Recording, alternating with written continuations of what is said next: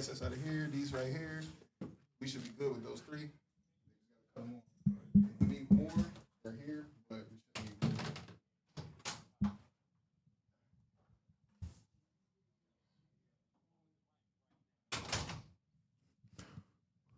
Welcome, everybody. We join the action in progress. Riverside with the ball, 3rd and 10.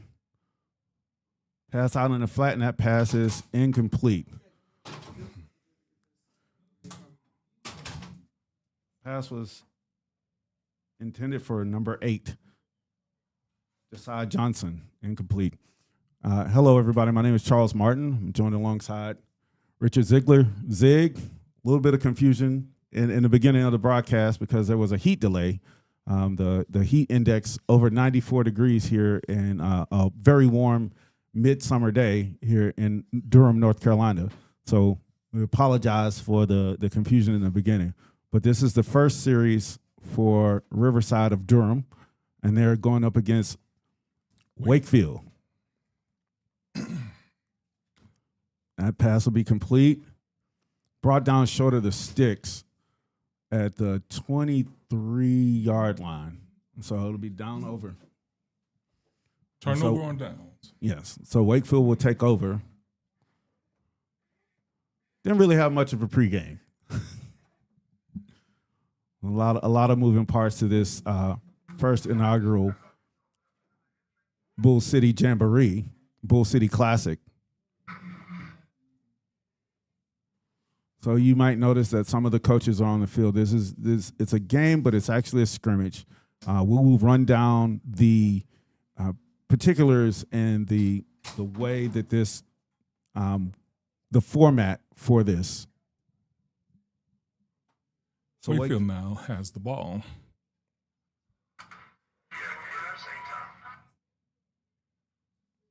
So that's Tristan Carbis as a quarterback. And that's a nice gain. It's almost a first down. It'll be short of the stick, so it'll be 2nd and 1.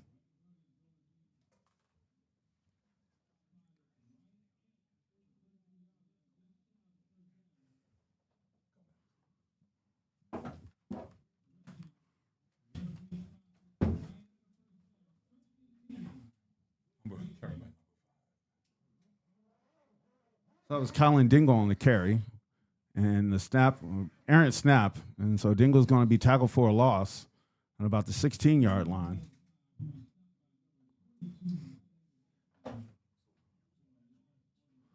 And so that'll bring up 4th and 12 at the 16-yard line.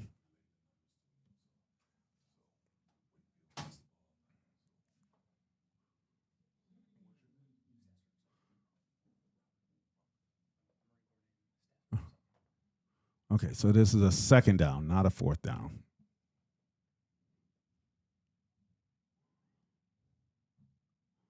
Then go back to pass under pressure, and he will take off with it.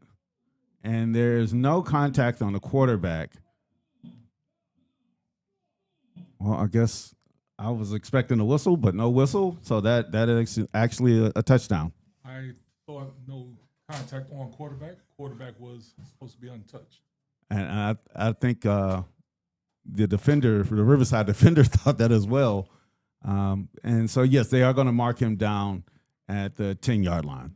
So the quarterbacks are dead. I mean, they're alive, but they're no contact. No contact. Yeah, I didn't literally mean it. We want to save them for next week. Yes. This is Wakefield's first scrimmage, but this is the last preseason week before week 1. So shotgun formation.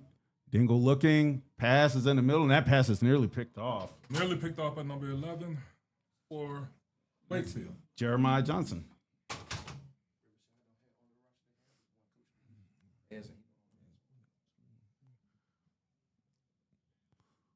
So this is a 24-minute running clock.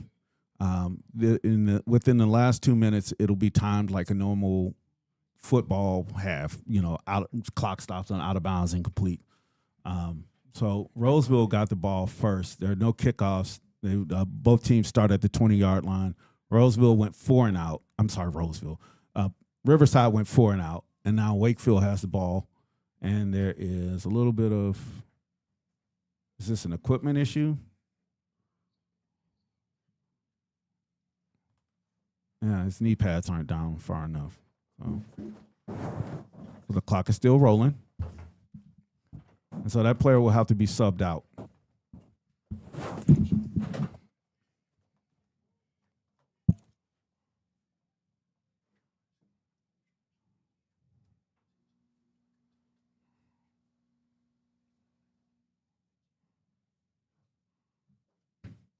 Shotgun formation, man in motion.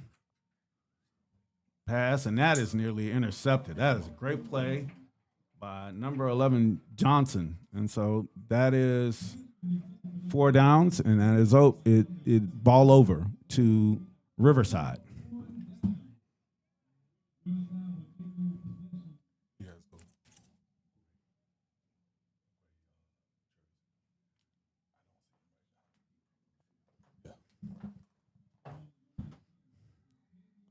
So Riverside will take over at their own 10-yard line. Chuck, it looks like it was a good stand for Riverside's defense. Yep, the first couple plays for Wakefield, first couple plays gained some yardage, but that was a good goal line defensive sequence for Riverside. And so now this is their second possession. So the quarterback is number 7. We don't have a number 7 on our roster, unfortunately. So we'll just say QB7, and QB7 is going to pass, and that goes nowhere. That pass was intended for number 4, Dakari Mons. So just a bit outside.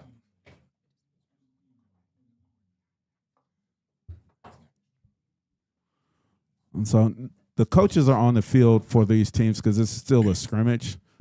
So no huddle. He's just getting the play from the coach that's standing in the end zone. So shotgun formation, 1 back, 3 receivers to the bottom of the field.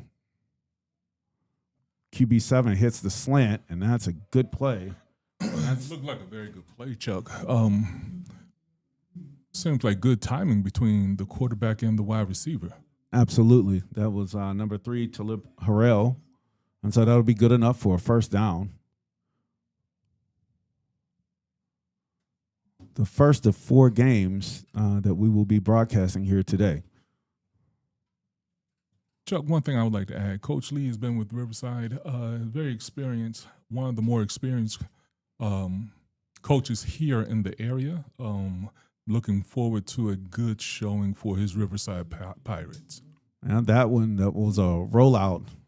Tried to get the quarterback on the perimeter. That pass was off target, so that'll bring up second down. It's Coach Lee is affectionately known as the Godfather. The Godfather. here in Durham. When we put this inaugural jamboree together, Coach Lee was a big resource. He knew everybody. So it was really fun working with him. So pistol formation on second down and 10. And that wow. No give. The quarterback keeps, and he gets it out in the flat to Mons. Mons makes a man miss, and that will be good enough for a first down out to the 40-yard line. Chuck, he fooled everyone on that play. I was stuck on the big hit in the backfield. Man, that back paid a price on the fake, but he ran through it. So Riverside quickly here.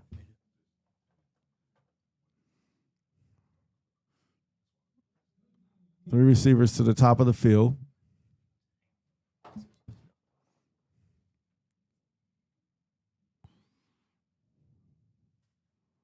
Back to pass. Wobbly, but it is complete. Makes a man miss. And that is Harrell again. And that will be good enough for a first down out into Wakefield territory at the 45-yard line.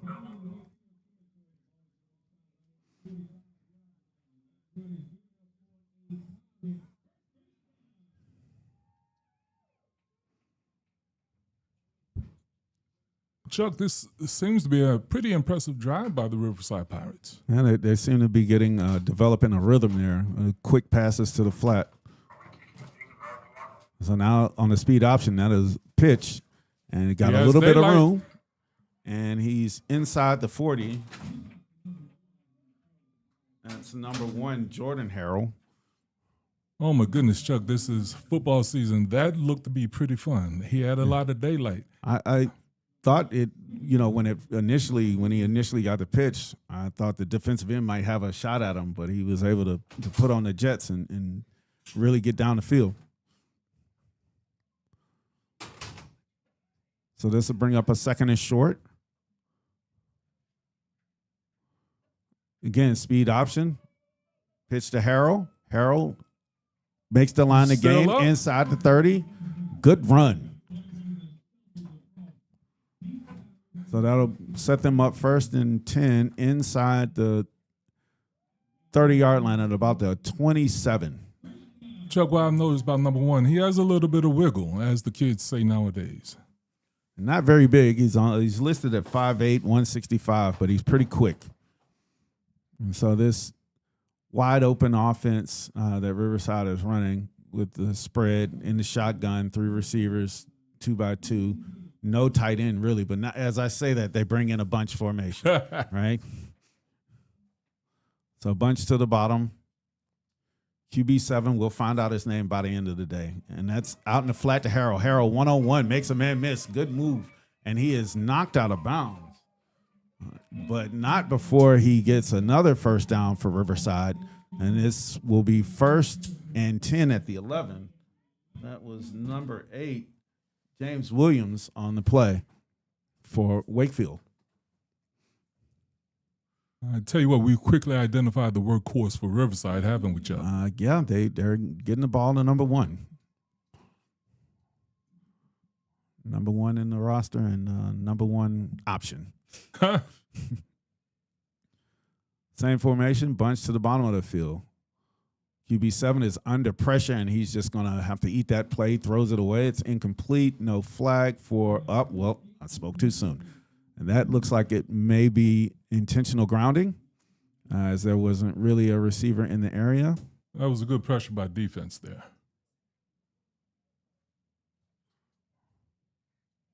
That was number 50 for Wakefield, Zach Gabrielli, that applied the pressure.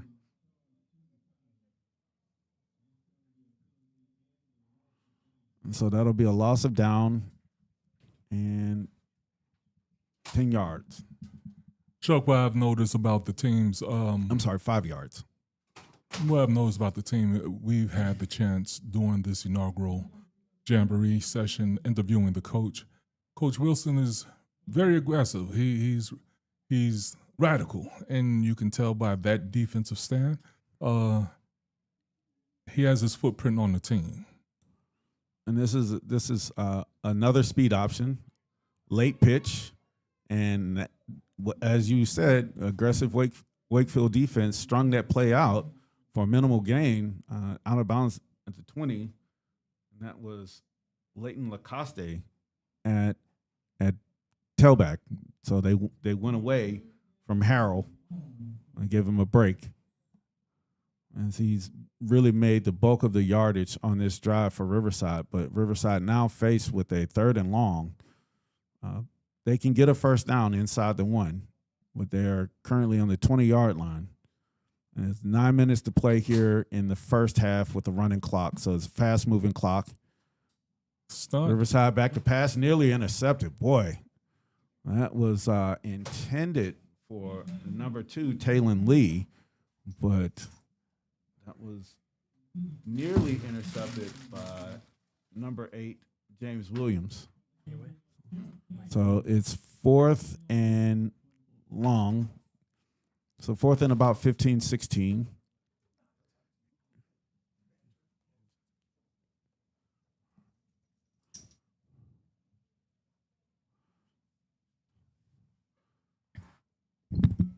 So 3 receivers at the bottom of the field for Riverside, and they're going to throw that way, and that pass is intercepted.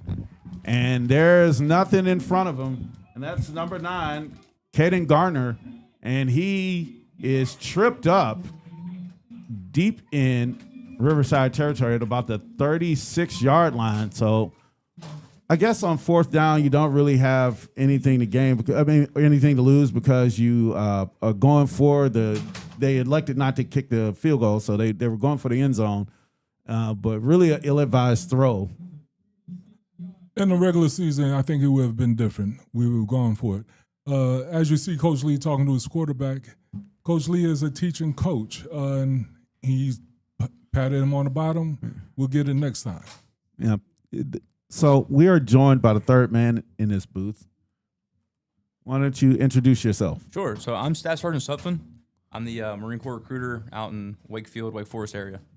So this jamboree is sponsored by the U.S. Marines, one of the sponsors.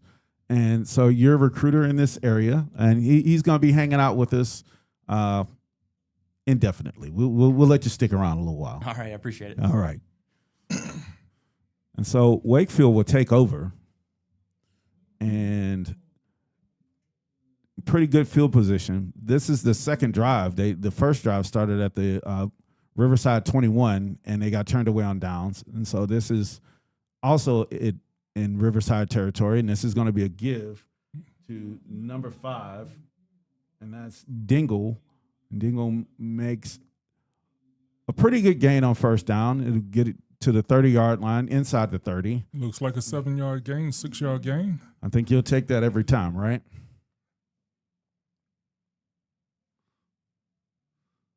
So the quarterback for Wakefield is number 3, Tristan Carbus. And he is back to pass, and he is going to keep it. And he has a blocker, makes a man miss. And, again, quarterback is dead, no contact. So once he gets within like a certain halo, they're going to blow the play dead. Quick whistle on the quarterback. It's like a regular game play, but it is still a scrimmage. So that is good enough for a first down at the 21-yard line. That's the second or third time that Carvis has pulled the ball down and taken off. He's shown decent speed when he pulls it down, take off. Yeah, he doesn't panic when there's been pressure by Riverside. And so Carvis again in the shotgun.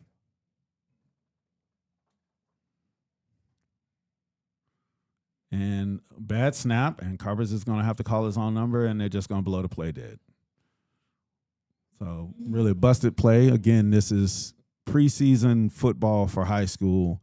So you're going to have those issues. You're going to have those early mistakes. You definitely will. This is week 0. This is the time to actually iron those mistakes out.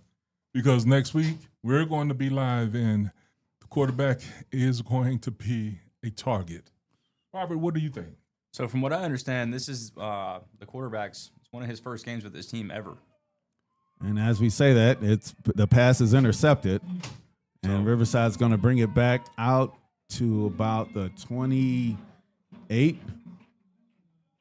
And coming up off the bottom of that pile for Riverside is number 9, and that's Joshua L. Minshawi. We're just going to call him Joshua L. I can't say L. Minshawi. Like, I just can't keep saying that, right? Don't worry about it. His name is Joshua L. We'll get hooked on phonics tomorrow. Okay. So Joshua L. with the interception. It sounds good. And Riverside will take over with 4 minutes to play here at the half. 0-0 score. And so let's get back to our fellow Marines. So how long have you been in the Marines? So I've been in the Marine Corps for 8 years now. 8 years? Yes, sir. Where's your fountain of youth? I'm jealous. And so you recruit in this area. Do you do any other additional duties for the Marines? Yeah, so my original MOS is anti-tank guided missileman. So I'm in the infantry, and I was just told to come out on recruiting duty. It's kind of a special duty for Marines that have reached that point in their career. And so that play is going to be blown dead. Riverside had an open receiver, but I think that was a quick whistle. Yeah. Chuck, that was a nice play, quick whistle though. Pre-snap penalties. It's still the preseason for the refs as well.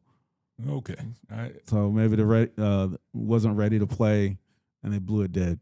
Chuck, I'm gonna roll with you on that one, but I say that hurts. It does if you're Riverside, but they've been moving the ball fairly well. The last time they got down inside the 10, and then they had the penalty, which pushed them back out of the red zone, and then they threw the interception on 4th down. But the last 2 drives look really good for Riverside. And so there's a give, and wow, quick penetration by Wakefield. That's the aggressive defense from Coach Wilson. So I know coming into this game, I talked to Coach Wilson. He said they were really going to be rolling downhill on defense, ready to run some people over out here. All right. Point taken. And so that play was made by number 50, Zach Gabriella. That's the second time that we've called his name, senior defensive tackle. And he's listed at 6'2", 265. So it's a good-sized kid. He showed a lot of agility. Yes, very quick. And so 3rd and long for Riverside. And we're going to have a penalty here.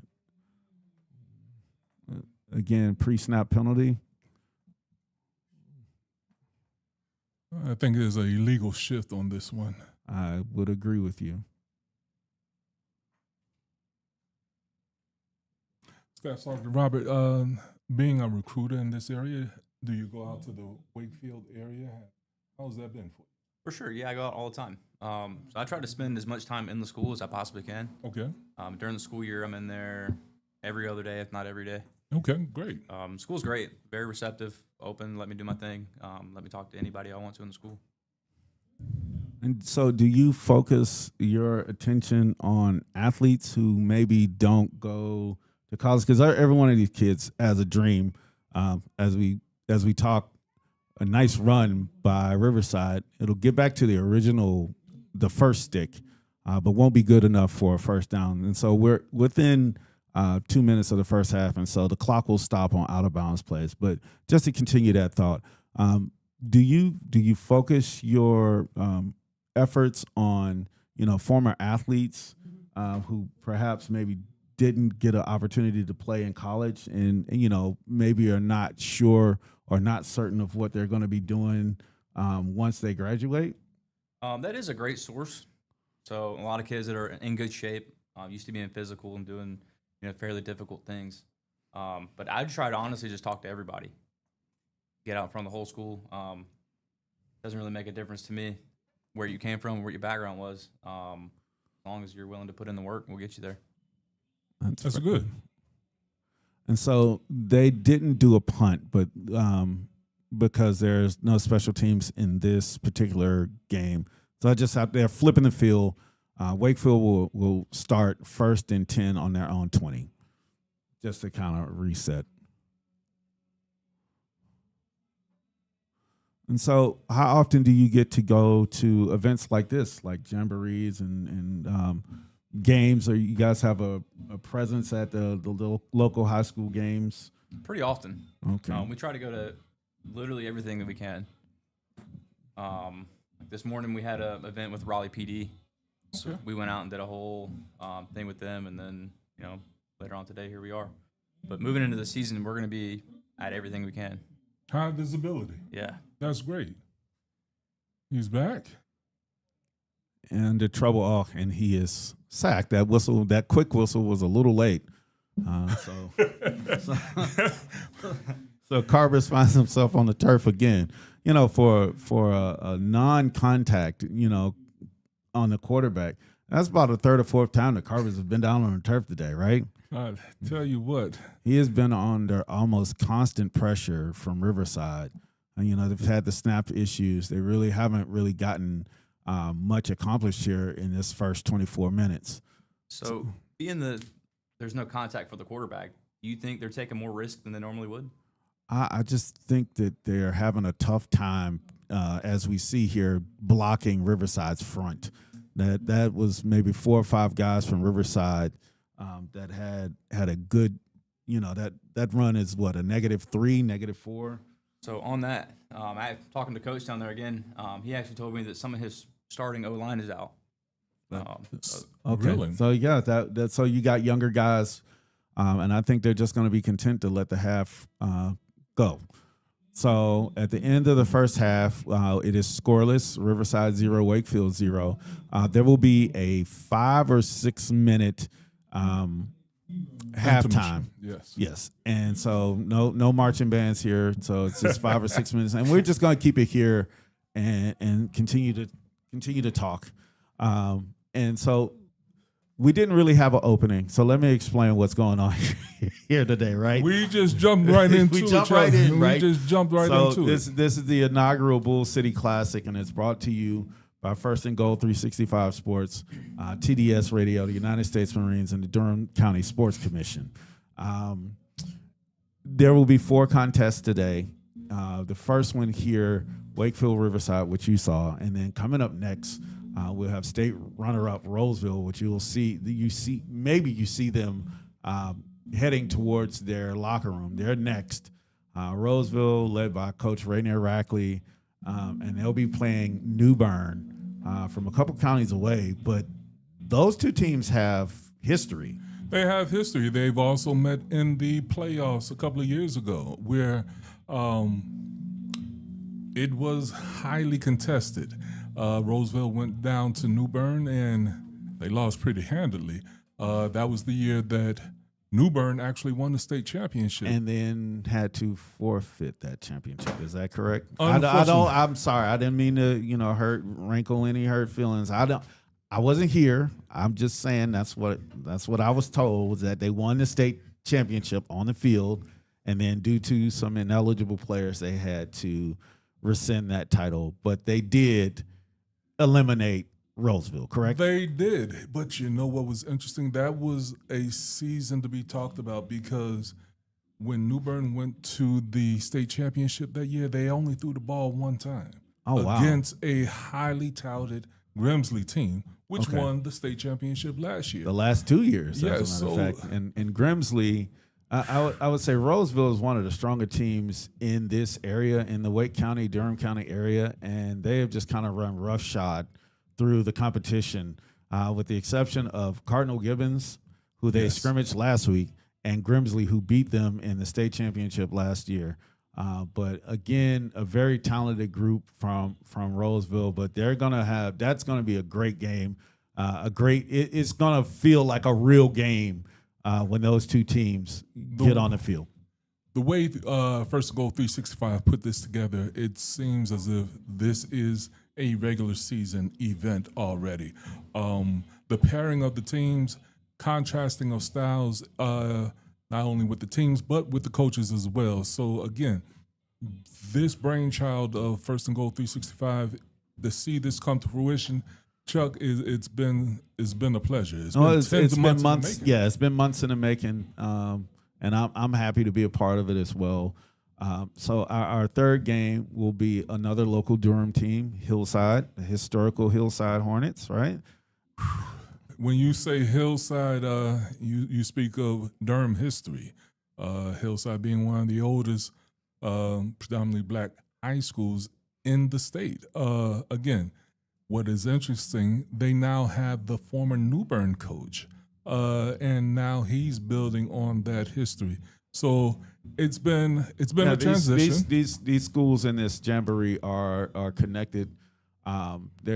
So it's a new era in North Carolina high school football, as they've gone from 4 classifications to 8. Yes, but Wakefield, Roseville, and then in the last game we have tonight, Millbrook, they're all in the same conference. They're in the Cap 8 conference, and I would say that we have probably the 2 odds-on favorites in the Cap 8 conference here tonight.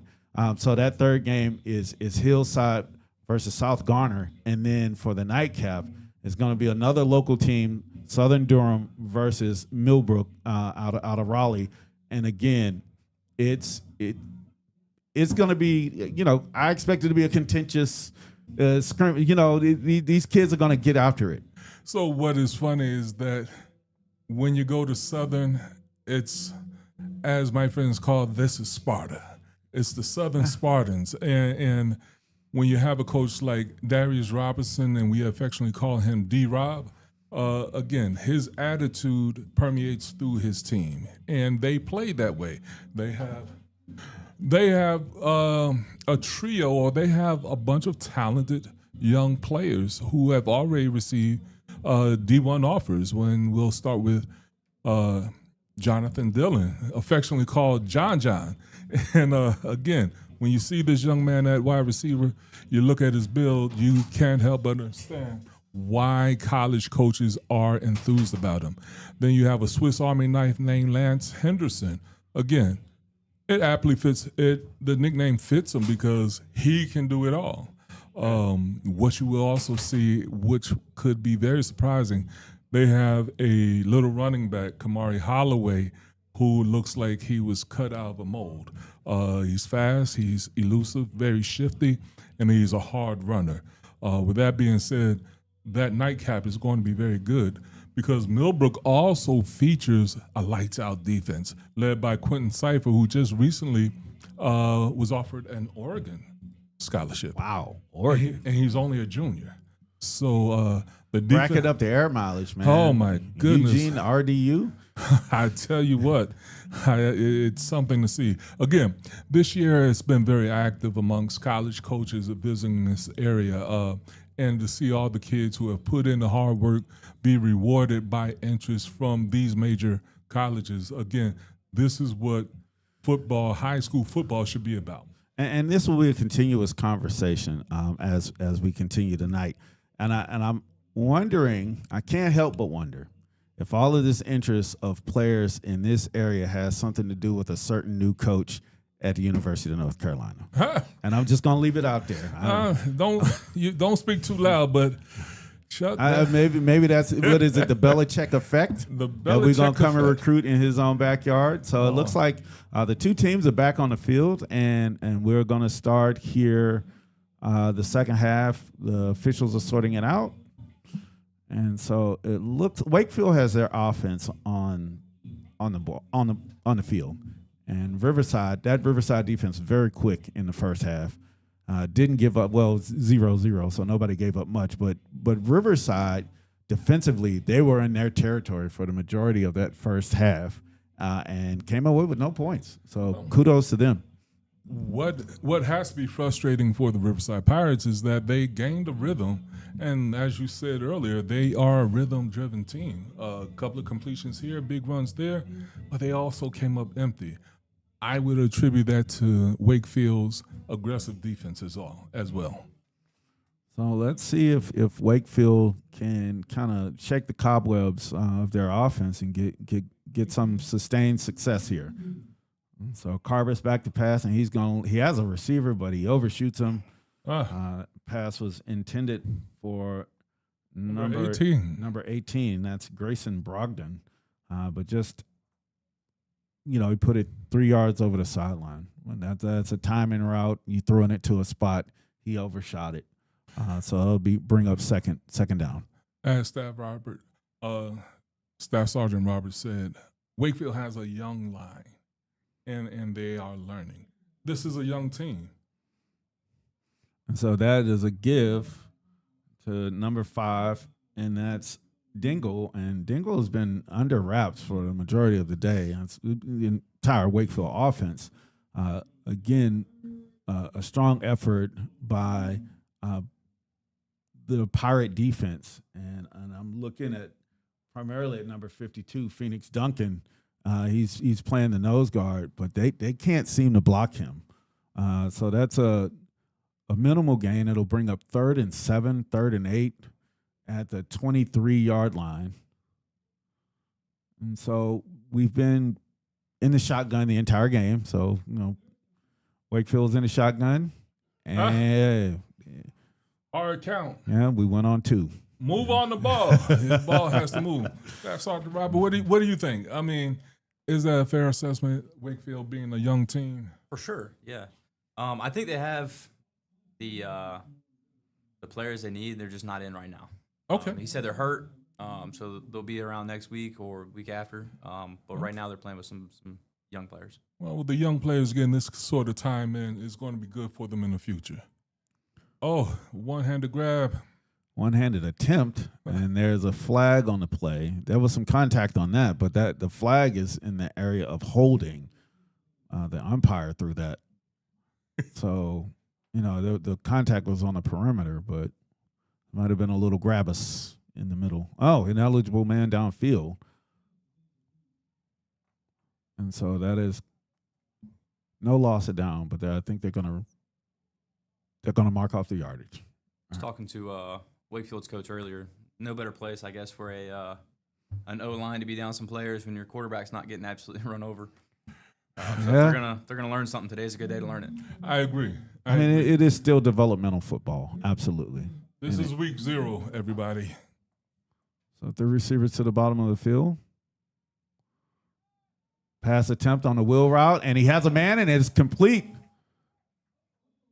And that is Dingle on the completion, and a little bit to say, and he had a little bit too much to say. First big play of the day for Wakefield, and it's going to be penalized for taunting, but that completion was good enough for a first down at the Riverside 40, but just hold on, as we most likely going to get an unsportsmanlike conduct here after the play. So dead ball, unsportsmanlike. They're still young kids, right? And so young kids do dumb young kid things, right? At this point, Chuck, this is a team game, team sport. Your indiscretion can cost your teammates, and that's the frustrating thing. Yeah, I mean, you're a team that's been struggling to move the ball, and you get a first big play, and then you chirp and you cost your team 15. But they go right back to him, Dingle, and he slips. Nice run, though. That was a nice, that'll go inside Riverside territory. And, wisely, you notice his teammates are bringing him back towards they don't really huddle in high school football anymore. Brought him back towards the crowd. It was like, hey, enough, no more. So it'll be second and short. And that snap, once again, trouble on the snap, and that just threw the timing of the play off. And that was number 20, Nero Harrington on the carry, but that play was pretty much dead from the start.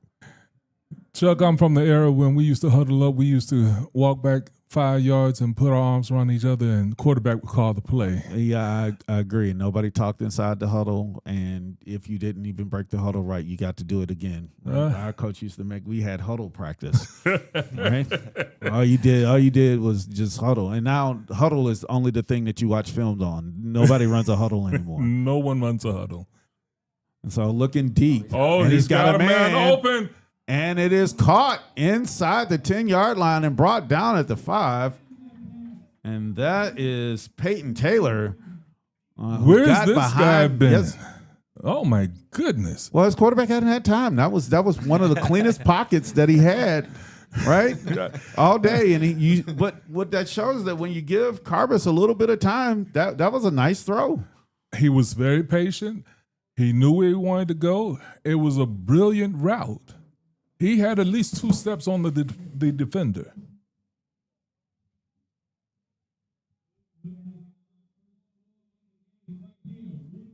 So that was Darren Johnson on the coverage there.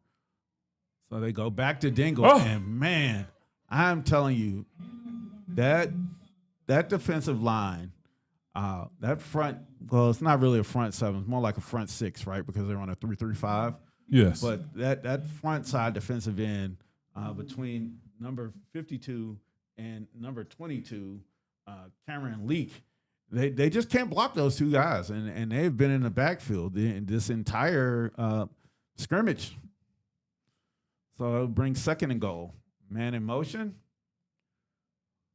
Carbis out in the flat, and he just missed it. As soon as I gave him a little praise, he's got to make that play. This is the money down.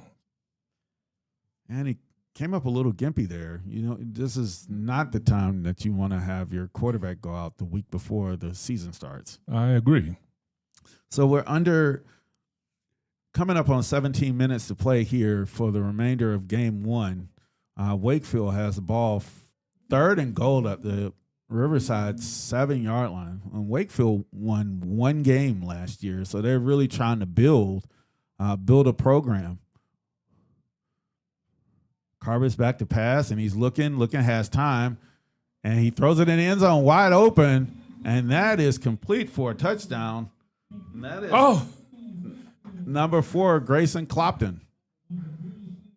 Staff Sergeant Robert, he showed a lot of patience. He waited till everyone was open, till someone was open, and he made Riverside defense pay. Absolutely. He just had enough discipline to sit there and wait for somebody to make some action. It paid off. So they are lining up for an extra point. This will be a dead ball situation, meaning there will be no rush by Riverside. They'll just take a knee.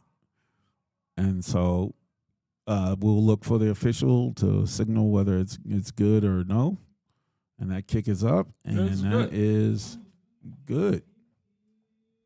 It's good. So that is number 10, who is, of course, not on the roster. But congratulations, number 10. When your parents watch this, we didn't know your name, but that was an excellent job.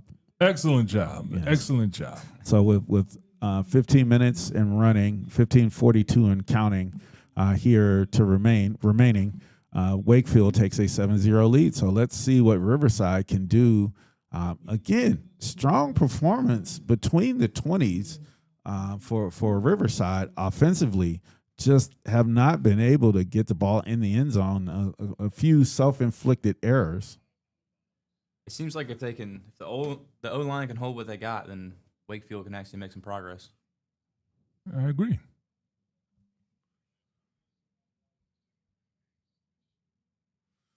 Do we have a new quarterback? I think they would be great to get it back to Harrell, because he showed some explosiveness a couple drives ago.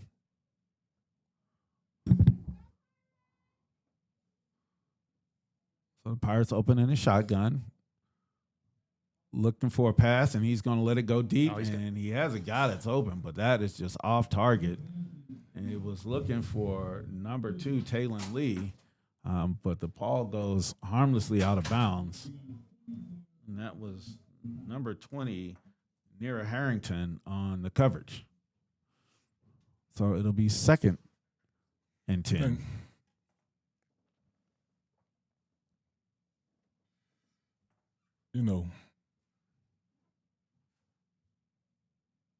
Riverside's defense was on the field for a long time that last drive. They looked kind of tired. Well, it is a very hot day, as we had already had one heat delay. So the sun is setting, but it is very humid on that turf.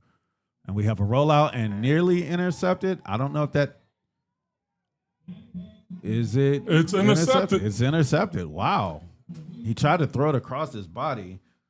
Just couldn't get enough on it, and that pass was intercepted by James Williams. James Williams, he almost got one earlier, right? Yes. And so he cleaned up on that one.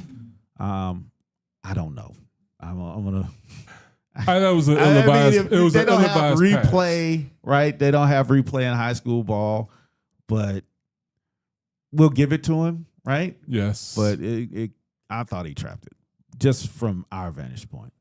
But nevertheless, it is Wakefield's ball, 1st and 10 on the 36-yard line. They will go back. And what we just spoke about, Riverside, their defense haven't been out there for a large number of plays. They're right back on the field after 2 plays. Chuck, with that being said, it's next man up. We suck it up. So Carver's back to pass, and that pass is nearly intercepted. Dangerous throw. Excellent coverage. Excellent coverage. Excellent coverage. That was a blanket coverage. That was Jason Wiley over there that knocked that pass away. He had a chance. He jumped it, had a chance to make the interception. So it was almost an equally good defensive play by Peyton Taylor to knock that ball away from Wiley. So shotgun formation. Carver's back to pass. No, he's going to give it. Nearly loses the handle, and that is Dingle, Dingle had the one reception, but not much on the ground. And he's brought down by a host of Pirates. And so it's going to be 3rd and long. And I feel like Wakefield has been in 3rd and long a lot today. We've said that quite often, quite a few times. So let's see what they cook up here on 3rd and long. I think it was a 3rd and long when they got the wheel route to Dingle, right? Yes, it was. He made a big play. So late substitution by the Pirates. Carver's back to pass, and he's going to let it fly, and he's got a man, and that pass is broken up. Good matchup on the outside there. That was Jason Wiley. He knocked that pass away from Peyton Taylor. So they tried Wiley twice, and they come up empty both times. Yes. Wiley, put your seatbelt on, sir. You locked them up. Great job. So this will be 4th and 9. And again, this is a scrimmage, so no punting, no field goals. So they're just going to go for it here. Carver's in the shotgun. He's looking. RPO, and they're going to give it to Dingle, and he gets the first down, but there's a flag on the play, as you said. I think it could be a face mask. No, holding. You were right? Yes. Usually when there's a hole that big in those circumstances, somebody's holding. So Dingle lost his headgear, but they are not making him substitute. So as you said, the season's still young. Referees are still learning. Yes. And so with the result of the play being a first down, Riverside is going to accept the penalty, and now Wakefield is going to have another try, but this will be 4th and 20, 4th and double sticks. Okay. So 4 receivers, 2 to each side. And Dingle is still in the game, even though he lost his helmet. Man in motion to the bottom of the field. Carver's back to pass, and he's looking that way, and that pass is going to be incomplete. And he is really struggling on those timing throws towards the sideline. It looks like a hard throw for him to make. Yeah, but young quarterback, right? So you're like step into your throw and really hone in on your target, because they've been late and they've been behind his receivers throughout the course of today. But on those wheel routes where he can just kind of throw it to a spot and lead them, he's shown good accuracy. But what's interesting, so aside from that, I like the play calling. They're trying to get the ball out of his hands quickly. And with what the injuries on their offensive line, they're trying to set him up for success. And so Riverside takes over. QB7 is on the roll, and he's going to pass late, and that was nearly intercepted. It was bobbled and nearly intercepted. They really had nowhere to go with that, especially given the rules, the key. Right? And given the rules that the quarterback is like, once they cross the line of scrimmage, it's a quick whistle. I feel like if this was a real game, he would have just kept that. He would have kept that and ran. He definitely would have. But as it stands, it's an incomplete pass, and it'll be 2nd and 10. We are under 8 minutes to go here in this first game of 4 here at the Bull City Classic. And there's a pass in the flat. The pass is complete, and it'll be good for maybe 2 or 3 yards. And that pass is complete to number 2, Talon Lee. Coach's son. I didn't put that together. I get it now. Can you imagine if he dropped the ball? Oh, man. What that conversation would have been like? Long ride home. Yeah. Fortunately, they're right across the street. Yeah. So that'll bring up 3rd and long. 3 receivers to the top of the field. Talon Lee is the coach's son, is isolated on the bottom of the field. And we're going to get a penalty, stoppage of play before the snap, false start. These are common mistakes early in the season, but again, with this being week 0, that has to be cleaned up immediately. Well, I'll tell you what, film session tomorrow is going to be brutal for both of these teams, right? I agree. I don't know if they go on Sundays, but, this is North Carolina, so then maybe they go to church. But then Monday, whenever they watch film of this is going to be tough. And so they go to the coach's son, Lee, and he catches the pass and is complete, and it'll be good enough for a first down, but there's a penalty flag on the field. So hold everything.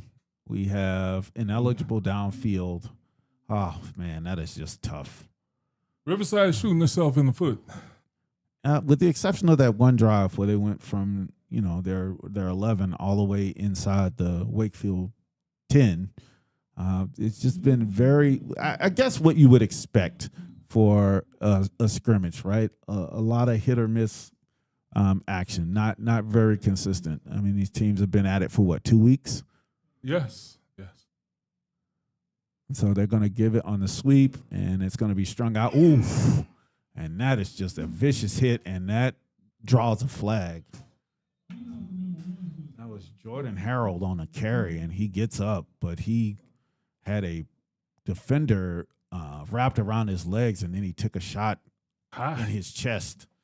And that is just, we've seen that with the hip drop tackle ban in the NFL, where you get guys landing on legs and really leading to injuries. That was Caden Garner. I don't think that was intentional by Caden Garner. He was the defender that had the runner by his waist, but yes. I don't think that's who the foul was on. But that is going to give Riverside a first down.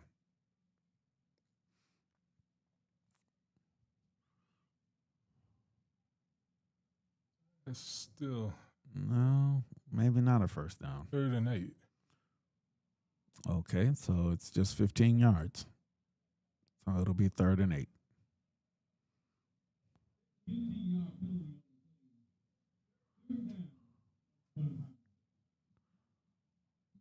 So as you can see, the coach is on the field with them, which he won't be able to be next week, right? That's right. Quarterback will take it, and he'll roll to his left, and there's a flag, and the quarterback is down. The flag is down, the quarterback is down, and another flag is down. So, well, the quarterback is supposed to be, that might be a horse collar, but the quarterback is also supposed to be quick whistle. So this could be offsetting. So the officials will communicate. Quarterback's limping a little bit. Looks like he came up a little gimpy. Yeah, he got thrown down there pretty hard. This looks like a little army coming down. Uh, Excuse me, sir. That's both teams. 2 teams coming down. Yeah. So as soon as this game is done, we will move on to the next.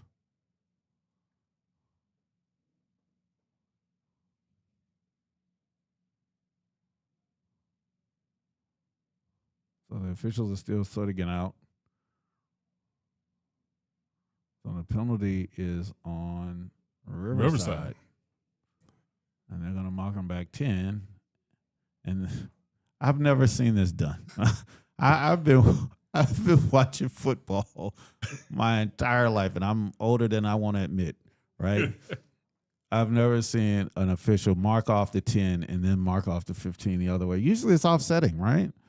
So they marked off 10 for, I guess, holding, and then marked off the 15 for the personal foul. So that, after all of that, we're under 3 minutes to play. It is 3rd and 5 at the 50. And QB7 checks with the coach. And it's going to be a pistol formation. Wakefield shows blitz, backs out, and they're going to uncork it. And it's going to be out of bounds. And I'm pretty sure I heard a whistle during that play as well, right? Pass is incomplete. And so I see what Coach Lee is trying to do with his offense, and it's a good idea. Unfortunately, it just hasn't paid off during the game at this time. Timing is just a little bit off, but it's what you would expect. So it's a 2 minute. It's 2 minutes now, and this will be. This will most likely be the last possession for either team, but 2 minutes, and so it'll be conventional timing from here on out. But 4th and 5 for Riverside. Man in motion, and looks like Wakefield jumped. I don't know if he was enticed. Nope, it's going to be offside. Yeah, you get guys, they get eager. You know, it's a big play, 4th and 5, and then they've been going on 1 the entire game. And kudos to Riverside for not jumping, because you know sometimes you say go on 2 and everybody goes on 1 because they've been going on 1 the entire game. Exactly. So Riverside looks, and they're gonna. Wow, that is a quick whistle. And there is a penalty. So the Go ahead, Chuck. So say that, it. Go ahead, say it. I already know. I what mean, you're it's thinking. preseason for the officials too, but the sticks across the way weren't set, right? The markers weren't set. The ball was marked ready for play, and then the ball snapped, and then they blew the play dead. And so now they're going to give Riverside 5 yards. Well, So the this will be clock is first and running, and we're coming up to a minute and a half. Let's see what Riverside is made of. Let's see if they can do something, make something happen. Treat this as a real game. We shall see. So looks at the bottom of the field. The receiver turned in. The pass was out. So a miscommunication there, incomplete, and that'll be 2nd and 5.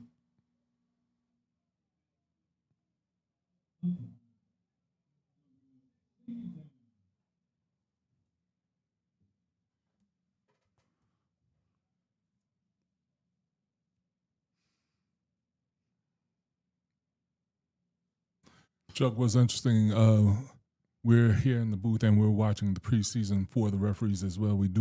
We are accompanied by a former referee in Sean Clayton. He can give us great insight. Oh boy! Oh. Wow, he was within 2 yards. That was a 2-yard halo quick whistle. Well, I guess, I mean, Tristan Carbers is probably on the other sideline going, "No, now you want to give me the quick whistle." But that is going to go down as a sack for Wakefield, and that was big number 91, who is not on our. He's not on our roster, so it's preseason for rosters too. We just kind of winging it, right? Yeah. we doing all right. We're enjoying this. It is. But it is a 3rd down with a minute to play.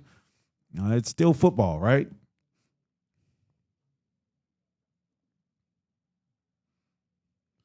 Three receivers to the bottom of the field. Quick pass, and that pass is complete, and it'll be right at the sticks. That is 2-minute warning. Let's go. Let's see. Leighton Lascalente, excuse me. But that is good enough for a 1st down. Under a minute to play. Ball at the 35-yard line. And they're going to go 1-on-1. And Flag. that has to be a flag. Pass is incomplete. The pass was intended for Talib Harrell and incomplete, but he was mugged. That was Talib showed great field awareness. He was able to field the defender and use his body. Fortunately, the defender had no choice but to grab him. I believe that was number 30, Jamison Smith, junior cornerback, in coverage. Just got tangled up. But you know what? I'd rather play another down than if you get beat than give up a touchdown. So I'm sure it's 15 yards in North Carolina. It's not necessarily an automatic 1st down on pass interference. So, keep that in mind. Pass interference rules are a little bit different here. Yes. So Under a minute to play, 47 seconds. The clock is stopped. Riverside 1st and 10 on the 20-yard line. So there'll be 3 receivers to the top of the field. And they're going to look to the bottom, and the quarterback's going to try and escape. And he is going to be blown dead. So that's going to go down as a sack for him. Big number 91 and number 50, Zach Gabrielli, who's had himself quite the game. He really has. We've called his name several times already. And big number 91 has shown pretty big in this series. He showed good lateral movement. So Riverside is going to call a timeout with 23 seconds to play. They have to think about this. 2nd and long. What's your overall impression of what we have seen so far from these two teams? Wakefield has shown a lot of grit. For them to come back and the score second half, they shown a lot of grit. Riverside, they showed a lot of flash. Again, they were a rhythm team. They made a couple completions, and it seems like they've gone away from number 1. We haven't called his name. We have not. Almost all have. Yeah, Jordan Harrell had maybe 3 or 4 consecutive plays that really, on the speed option, they caught him on a couple passes where he had made people miss, and he was really the catalyst behind them moving the ball. Yes. In the first half. But you know what? We criticized Wakefield, Kylan Dingle, when he got that penalty. Yes. But have you noticed that since that penalty, Wakefield has gotten the better of the action? I don't know, Dare I say inspired? Yeah, they have played. They've been much better since that penalty. So I don't know if it's turning a negative into a positive, but maybe that play gave them the confidence to compete against Riverside. It feels like that. And so we restart play. 23 seconds to play. Riverside has the ball. They trail 7-0. Back to pass, and he looks. Going to go into double coverage, and just over the arms. That pass is intended for Talib Harrell. I feel like Harrell has been the go-to guy in the passing game, the same way Jordan Harrell has been. And I'm gonna go out on a limb and say they're brothers, right? Let's say so. Come on, you're my Durham guy. They're brothers, right? Well, it's going to be safe to assume. They're brothers now, right? They're Okay, brothers now. Okay, they're brothers. But Talib just was not able to pull that down. So 17 seconds to play. Riverside running out of downs and running out of time here at the 27-yard line. But they're within striking distance. And again, if you look at the top of the field, Harrell is one-on-one. There's a safety in the area, but I will be looking for number 2. And Harrell got a quick start. He jumped. I think he saw what I saw, which was one-on-one coverage. Yes. I was a little anxious. So that will be a false start, and that'll move them back 5. And we are down to 13 seconds. But, again, still within striking distance. And if you pan to the corners, you can see the two teams that are going to be next, Newburn and Roseville, already in the end zone, ready to come on the field. So there won't be much turnaround. Riverside throw. The pass is caught. That pass is to Lee. Lee is going to be brought down at the 20, and there's under 10 seconds to play. And is there a timeout? No, we have a flag on the play. Laundry on the field. What's been your impression of today's first game? What do you think? I think if Wakefield can tighten up a couple things, they're going to be a really good team this year. You think so? I think I so. like that. They're going to be in a competitive conference this year.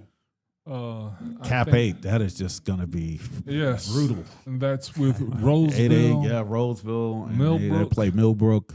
So I wouldn't be surprised if the coaching staff stuck around and looked at two of their future opponents. So this is most likely going to be the last play of the game, right? With 2-1, the clock is running. That's the game. We'll see. Wow.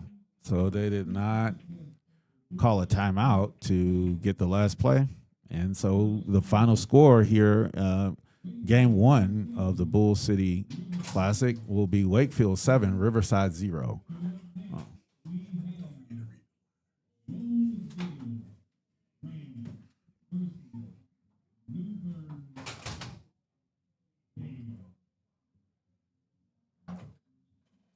Roseville's coming out. They have a team full of D1 players headed by Z9 and his brother. Both have committed to go to the University of North Carolina. They have a highly touted running back, Amir Brown, who has also committed as a junior. I made the comment earlier today, Amir Brown is going to be who Amir Brown is. He's a running back. When you look at him, he fits all the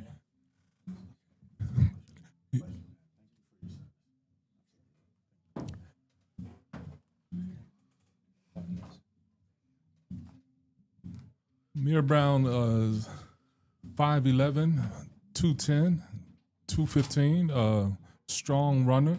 He's a very violent runner. We have yet to see his best. He's never we've seen him challenged, but again, he still has a lot in the tank. Roseville is also experimenting. Well, not experimenting, but they have a new quarterback this year. Braden Atkinson has left. He's now at Mercer. Braden Atkinson threw for 100 touchdowns last year. In a season? In a season. In a season. So Braden Atkinson was that guy. Now this young quarterback who's stepping up has some big shoes to fill. You know, with the amount of success that Roseville has had, it's not surprised that they have so many highly recruited players. Rainier Rackley has done just an excellent job in building this Roseville programs. When I started paying attention to North Carolina football maybe 10 years ago, and in that time, it was all about Wake Forest. Yes. Right? Wake Forest was killing everybody, and they had it was a young man that went to Stanford, Bryce Love. Bryce Love, yes. Right? And they won maybe 30, 34 games in a row. Yes. They had a very significant winning streak. But, Rainier Rackley comes into Roseville, and now Roseville has kind of flipped that. He's kind of flipped the script on him, and Roseville is kind of like the team to beat now, where Wake Forest was that preeminent team. And Cardinal Gibbons is like the constant because they're always good every year. They're a private school, but and they have tough academic requirements. About that personally, right? As your son attended Cardinal Gibbons. So, but they're one of the constant powers.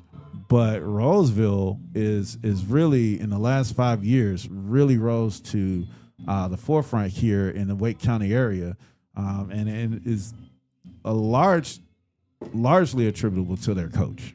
So let's go back. If we are to look at it, Roseville has always had a very, very good team, very dominant team. They've had athletes. When you go back and you look at the quarterback, Byron Brown, who's starting down at Southern Florida. You look at Noah Rogers, who's transferred to NC State. He was a premier wide receiver. You have Tamarcus Cooley, who's down at LSU. The list goes on as far as D1 talent. But when you look at it, Rainier Rackley has been, I guess, the Pied Piper of football players in the area. He's a very personable guy, and the kids love to play for him. He's a magnet.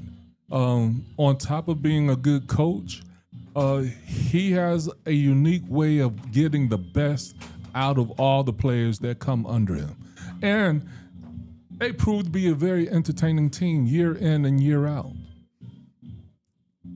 Yeah, it's very competitive football here in the Raleigh-Durham area. A lot of good players come out of this area, and from year to year, it's like familiarity breeds contempt, right? Yes, Right. indeed. So, Newburn and Roseville played in the playoffs a few years ago, and Newburn got the better of Roseville. But that in the back of their mind, Roseville wants some revenge, even though it's not the same kids. Right? It's not those kids graduated. Most of them, right? Yes. And you gotta. Well, you never can tell now. Guys have been in college for 8 years. I don't know. I don't know. I don't know if they got a COVID year for high school. You know what I mean? But it's just it's ingrained in both of these programs that we have high expectations. And what I know about making this matchup is that Newburn requested Roseville. They did. And the reason why this game is being held now at 5 o'clock, originally this was supposed to be the nightcap, but Roseville's not near. They're 2 counties away. This is an hour and a half drive. Crazy. Well, Newburn's not near. Right, Newburn. I'm sorry, right. not Roseville. Roseville's down the street, but Newburn has a 2-hour bus ride. So to think about that, like your coaches are willing to put you on a bus for an hour and a half, 2 hours in the sun to go up against the state runner-up. That tells you everything you need to know about Newburn and how they see themselves. This is going to be a very compelling. I expect the intensity level to pick up here in this next contest. Well, when we talk about intensity, look at this. Look at how Roseville's warming up. They're sprinting here during warm-ups. Yeah, very regimented. And these are 2 very regimented teams. I can't wait. We have 10 minutes to go, but so we have a little bit of a break. But just to cap off what we saw from Wakefield and Riverside, I thought Wakefield's quarterback, when he had time, he demonstrated some playmaking ability. He showed that he could really, move the offense when he had time. But, as Staff Sergeant said, they have some key cogs on that offensive line that are hurt. But when they get them healthy, and that was a team that really struggled the last couple years. Yes. Going into a new conference, I feel like this performance gives them a little bit of hope moving into next. Now, this time next week. It gives them a lot of hope. I mean, we'll take the win, right? Right? Yeah. We'll take the win. You win. This is their only scrimmage as well, because their first scrimmage got rained out last week, and there's been a lot of rain here in this area. But you got to give them a lot of credit. But the good thing for Riverside is that it's a loss on the scoreboard, but it's not a loss in your record. And I feel like they have a lot of things to build on as well. Quarterback play has to improve. Bottom line, if I'm to be critical, I have to be honest. Quarterback play has to improve. While I'm not saying anything bad about the young man, again, he can sharpen up some of his throws, and that comes with film study. Right. But he has the right coach to learn under, because Coach Lee's a very patient guy, and he's a teaching coach. Film study is going to be the key. Right. So it's nothing that I don't think can't be corrected. And I think that Coach Lee, being the coach that he is, will work on that. And we'll see a different team. Absolutely. The By next 2 next weeks, week. you'll probably see the most growth out of these 2 teams, from scrimmage 1 to scrimmage 2, from scrimmage 2 to week 1. and from week 1 to week 2, there's going to be a lot of instruction, and it might not be comfortable for some of these guys, right? Because, drop passes, missed assignments, pre-snap mental mistakes, pre-snap penalties, some of those things that are correctable. And I expect the coaching staffs for both of these teams to really get after them and shore up some of those unforced errors that we saw from both teams today. Well, that's why that's why I like high school football. High school football is probably football at its purest regarding coaching and development. There's no play count. You have to get better. It's next play. When you look at the next level at college, that becomes more of a business. This right here, the coaches can spend time tutoring and teaching the players how to get better. Well, the thing I say about high school coaches in general is that, people don't realize it, but your high school coach is most likely the last football coach you're ever going to have. Because the majority of the guys that play high school football don't get to play in college. And those relationships that you build with the players extend beyond the playing field and into their life. So, just a couple of points on that. On YouTube, each one of these coaches that participated in this jamboree gave interviews, Leadership and Legacy series on YouTube under Coach Ken Blocker, Coach Block, his channel. And it's fascinating when you hear these 8 guys who are involved in this jamboree talk about coaching. None of it is X's and O's. It's all about the players. It's all about the Jimmies and Joes, yes, right? It's all about the player development. It's all about giving these guys values that are going to sustain them, for their life. And then last night, in this area, Coach Ken Blocker is a former coach. The T-shirts that a lot of the staff are wearing were actually done by his former quarterback, and so it's a lifelong bond for a lot of these guys. They're not just in it for the glory they're certainly not in it for the pay, right? Right. Well, what's interesting, Coach Rackley, the year that Cardinal Gibbons beat them in 24, Coach Rackley, in a heartfelt speech after the game, said, "It doesn't end here. You're stuck with me for life." Right. And that goes a long way. Who wouldn't want their child to play for a coach that feels so deeply and passionately for their son and their development?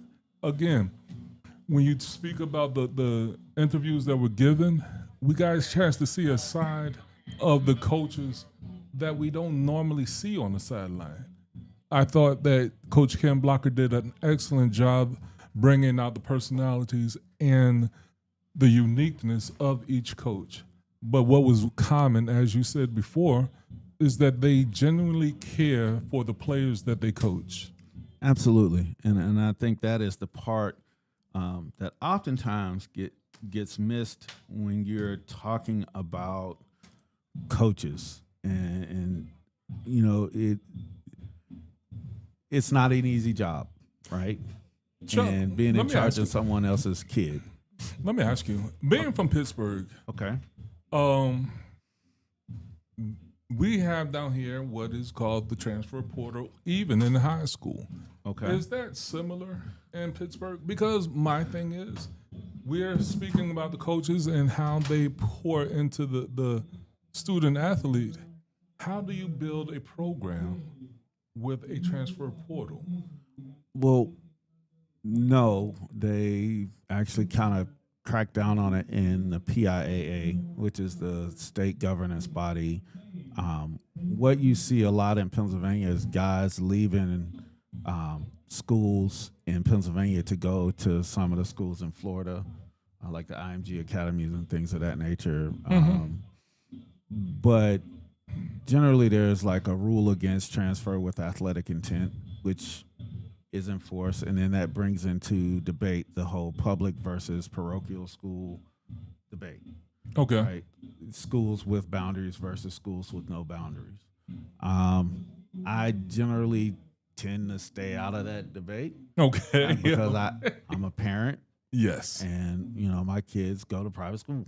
Okay. But Okay. I understand if I was a parent in a public school, I think, from a parent standpoint, I don't think the parents are breaking laws trying to get their child into the most advantageous position possible. That is your responsibility as a parent, right? If your kid has a talent and your job is to try and cultivate that talent and get the most out of that opportunity for your kid.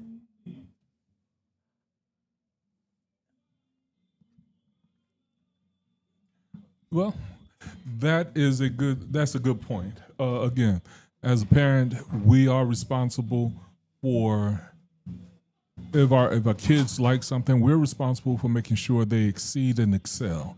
We do all that we can, whether it's the extra training, the extra film study, the extra recovery, anything we can do to make sure our children can excel. So again, Ken, that is a very good point.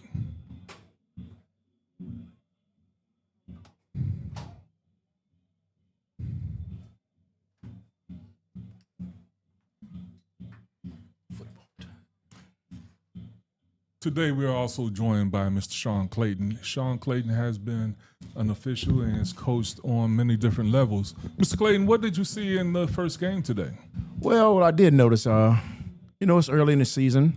Both teams had some things to clean up, but I did also notice that it was some pretty competitive football.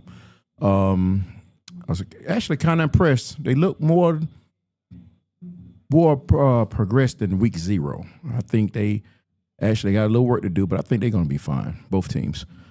Good. Yeah.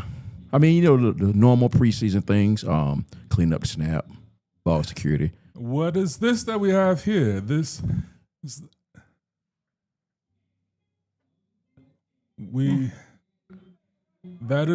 is Roseville at its finest. Oh, I think this is going to heat up a little bit. I think this is going to be good for competition. I agree. And that's what makes the beauty of these matchups. Each team are familiar with each other. From what I understand, a couple of teams actually called out and wanted to play specific teams. Yep. So actually, we're going to get some football that's going to be it's going to look probably a little more aggressive than scrimmage football. Yeah, again, just privy to kind of inside information. Newburn's coach said, "We coming down here and we playing some ball."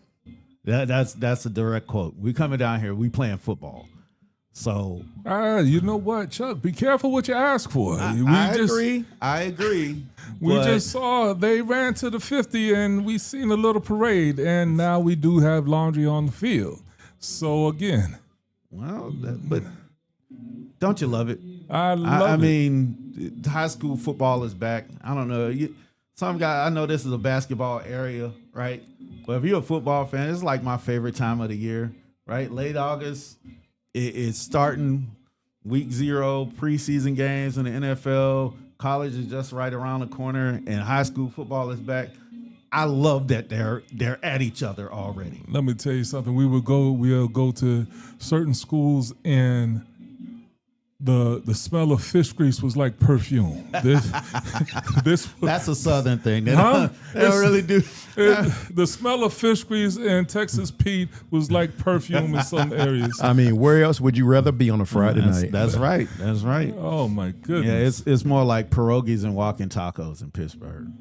What is a pierogi? But That's what I said. Google. That's what I. I'm going to Google University on it. It's like a fancy dumpling. I don't. I haven't eaten one in 30 years. I've been in Pittsburgh for 30 years. I never had a pierogi. Don't let anybody in Pittsburgh hear me say that. But I've never had a pierogi. Your secret's safe with me. It will never leave North Carolina. And I'm sure it's safe with the internet too. If one thing we can count on is that the internet will keep your secret safe. So this is a kickoff, but this is just supposed to be, the ball will be marked at the 20. This is just so people can see their guys run down the lane. So Roseville kicks, and this will go into the end zone. That was a nice kickoff. You know but no what? contact. And so So Newburn will start 1st and 10 that on the tactic 20. is used as a weapon now. To be kicked into the end zone, no return. All right, so So game number 2, and the clock is rolling. we're getting ready to see the vaunted Roseville defense. You led by D9, the UNC commit. Oh, see? Belichick. I'm telling you, all roads lead to Belichick now, right? All right, and his brother's playing behind him at linebacker. All right. So I have a true freshman, Kamir Tankston. Boy, if you're a true freshman and you looking over at the number 2 team in the state, and just like that, the fumble snap, but it is picked up by number 1, Carvin Magwood, and he actually makes a little bit of a gain and showed nice speed there getting outside, and that's for a 2-yard gain. So it'd be that could have been a lot worse. It could have.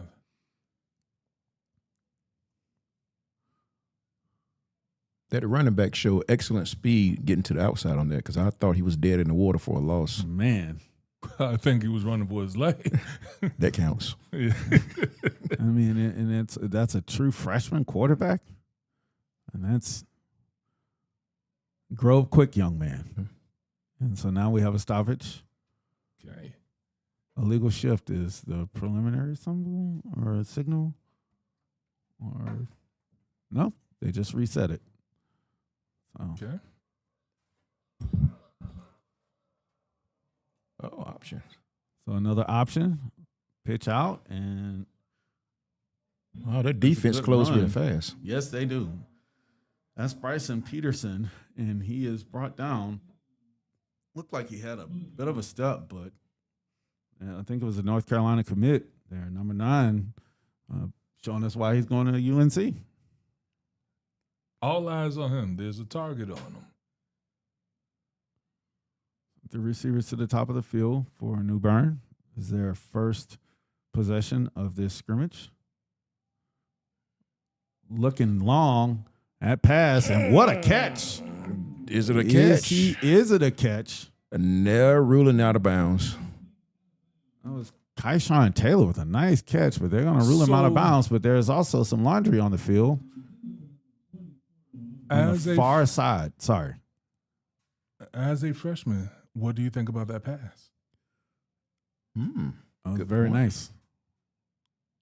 I mean, he got it out there and gave his receiver an opportunity to catch that ball. And I'm thinking he's past a freshman. I mean, this kid threw a back shoulder pass. Looked like a back shoulder fade pass to the sideline. And that was his first attempt. Yeah. Yes.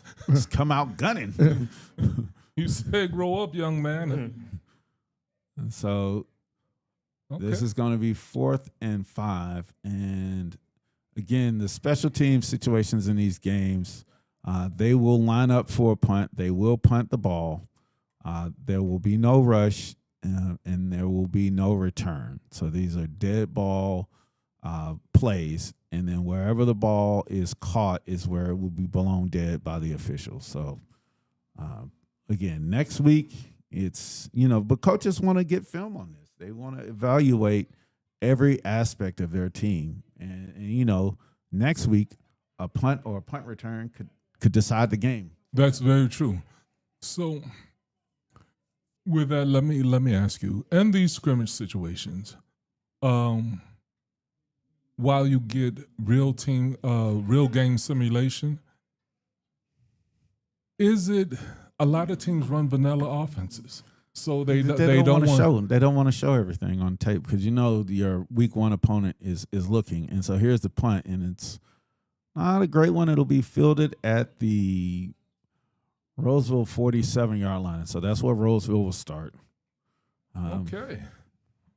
Oh, now we get to see Mr. Amir Brown and the Roseville I offense. wonder how much we will see of Amir Brown, given that he is an established, known quantity, and that you're gonna play in one of the toughest conferences in the state starting next week. I'm sure we're gonna get him for a drive or two, but next week is when you need him, right? We don't see him here.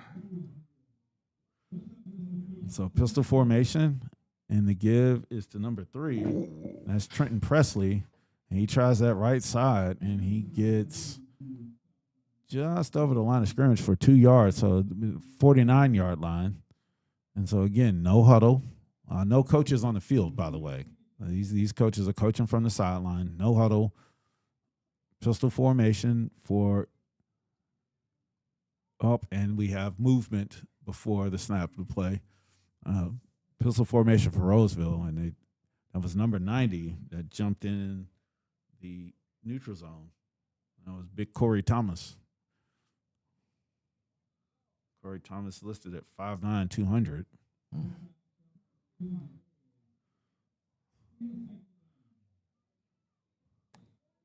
And so he jumped again, but they didn't call it. So the officials haven't blown it ready for play.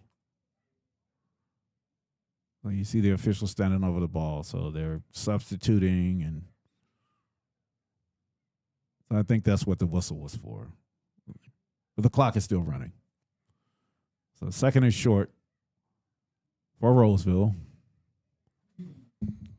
And the give, stutter step by Presley.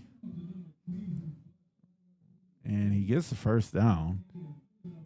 Presley And looks pretty impressive. Yeah. The start and stop there was pretty good. It was, wasn't it? It was a little hesitation move there. And when you look at him, he's going to be hard to find behind that big offensive line. Exactly. So 3 receivers to the bottom of the field. Back to pass. Has time, and he lets it go. Deep one. Has a man, and that was nice play. Knocked away at the last moment by number 1, Carvin Magwood. Had a step. We've called Mr. Magwood's name a couple of times already. He's playing both offense and defense.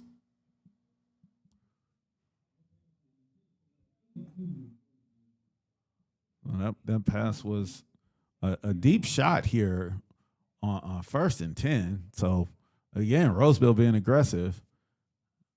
And this is a bootleg, and it's going to be dumped out into the flat. Nice run. Ooh.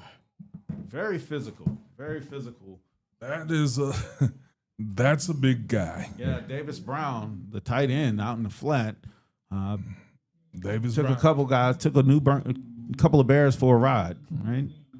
So this is a Rams versus the Bears. Nice. Yes. Oh, my. Oh, my, indeed.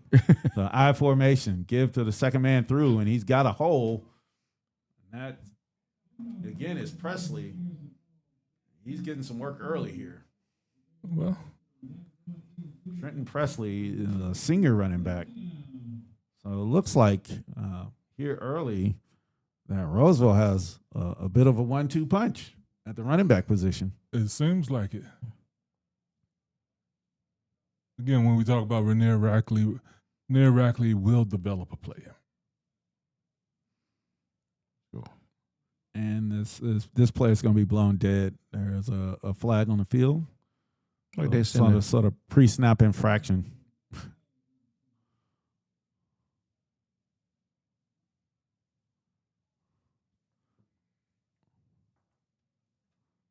Yep, it will be against Newburn. It's against Newburn. Mm-hmm.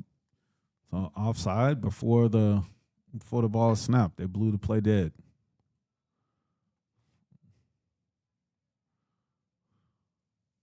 I guess in high school you don't get the free play if they, or at least in this scrimmage you don't get a free play, right? I guess. They give it to Presley Oh, off the wow. right side, Playing the bounces green. outside, and he has a clear path into the end zone for the Roseville touchdown. That was impressive. That was very impressive. Presley has shown speed to the outside vision. Again, the start and stop. Wow. And a pretty nice stiff arm error at the end to give himself the space to get into the end zone. So Roseville, as advertised, To say the least. they went right down the field and scored. I wish I had more to say, but again, they are who we thought they were. Yeah, they are. And that's the state runner-up last year.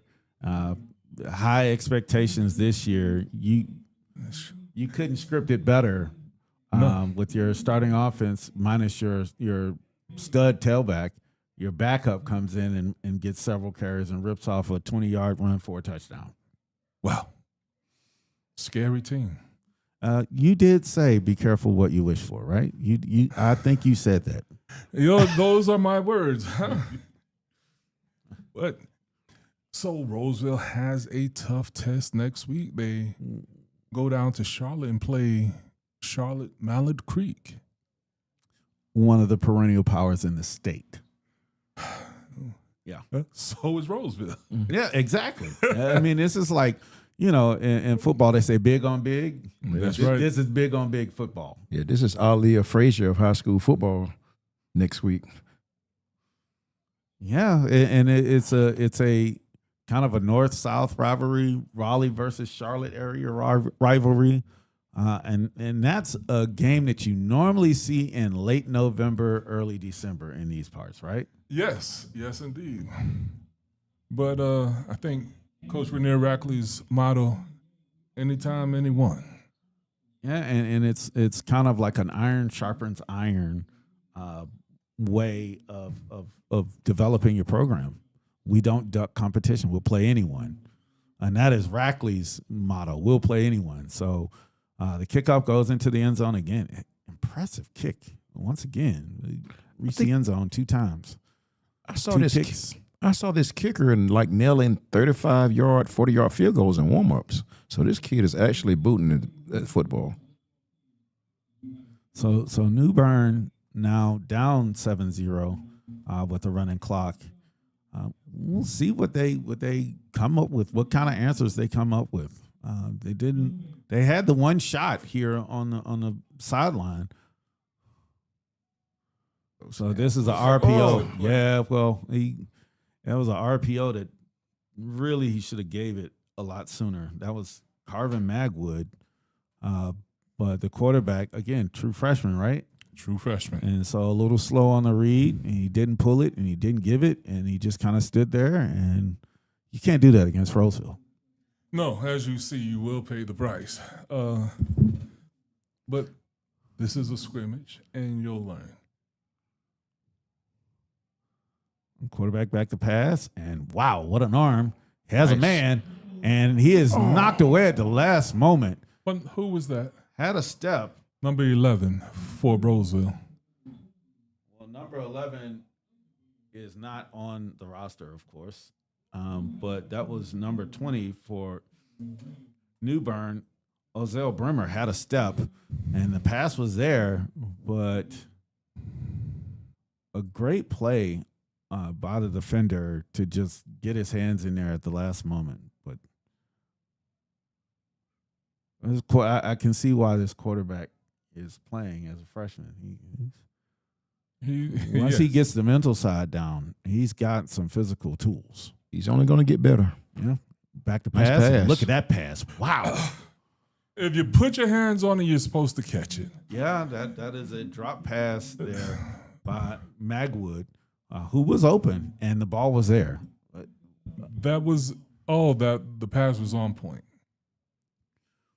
And Magwood found a soft spot in the seam, and he was wide open. yeah, it was there to be had, and these are the types of plays that you think will be cleaned up as we go into the regular season. I agree. Keep in mind this is still preseason football for high school, and I don't think that this freshman Kamir Tankson is going to get a better look than what he's getting today. Right? I don't think so. No, he will not. It's like, hey, last year we know you was playing Pop Warner, playing against 8th graders. All right, go out there and look at the number 2 team in the state. Tall task for any freshman. Yeah. I bet you he'll sleep well tonight. Yeah, Because he didn't get any last night. No, this is quite the task. And so Roseville will take over after the punt on the Newburn 44-yard line. And so the 3 receivers bunch to the top. This is an unbalanced formation. and Presley is still in at back. And we have Offside. Newburn. I'm going to take your word for it. I'm not going to argue. I've learned that very quickly. Don't argue with Zig.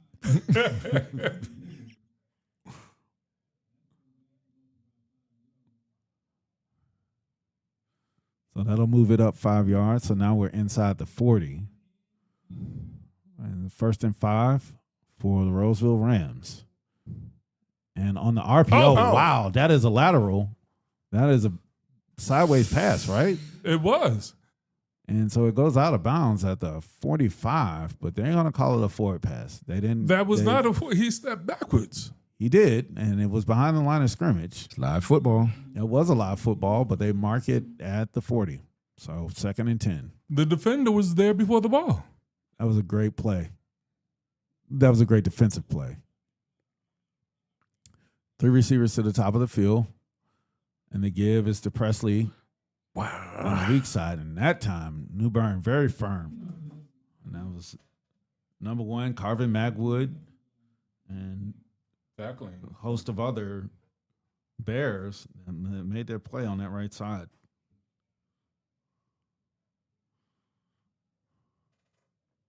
So that'll bring up 3rd and 5. Let's see what Rainier Rackley will come up with. And so this is the same formation that they tried on 1st down, but now just flip to the bottom of the field. So the same play, run it the other way. Ooh. The screen is nice, and it is complete. And pass is complete, and that was to number 82. And he was able to make a man miss. That's Sean Nesbitt.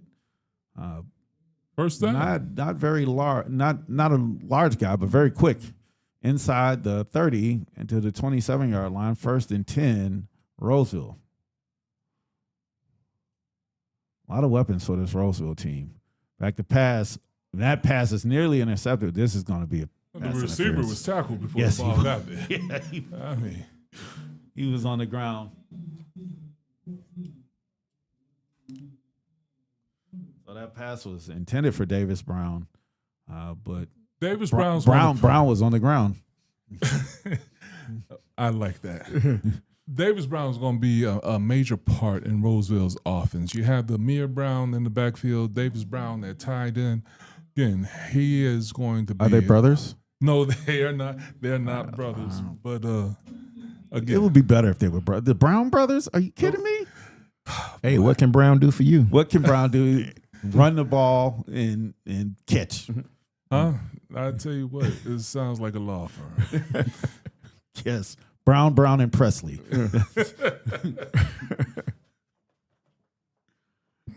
So that penalty is going to move the ball inside the 15-yard line. Roseville will have it 1st and 10. Chuck, I'm looking at the crowd here. There seems Man, to be there's not a lot of seats down there. The give is to, wow, that was a nice play by Presley, keeping his balance. He slipped there on the turf. Was able to keep his balance and actually gained 3 yards. Man, and you telling me that Brown's better than that?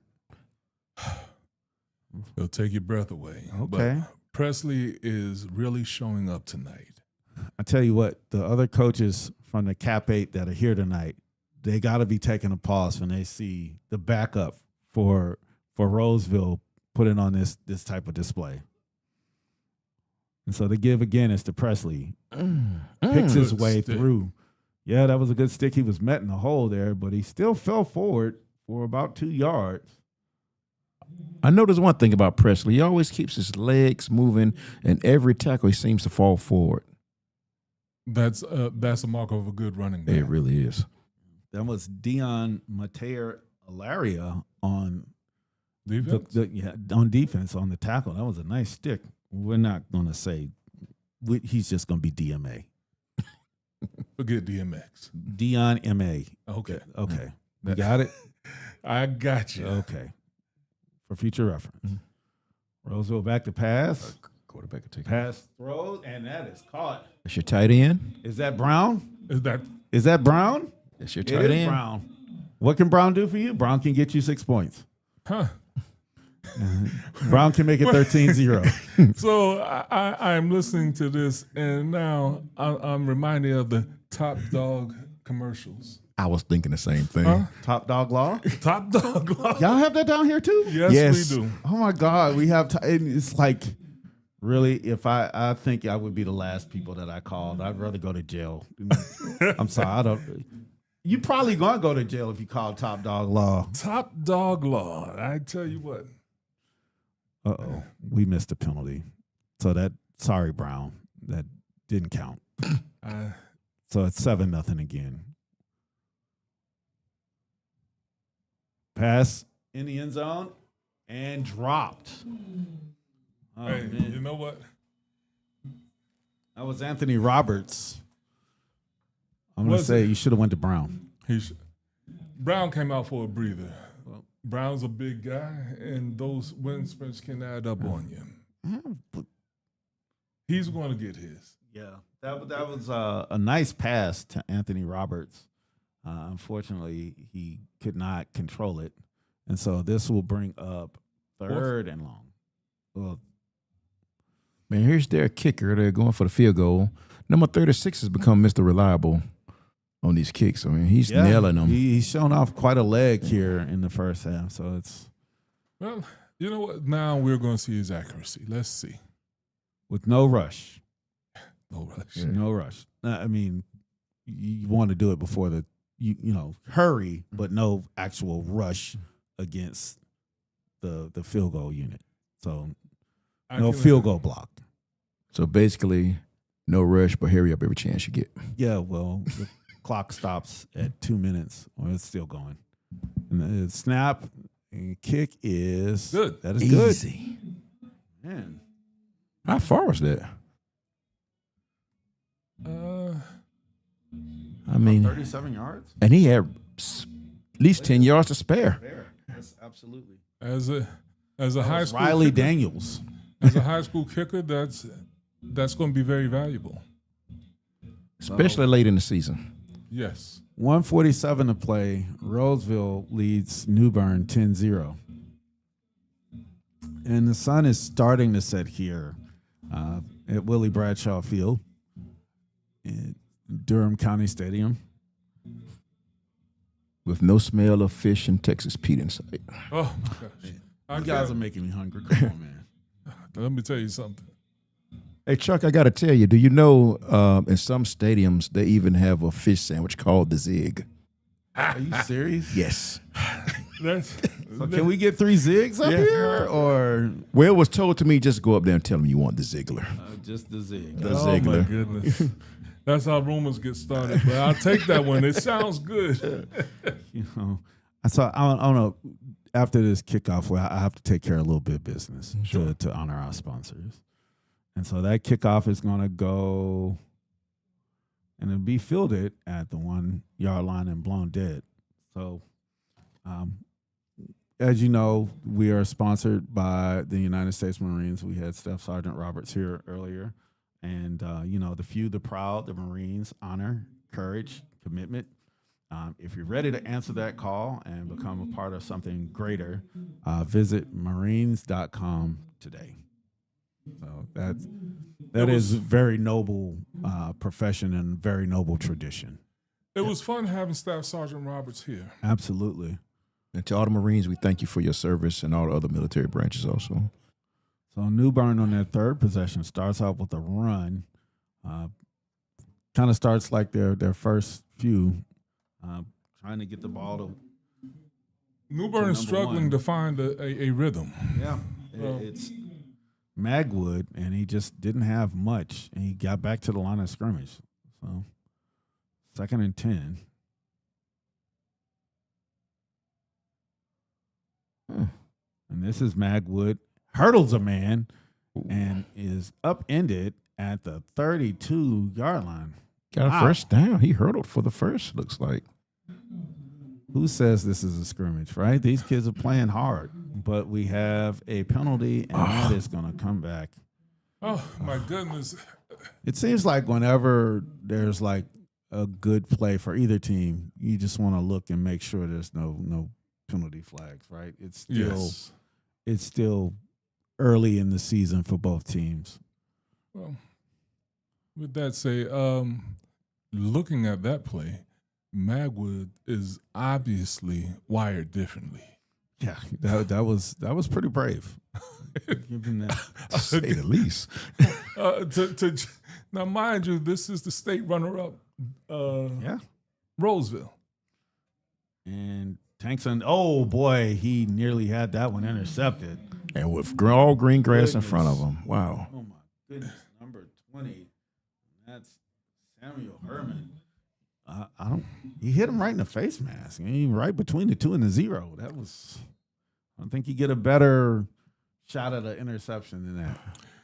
Right, and so there's going to be a timeout by Roseville.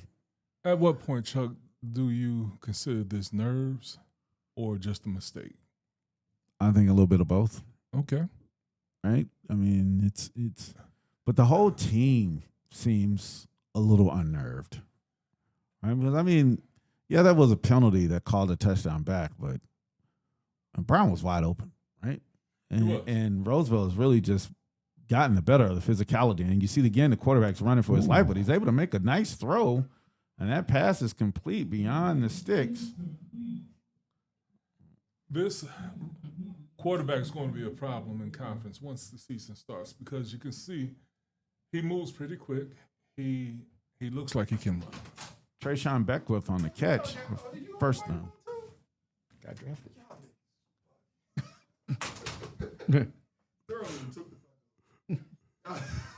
That's what we do.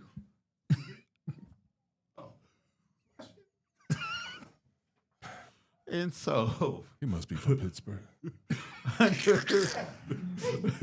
so, with under a minute to play, Newburn calls a timeout. Ken Blocker, ladies and gentlemen. You got it. Oh man.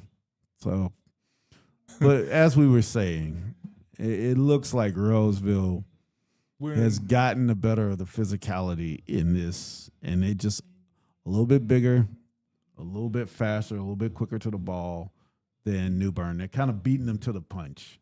I think so. I think that's an accurate assessment. But you do see the potential in Newburn. Yeah. They have to clean up some things. However, you do see they do have playmakers. And let's see what comes. Let's see what happens the remainder of the game. If this team shows fight, which I have no doubt that Newburn is going to continue to fight. This is even if you forget the scoreboard, right? Even if you win, if you lose, it's a scrimmage. We're keeping score, but what you're really looking for is the character of your team. Very well said. You're exactly right. The character of the team, how will they respond? So announcing confusion pre-snap. Play is being blown dead. Clock is still running. So coaches from Roseville, they want the ball back. They want the ball back. They're pointing at the clock like, wait a minute, because this is fourth down. We want the ball. Look,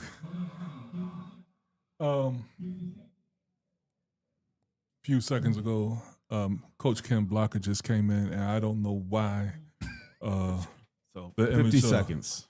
I don't know why the image of Winnie the Pooh just popped in my head. Man, I'm not touching that. I'm just saying. I think I'm going to leave now. Beat traffic. Yeah.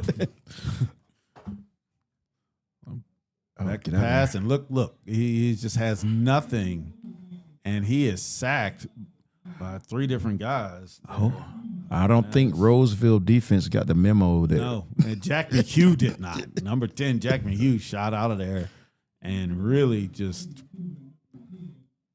welcome to high school football, Fred. Mm-hmm. And throw it away, Tankson, or just I don't know if he was expecting to get hit, but he got hit hard. Yes. And so Here we go. that makes it fourth. Oh no, that goes over. It's 1st and 10 for Newburn. I'm sorry, for Roseville, and they my waste no God. time. Ooh. Oh, nice play at the last moment. That is Anthony Wooten on the defense there. Mr. Wooten recovered very quickly on that. He was beat. Yes, he was. He was beat. So, you know, the normal conventions of football kind of go out of the window when you do these jamborees, scrimmages. I don't think you would go for it 4th and 17 on your own 10, right? Normally. And Roseville back to pass, and that is complete. Touchdown, no flag. Oh, whoop. Yeah. See? You got a flag. That seems to be the theme of the night. And there's a hold on defense, so this is going to count.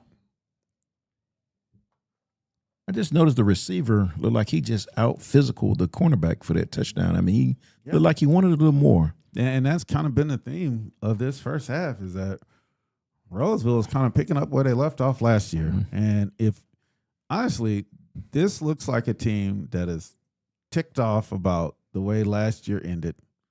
They got to the state finals. They got beat pretty soundly. And looking to prove a point here in this first half, and they've done so, as it is 16-0 with, wait. I thought it was 16-0. It was 10-0. 2 seconds. There's no penalty. Well, I thought the penalty, Mm. they'll just have to. I think they're gonna add the points on after the extra point. Then they'll add the points, so it may be 17-0 with my kicker here. I like this guy. He's automatic. I agree. So it's 16-0 again. Yeah. Okay. This is a new kicker. But it is a new kicker. And wow, here And they he got is. 2 kickers. Look at, they got 2 of everything in Roseville. They had 2 running backs and 2 kickers. Like, what high school team has 2 kickers? They have 2 managers. I mean, you Good go point. down the list. I mean, I've scrambled to see some high schools to try to find one kicker, yet alone 2. They got so many kickers. They don't even. Of course, number 44 is not on the roster. So unidentified kicker makes the extra point With ease. with room to spare. Yes. I mean, theoretically, that kid could be on JV, right? That could be your JV kicker that's kicking and making into the sun. Yeah. Yeah, right. Yeah. Very impressive half here by Roseville. All kidding aside, this looks like a team that is ready to compete for a state title. Well, they have a chip on their shoulder. Yes. And Clearly. dare I say a state championship on their shoulder. And that's the only thing that they haven't done in Roseville. They've done everything except win the states. Yeah, that's true. I think And they've won conferences. They've gone to the playoffs. They've beaten Wake Forest. They've beat Cardinal Gibbons. Only thing that they haven't done is win the whole thing. The only thing I can say too is that Ziegler maybe can help me with this. How long has Roseville High School been in existence? Before it was Wake Forest, Roseville, then it split to Roseville and Wake Forest. So 10 years. okay, 10 years. So here's the kick, and it's going to go out of the back of the end zone, of course. It goes through the uprights. Yes. That's the original kicker, right? That's Riley Daniels, and he's put on an exhibition on the kickoffs. All except one have gone through the end zone. And so Newburn, you asked for Roseville, right? And you got Roseville. And now you're down by 17 with a freshman quarterback. 11 seconds to go. and I noticed I think that they will have a good talking to at halftime, that abbreviated halftime. But this is a look in the mirror moment for this team, because this team in red is not going to take it easy on you. And I noticed, Chuck, that the defense for Roseville looks a little different. Look like they're substituting players in now. So let's see what Newburn going to do against the let's subs. see.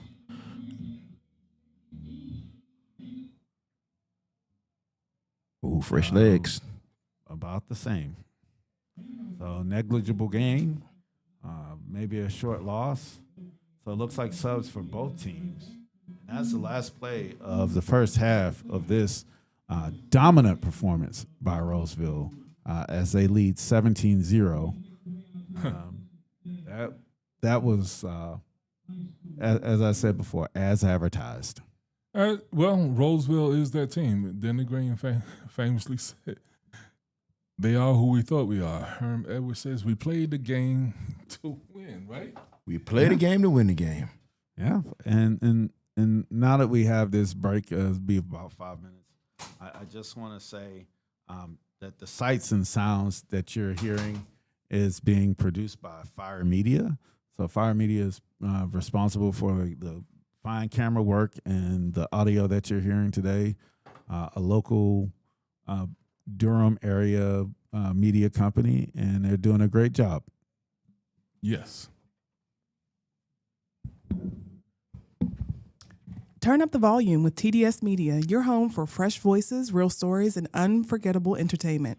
Tap in and stay connected at tdsradio.com or download the app on Apple Store or Google Play. That's tdsradio.com.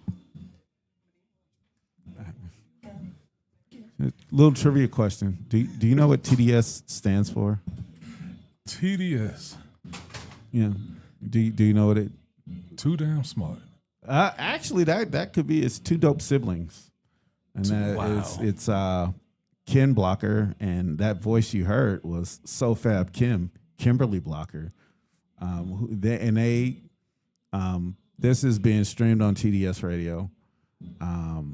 They have a daily podcast, the two of them, and it is hilarious. It is. I'm telling you, it is just. You'll be doubled over. I've had a chance to watch it, and I've had a chance to sit in on it.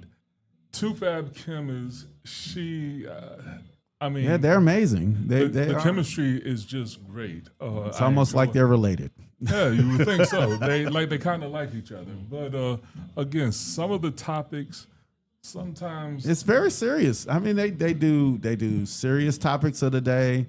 They do the news. They do. Oh my God, the ugly letter.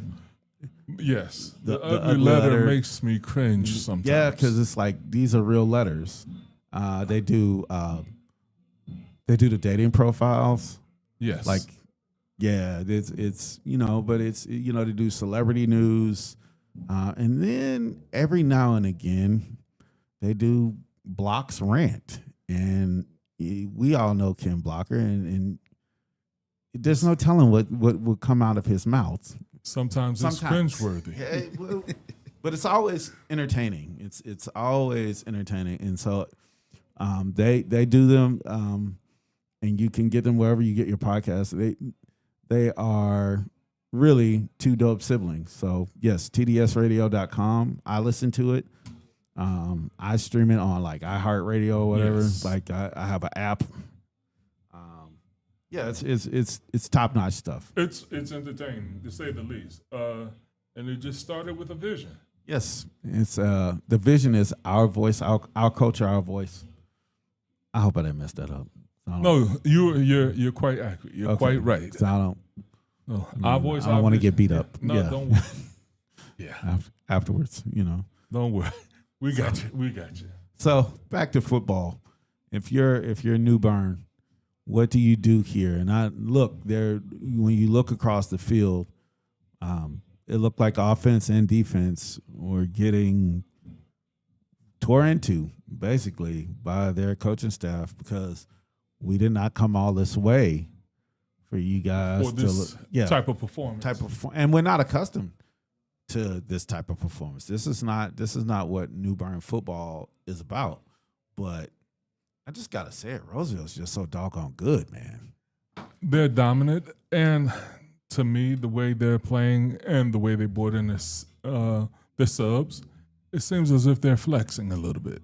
I think that They're certainly making a statement to the other teams in the area because the other part about Roseville is that where they go, they draw attention. So other teams are probably here scouting and looking at them, and they're gonna go back to their schools and say, "Oh boy, yeah, we got trouble."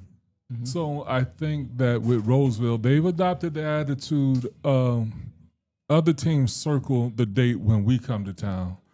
We don't circle any dates. We're going to town to do what we do. I think that's the attitude of Renier Rackley and his coaching staff. Yeah. When I look down on the field, I look at the coaching staff, all of them in white shirts. They have a little team themselves. So everybody has a chance to be coached up. Right. And again, development of a player goes a long way. Well, we spoke about the other teams watching Roseville. I think the second half, I'm just looking around. I think the second half, I'll be surprised if I see their first team back out there. I think they probably. I would agree. I think the first team has shown everything you need to see from them, right? I mean, you saw them run the ball very successfully. You saw them throw the ball. The one thing that I would say, and this is probably could go for both coaches, you just want to clean things up. We've had a couple of scores taken away by penalty, some big plays taken away by penalty. You want to clean that stuff up between now and next week. It's one thing for a team to beat you. The other thing is that you don't want to beat yourself, right? That's very true. Very true. And that's especially for a team like Newburn. Some of it is Roseville, but a lot of their issues are the guys in the white jerseys making unforced errors. Yeah, self-inflicted errors. However, again, they're a team of juniors and sophomores. They have a couple of seniors sprinkled in, so they have room to grow. They have room to learn. Coach Saxby will make sure that's cleaned up going into, next week being the first game. Absolutely. And so the kickoff team for Newburn is on the field. And again, these are dead kickoffs. The coaches just want to see the coverage integrity, coverage lanes, and it's going to be blown dead. And then Roseville is going to start first and 10 on their 20.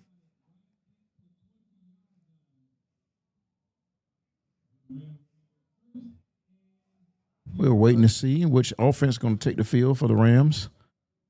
Agreed. And it looks like it is I don't know if I want to call them the second team, but it wasn't the team that started the game. No. And I don't see Trent Presley, who was so impressive there in the first half.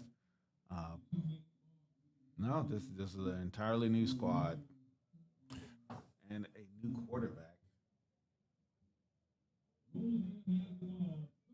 I think they ran the ball so effective with their other running back. I mean, their first string running back. Well, I'm gonna say the first string running back. The premier running back's not even playing. Didn't even play, and they ran the ball effectively. Right.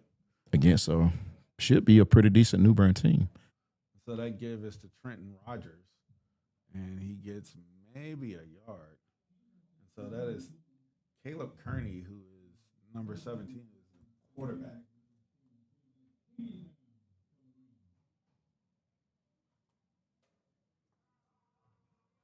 So they've been primarily in the pistol the entire game, and once again they are in the pistol, and that's going to be a false start. A little anxious on that. Yeah, younger guys, you get them in if they've been sitting. You find out, hey, you going in, start the second half, and I mean, it's high school ball, so that's like what, 15, 16, 17 years old. Yes. Give again. Ooh, goodness, what a hit! That is Kevin Magwood. So they haven't given up. And Magwood really introduced himself to the ball carrier. That was a nice hit, a clean hit. Pleasure meeting you, sir. I've heard Magwood names quite a few times this evening. Yeah, he's been all over the field for Newburn. You will hear his name quite a few times this season. And I'm pretty sure the running back from Roseville heard his name on that play. If he didn't before, he will. So now the give again on the right side, and that's to Taj Anderson. Anderson, the junior, gets negligible yards, and it will be 4th and long. So for the first time today, we've really seen Roseville struggle to move the ball. Granted, these are backups and backups because they started the game with their backup running back and went right down the field. So this is 3rd team, 4th team guys, and they go 3 and out. So the punting unit will be on, and again, just to state, in case you're just joining us, these are dead ball plays. The ball will be blown dead wherever it's fielded. And so it's fielded at the 40, and they're actually going to mark this where it landed. So on the 45-yard line is where it landed first, and it bounced to the 40. So it'll be 1st and 10, Newburn.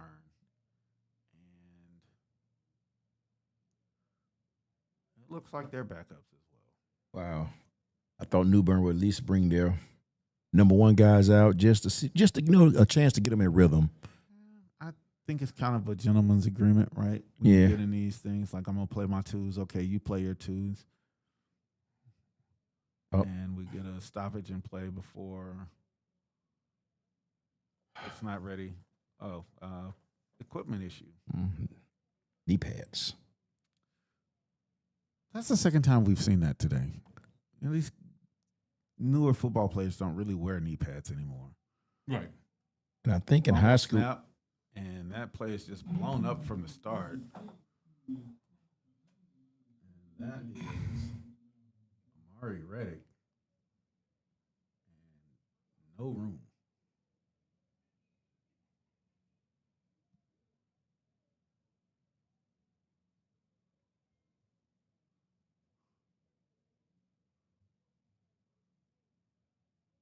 Shotgun formation.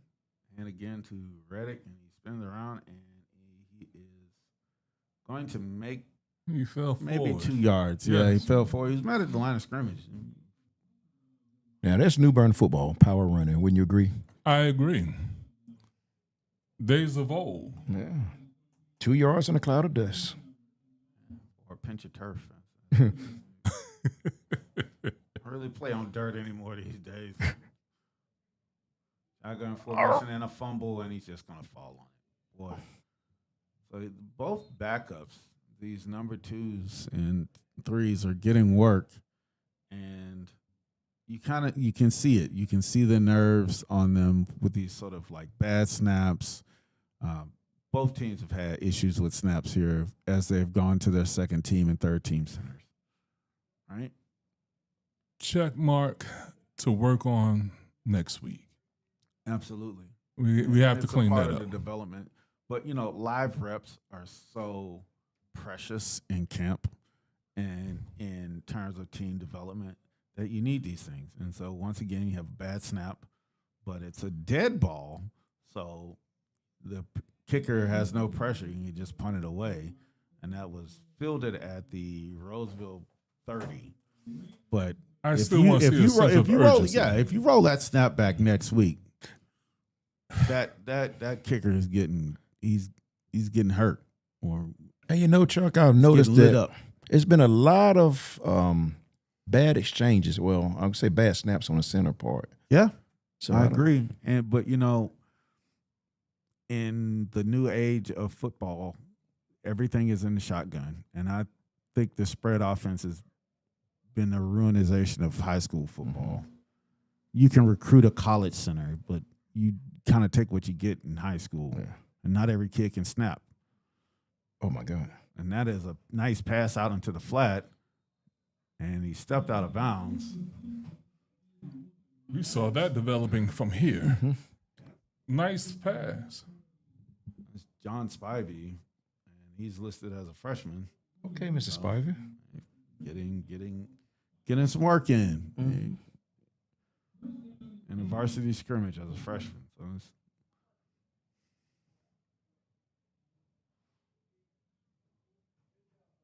pistol formation, back to pass.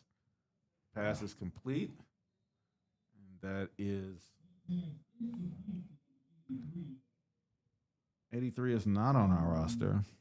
I think these are some of the younger guys. Yeah, players. these could be JV guys that are just filling in. So these Because rosters are not finalized. The rosters that we have, well, clearly they're not finalized, right? right. Helmet decals. Yeah. Yeah, some of these guys don't have helmet That was decals. usually your JV guys. Yeah. You literally got to earn your stripes. Yes, sir. This kid is earning them. He is, and that's his second catch in a row. Oh, wow. Fighting for extra yards, too. I like this kid.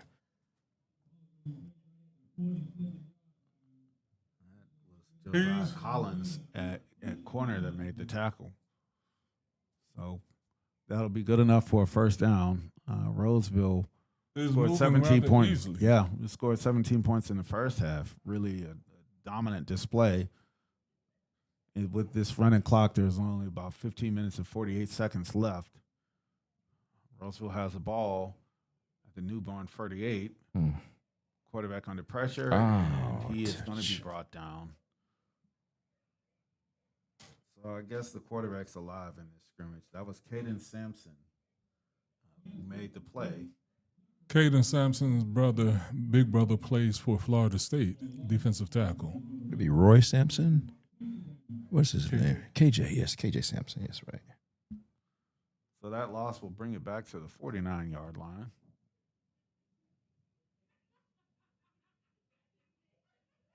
And again, a pre-snap issue. So we'll let the officials sort this out because the players are pointing both ways, right? He moved. No, you moved.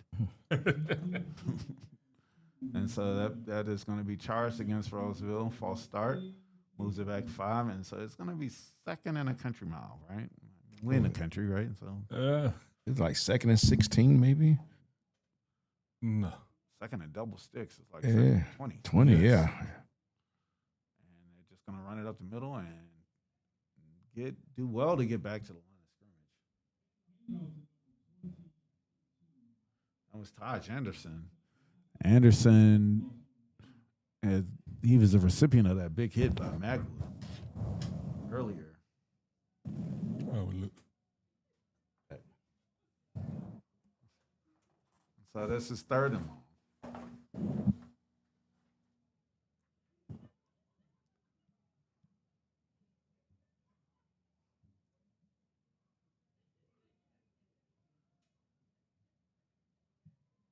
Pass and 50-50 ball. And what a nice catch. What a Wow. wonderful catch. Is that my man Spivey? This kid will not be on JV long if he keep Well- making plays like that. He will not. That Chuck, was a you said nice- they had two of everything. Yeah, 84 doesn't have a number, so he's probably that's a JV kid. Yeah. Wow. That's JV kid. That's a JV kid. High pointing the ball, contorting his body. What more do you want? I mean, he's probably, 14, 15 years old, maybe? Yeah. Yeah. He's Truth probably be- playing against 8th graders last year. Truth be Very told, impressive. it was a good defensive stand as well. He just went up and got the ball. And that's really been the difference in the game, right? It's Yes. just Roseville is just a little more aggressive, a little more polished. Their players they don't wait for the ball. They go attack the ball at its highest point. And, that's really been the difference in the action today. I agree with you. However, I think that Newburn, where they haven't attacked the ball, they will do that later. They will grow into it. They'll grow Yes, into. these are two teams that are kind of like at a different part of their development. I agree. I agree with you, Zeke. There, that is accurate. So a little bit of confusion on the exchange there. Anderson has gotten quite a bit of work here in the second half. He gives way to Sheik Baba Lemon. Said it again. Sheik Baba Lemon. Wow. And so that is going to be a pass interference here.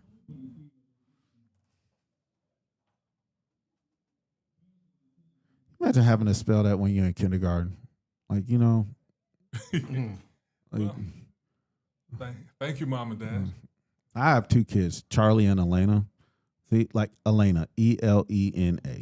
Exactly. I kept And my she son. got A's in handwriting. because she knew how to spell her name.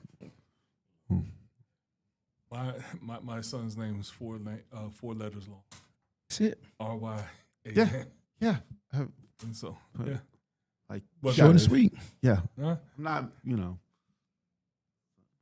So, Mr. Lemon, I don't want nobody's parents atting me or nothing. I don't have Twitter, but you I don't want no complaints. I'm just saying it's a lot. Back to pass, and that is caught. Wow. As two Newburn defenders nearly collide, and that was my man, number 81, Spivey. And they got two of everything here at Roseville. Oh, my goodness. John Spivey is a freshman, right? Yeah, but on piggyback on that, number 11 for Newburn was in perfect position to make that play. Looked like he lost his foot and fell down. Did you see that? I did. He was in position, but turf monster got him. Here go my favorite person, the kicker. This is the JV kicker. Man, watch out. This thing is going to probably go to the scoreboard.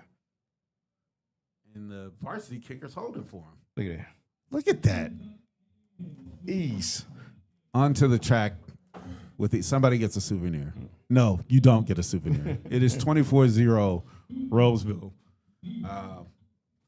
Guys, I don't know if we need to see any more, right? I think I'm going to go down and suit up. I mean, Roseville wanted to make a statement, and they have made it. And, next week they're going to go down to Charlotte area, play Mallet Creek, and the Mallet Creek coaching staff is going to get this film.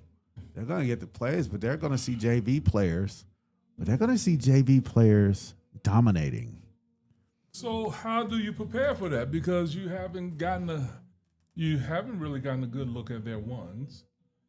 You've looked at that JV play. They've gotten a good look at they probably watched every film that they had from last year. They probably spent if you're at Mallet Creek, you spent the entire summer watching Roseville. You know that. We know who's coming. Yeah. Oh yeah, because you know what's coming down there. And you're not trying to get embarrassed. And Mallet Creek is another team. They're big on big. We're a championship caliber team too. Well, and we have highly recruited players as well. That Mallet Creek is like a name brand here in North Carolina. Indeed. Everybody knows Mallet Creek. Indeed. So, that is going to be probably the marquee matchup on the slate for week 1. That's a heavyweight bout. It's a heavyweight bout, and like you said, it's a bout that could be played late in the football year, like the playoffs. So that was a little bit of a squib attempt by the Third kicker. third kicker. Yeah. Why So not? maybe they have 3 of everything. Why not? Man, this is just an impressive performance for Roseville. But on the Newburn side, I see potential, but they really just have to clean a lot of things up in terms of their operation with the snaps, getting the snaps back, the timing, but they haven't quit, and I will give them credit for that. And also, is Newburn, I don't know much about. They seem to be a young team. Are they a young team? Yes. Yes. Sophomores and juniors, yes. But like Chuck said, they haven't quit. They're And these are the young guys. Yeah. So that's a completion for about 6 yards. And again, this is the backup quarterback. This is Raymond Cox Jr. I'm sorry, Israel Wooten. Excuse me. oh, nice pump Wooten fake. Pump fake. Lets it fly. That pass is caught That was by Raymond Cox Jr. a heck of a pump fake. It was a good one. I mean, he put everything into it to move the defense, only to come back and throw a strike. Great job. So now they're going to move with some urgency here. No huddle.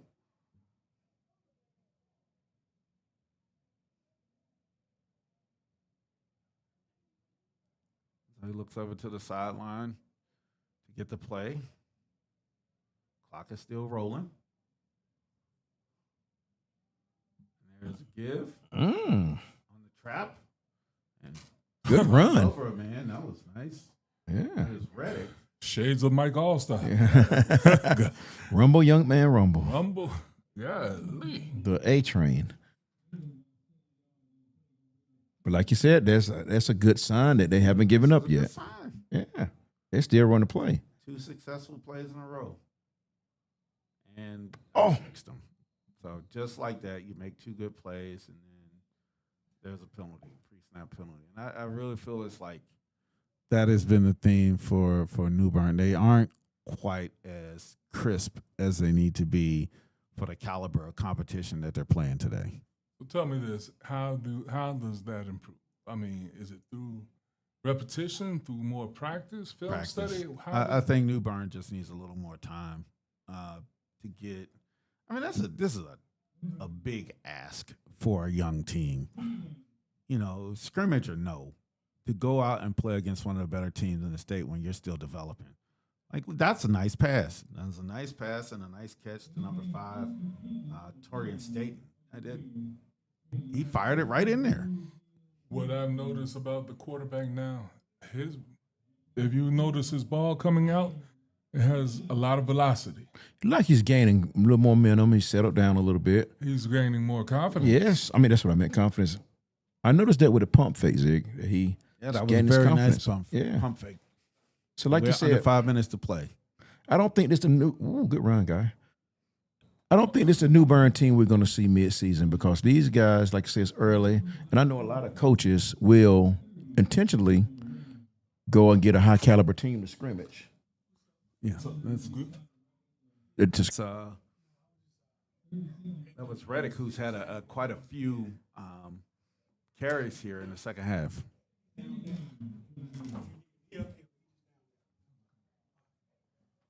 So promising drive for Newburn. This is their deepest penetration of the day inside the 40. And got a guy. He got a guy wide open. Cox. Is that That's Cox? I noticed Cox is going both ways. Yes. And that'll be this will make it a 1st and goal. This young quarterback has impressed Wooten me. to Cox has been the connection here on this drive. So we have 3 receivers to the top of the field and a flag. My goodness.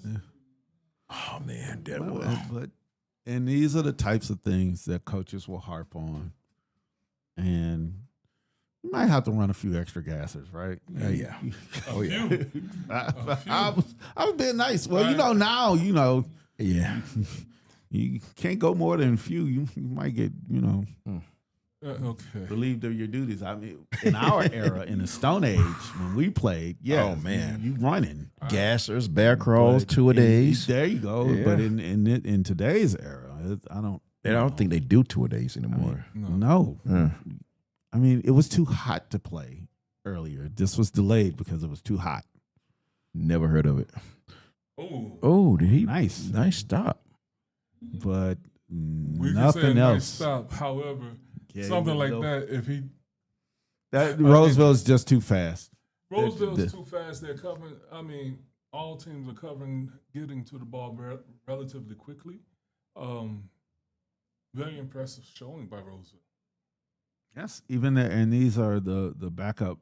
They're backup JV players that are doing this. So there's depth in this program at Roseville. They're not just top heavy. And this is a pass, and that was for Cox, and that is caught. One-handed grab by Mr. Cox. That is a nice play for Newburn. So again, they didn't give up. That was a nice drive. It was the best drive of the day. They're down 24-0, and it's a hot night. You could say, you know what? Let's get on the bus. We got a 2-hour bus ride, but that's something that you can build on going into next week.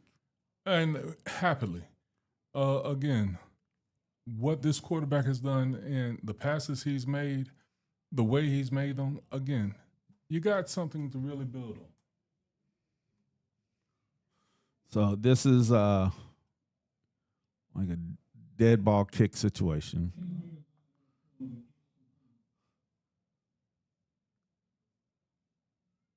this is Alonzo Watson the third. Let's see if we can get this long snap cleaned up because the last one just dribbled. Yeah, just rolled back. Yeah. Let's give him a chance to kick. You can't roll it against Roseville. Oh. I see what you did there. Yeah, but they did it. But fortunately, there was no rush. But that went through. Yeah, and that's what counts. Alonzo Watson, who is a DB by trade, but also a kicker, and he makes it 24/7 with a minute and 56 seconds. Let's double up. Yeah, so let's look ahead to the next matchup, which is Hillside and South Garner.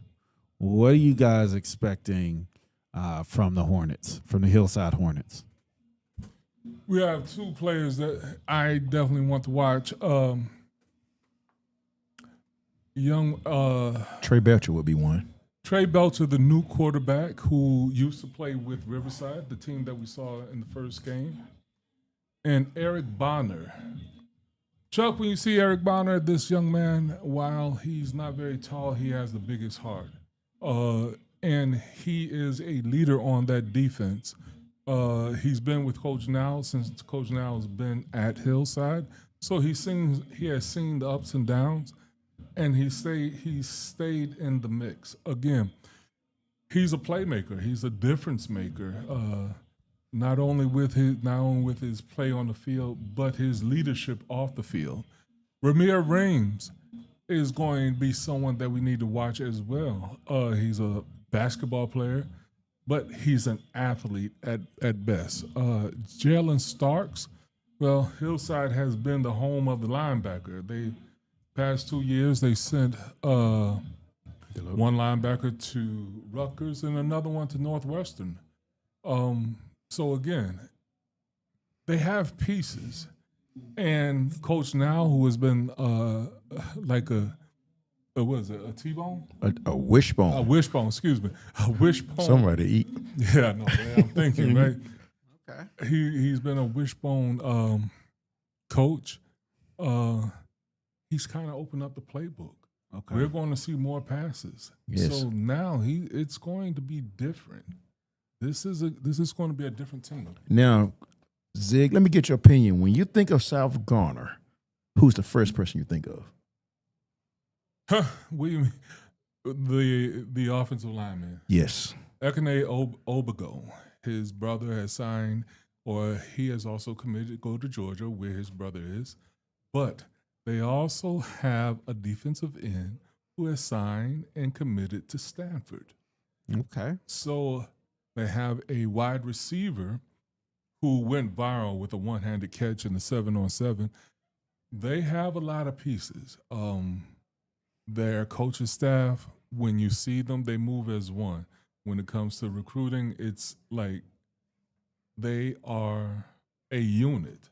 So, again, it's going to be interesting. I mean, these two teams are going to it's going to be competitive. And I really look forward to it. And one thing we both know about Coach Greg Green, those guys are going to get after the ball. Yes, Coach Greg Green is a defensive-minded coach, and those guys are going to get after the ball. So it's just going to be a good matchup. I think they're both probably about the same caliber team. But, hey, we're going to see. Oh, man. Way to fill that hole, big guy. Hitting, boy. And they still hitting with a minute and 13 seconds left in the game. Newburn and Roseville are still getting after it. Yeah. That was a hard way to make 3 yards, right? Yeah. the hard way. And I love the fact that Newburn said, not yet. We're not, I mean, they're showing hard. Plays. That's they calling timeout trying to get the ball at the end of the first half. They want the ball, and we have a penalty. As we say that, we have another pre-snap penalty. I tell you what. That is probably the one thing that's going to drive both coaches. Oh, God, it'll drive you crazy, upset. man. I used to have hair before penalties. Yeah. I mean, it was the one thing that the coaches that I played for harped on. Again, you want your opponent to beat you, that's fine. You don't want to beat yourself. and correctable errors. So these are the things that are going to be, the coaches are going to want to clean up from now and next week. And God, see, there you go again. And see, Chuck, as a But coach, these are younger, more inexperienced players, and this is just kind of the sign of their inexperience. yeah, like you said, Chuck, the younger, inexperienced player, but as a coach, you're looking at the body language while they're down. You're looking at, okay, my guys are down. There's only 22 seconds left. I don't see guys. Guys are still running to the ball. Guys are still hitting. There's nobody has their head down. So as a coach, and you look at that, that gives you something to build upon. I mean, my guys were down, but they didn't give up. So this says a lot for a young team. No, it speaks to the character. Yeah, and the coaching staff. I think these are two well-coached teams, again, just kind of like at a different stage of their development, and they're just going to run the clock, and that is going to do it. In game 2, Roseville, very dominant in the first half. Newburn played them even in the second half. It was the final score is 24-7, but that really doesn't tell the story. It was really a decisive win by Roseville. And so we will have, as we were speaking about, South Garner versus Hillside, Durham. And the crowd here is going to be excited because Hillside is a historical school here in Durham. And the last two matchups of the night are going to feature Durham schools. And it's I cannot wait. Yeah. The excitement is building. And true to form, I always want to see what Hillside is going to wear. Here they go. Oh, come on, man. Is Hillside in the gray? Yes. Gunmetal gray? Yes. Matt Gray. Look at them. Oh, man. Wow. So gray and purple, the Hornets. And so this is Willie Bradshaw Field here in Durham County Stadium. And Willie Bradshaw is the historical coach for Hillside, correct? Correct. Hillside is tradition in Durham. Rich tradition. It is one of the oldest public schools here in North Carolina. This goes back to the 1880s. Mm-hmm. Yes. Chuck, you did some homework, didn't you? Yes, he did. I try to be prepared. Oh, my I'm a nerd at heart, so Okay. Yeah, I was doing some reading, to get some information on these teams and on these coaches, and I it's a jamboree, but for these kids, you only get so many opportunities to play football. You prepare for football a lot, and we know we play the game. You spend a lot of time in practice. You spend a lot of time in the weight room. You spend a lot of time, getting ready for football. But then the season starts, and I feel like my senior year lasted like 3 weeks. Yeah. Exactly. Right? It goes by so quick. Like it was August, and then it was like November, and then it was over. And then, for some of these kids, especially seniors, like there's nothing like we said before, there's nothing like high school football. Nothing. Yes. College football is completely different. It is evolving into something even more different than high school ball. I mean, you look in the stands, you see your friends, you see your family, you see your community. You're never gonna get a love like this in high school that you get in high school, and that is why high school is so important. High school football is so important in a lot of regions. So the point I was trying to make is that these opportunities are so fleeting for these young men. And so you want to really take advantage of any opportunity. So whether it's a scrimmage or a game, but these are important moments, important milestones for these young men. Every day. Every day. And Every day, every play. to piggyback what you said earlier about high school football, there's something near and dear to myself and other coaches and us guys up here. Me and Ziegler both have kids playing college football. But Friday nights, we're here. Because you can't get this family. It's a connection to the community. Yes. It's a beautiful thing. I have friends, kids who are playing. They're like, you know what, man, my son's playing XYZ at this university, but, man, it's nothing like Friday night playing with your friends in front of your community. These coaches have probably known these kids since they were in Pee-wees. Yeah.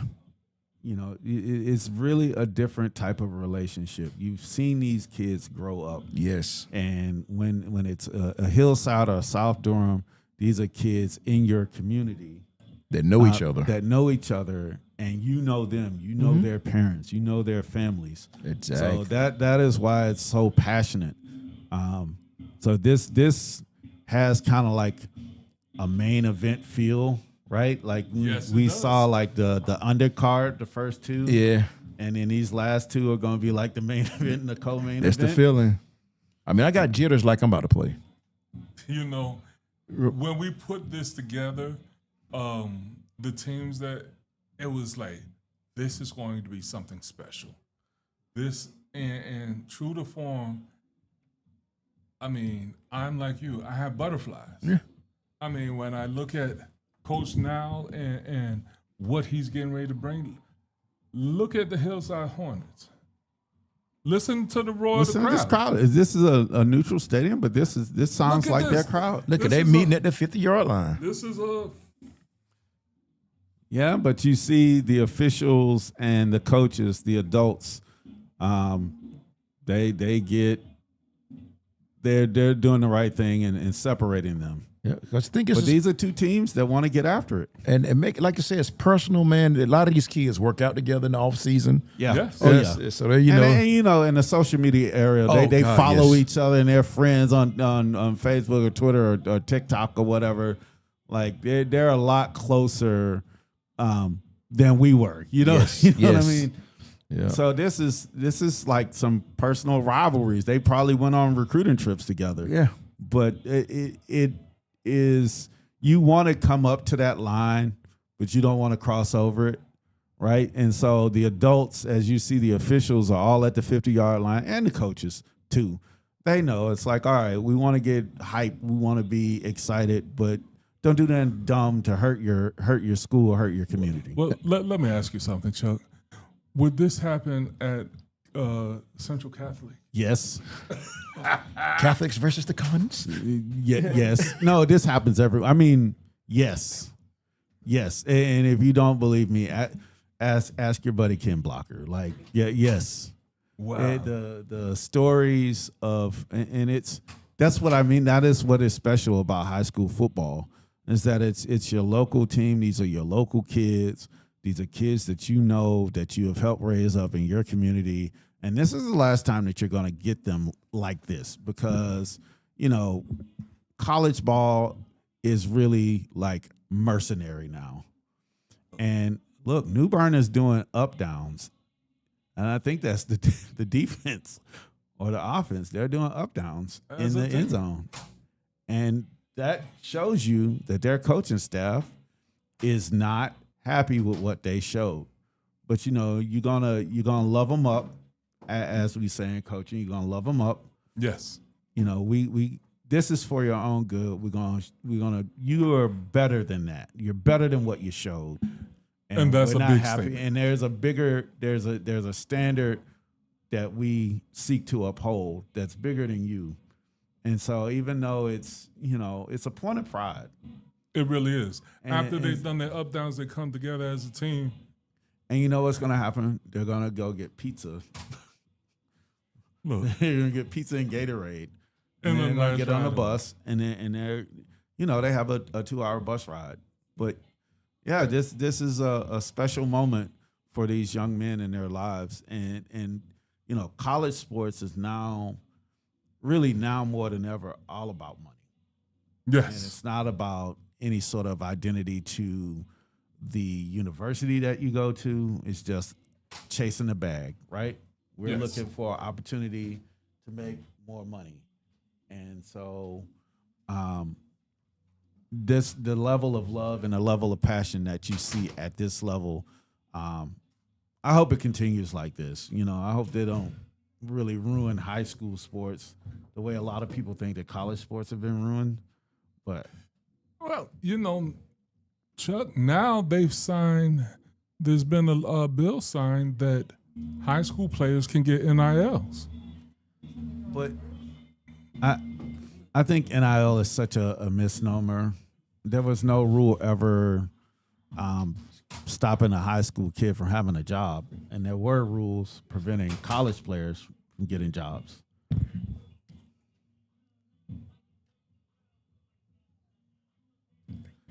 And there were rules prohibiting college players from earning any sort of living, and the amount of money generated in Division I college football versus, most high school programs operate at a loss.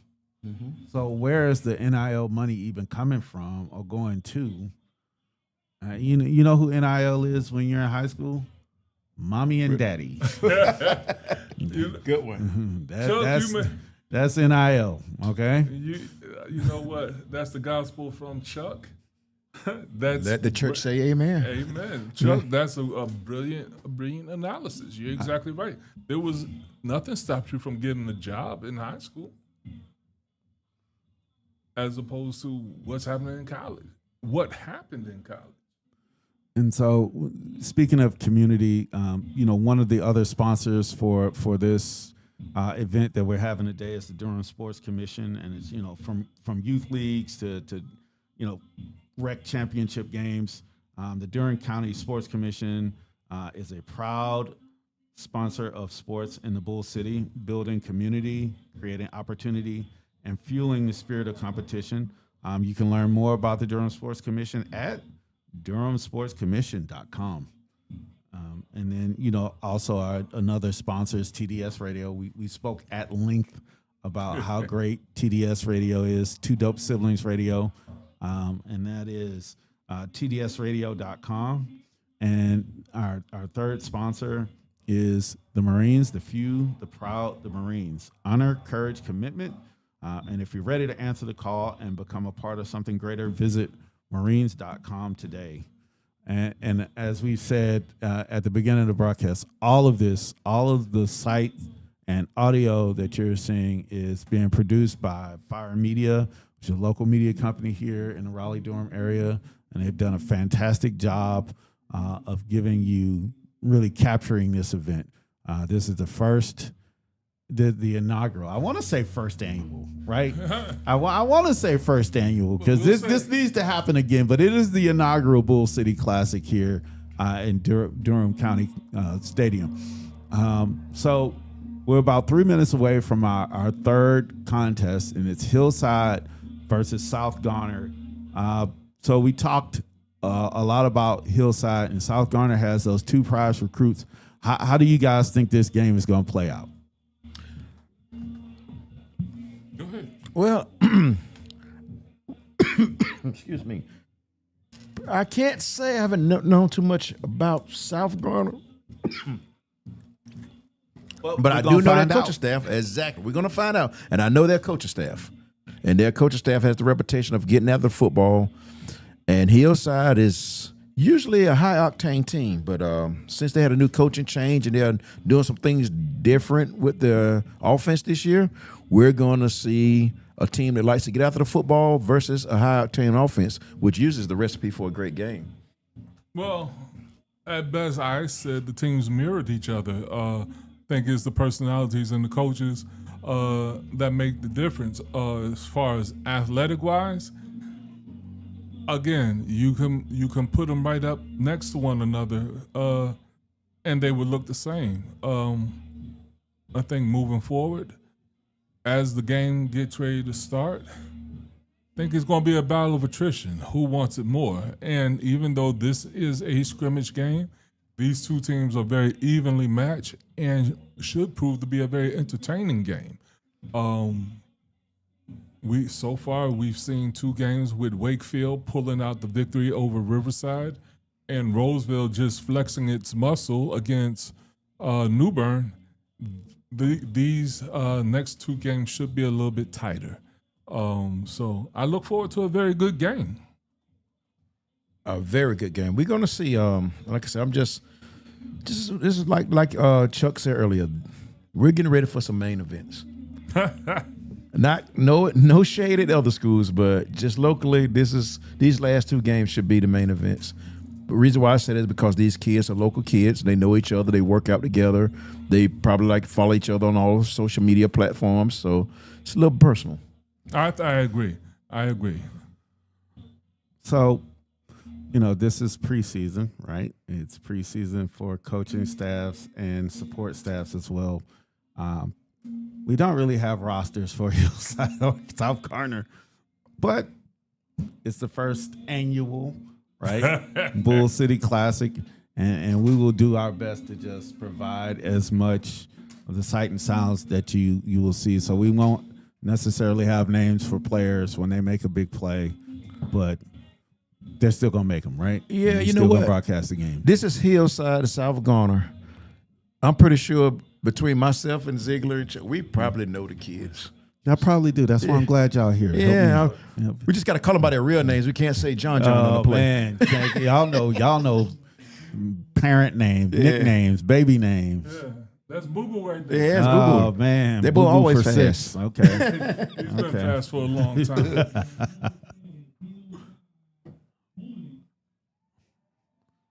This is and so these teams are gonna play not in the regular season, but the next two teams, Hillside and Southern Durham, are gonna play Yes. in the season. They're in the same conference. They're in the Tobacco Road Conference. As you know, there's been a reclassification of North Carolina football going from 4 conferences to 8. I'm sorry, 4 divisions to 8, 4 classifications.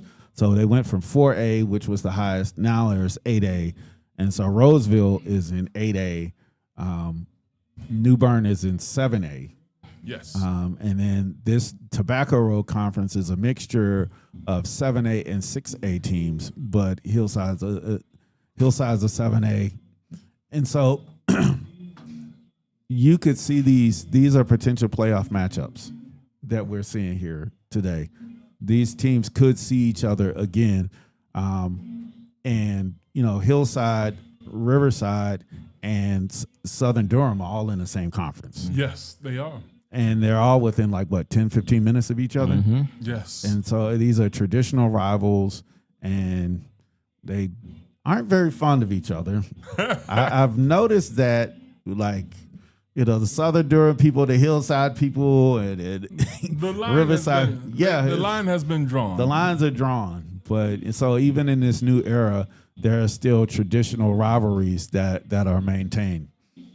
And like Ziegler said earlier, man, Southern Durham and Hillside is basically like looking in the mirror at each other, I think. So we're going to have the opening kickoff with just want to see them rush. They want to see them maintain the lane integrity is the word I'm looking. That's the coaching lingo, lane integrity. Man, we just want to see him run down the field. Yes, that's it. And so that was a late addition in this format. It was just going to be start at the 20. And that is what South Garner is going to do. And they have a really good sized offensive line. You already you can see it. It's noticeable from space. I think you can see 65 from space. That is a big boy. Chuck, you had LASIK surgery, didn't you? Man, can't miss him. There we go. Pistol formation, and Oh. South Garner is going to start out Who's that running back, Running. Ziegler? and going to gain 4 yards. That was number 4 for South Garner. We don't have a roster for South Garner. It's okay. Shame on them. Quarterback Back drops to back. pass, and pass is Wow. caught. Number 7 catches it, and he is wrestled out of bounds. That's the gentleman. Yes. Hey, the quarterback. Is that the viral kid? That's the kid. That's the one. He looks like the one. We'll Yeah. just call him Virus. Okay. I like viral. Oh, We'll call him virus. But the quarterback, the that. ball He was plucked out. that right out of the air. Yes. Yeah, as soon as his back foot hit, ball was out. Look at the difference in the tempo between these two teams. South looks Garner more is intentional. right It does. up on the line of scrimmage. Oh. And there's a run, and again, tries that right side, and he'll be short of the 40, brought down at the 39-yard line. So that's number 4. Wait till you see. for South Garner. Let's- Look at how quickly they get lined up. Their two receivers at the bottom of the field are lined up. What I do know about Coach Greg Green that he's big on discipline and getting it done. So we're gonna see. I'm pretty sure it's gonna be a well disciplined, well coached team.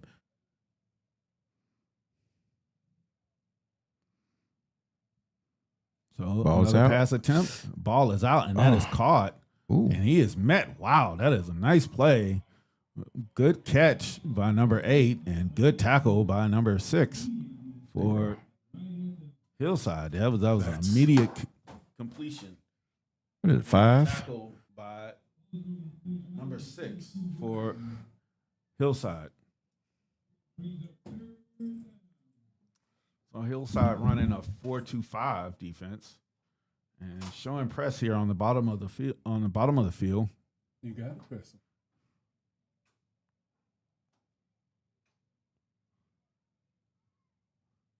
And this is another inside give. Oh God. Number 4, who is running hard, is upended at about the 50-yard line.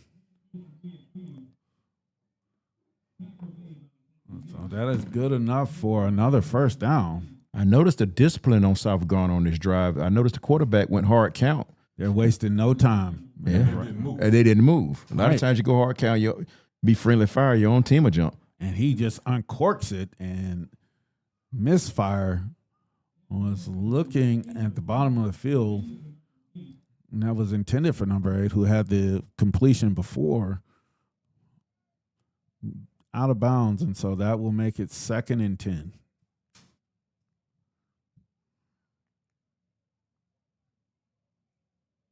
Again, the tempo, the intentionality of these teams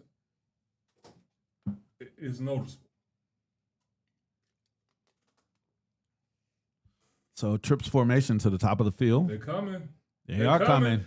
Oh, and they got they're him. They're coming and they got him. And I guess this quarterback is live on this one. The quarterback, yes. Seems to be. And if he is not, that was a missed whistle by the officials.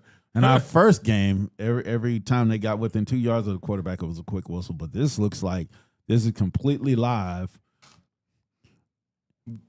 That's the mark of a easy Ezra Holmes defense. I mean, did you see how the linebacker got He back just came there? right up that He A just gap. came up. Oh, my right gosh. through A gap and was able to make that play.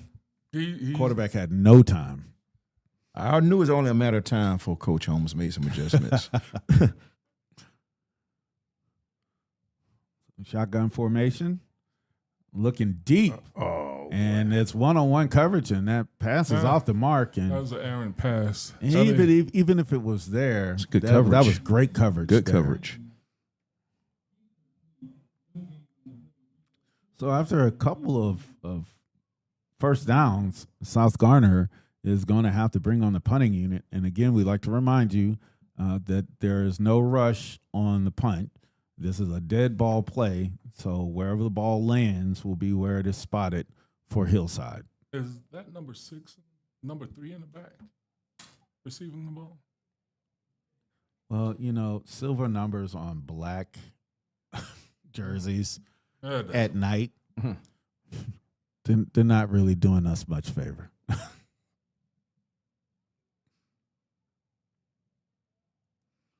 There's the punt.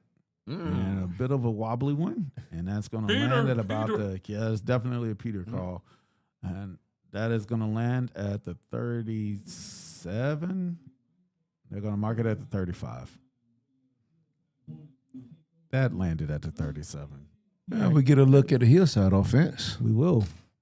Hillside has a new running back who's a transfer from Riverside, as well as the quarterback. This should be very interesting. And so is this part of that transfer portal phenomenon that you were speaking about in North Carolina? Indeed. Indeed. Ziegler, who you say the transfer portal is open for players, coaches, and cheerleaders. And cheerleaders. And this is a wishbone.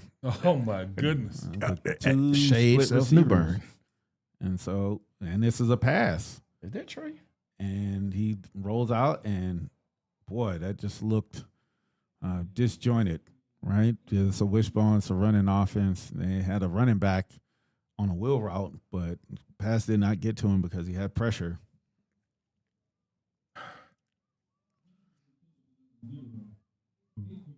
When you look at a wishbone offense like that, Chuck, who do you defend? Yes. Well, it depends. You probably want to start with your fullback and your quarterback and then move to your halfbacks. But that was a pass off of the option. And so now this is the veer, and this is the running back, and he is through the hole, and he is upended at the 45-yard line, but not before he makes a first down. That was number 9. That is Ross. Samaj Smith. Is it Samaj Smith? Is that the transfer? No, Ross is the transfer. So we have limited roster for Hillside. We got about 15 players, and then we got no players for South Garner. So Look at the setup. I'm looking at this wing T formation. or flex bone, and the give is to the fullback. So on the dive, but that was quickly diagnosed by South Garner, and they limited it to a 1-yard gain, or no, they're going to say it was a no gain. So 3 different plays, 3 different formations for Hillside. You notice that? Yes. This coach now is I don't know, I like to say a mad scientist. Yeah, this will be a lot to prepare for. And so now, after being in the wishbone, we're back in the shotgun, and we're going to switch to the wing T. So double slot formation, and now there's some confusion. Man in motion, and he faked to no one. Now I don't know. Kept it. I don't know if they're doing it for jamboree purposes or they see that teams that are here they're going to be playing I later. think the fullback ran the wrong way. Yeah, that is one of the drawbacks of having so many different formations is that it's a lot of stuff for a kid to forget. yeah. It's a lot to teach. It's a lot to forget. And That's true. And the word on the street, the Hillside was going to have more of an air attack this season. I'm kind of sitting here waiting. They started with a pass. Yeah. We're sitting here waiting to see this air attack that they claim that they're supposed to be installed. Oh, this look like it right here. Again, the backs are confused. You can't get aligned. This is part of when you run multiple formations. So, Yes. it's like back in the Stone Ages when I played in the early 90s high school football, we had 2 formations. We had I could tell you we had 200 and we had heavy. And everything was either 200 was to the right, 800 was to the left, and heavy, it was heavy right, heavy left. And you look at high school football now, and everybody runs the spread. Everybody runs multiple personnel packages. And it's they didn't put more hours in the day. So how do you have time? How do you have time to teach all this stuff? Like Exactly. I remember, like we had 8 plays. Well, I We think had 8. I think a lot of these teams go to the spread with RPO because They go to coaching clinics is what they do. Yeah, exactly. And right there, Give to the fullback. Emil Braswell is no longer there. Yeah, and he got nothing. So they've been trying to establish the fullback on the dive. But just to go back to like that explosion of how much more complicated high school football is, but I don't feel like high school football players today are better than high school football players 30 years ago, but you're asking them to do all these different things. Chuck, I had to disagree with you because Okay. bigger, stronger, faster. That's fair. And you know what else they have now that they didn't have then was 7-on-7. True. So You play football year round now. Yeah. yes, right? you could play football, but I don't condone it because there's more wear and tear on your body with an already physical game. And so that's a pretty nice punt by Hillside on the dead ball situation. It's going to roll dead inside of the 5-yard line, and that is where South Garner is going to take over. Huh. It is, but it's just kind of like night and day between what high school kids were asked to do 10, 15 years ago versus what they're asked to do now. So back when I was playing, we were a lot tougher. You know, We always think we were tougher, right? I think we were. I think we were. I mean, I heard of a kid who didn't practice because his finger hurt. Yes. Okay, but today's kids, they have specialized trainers for everything. Yes.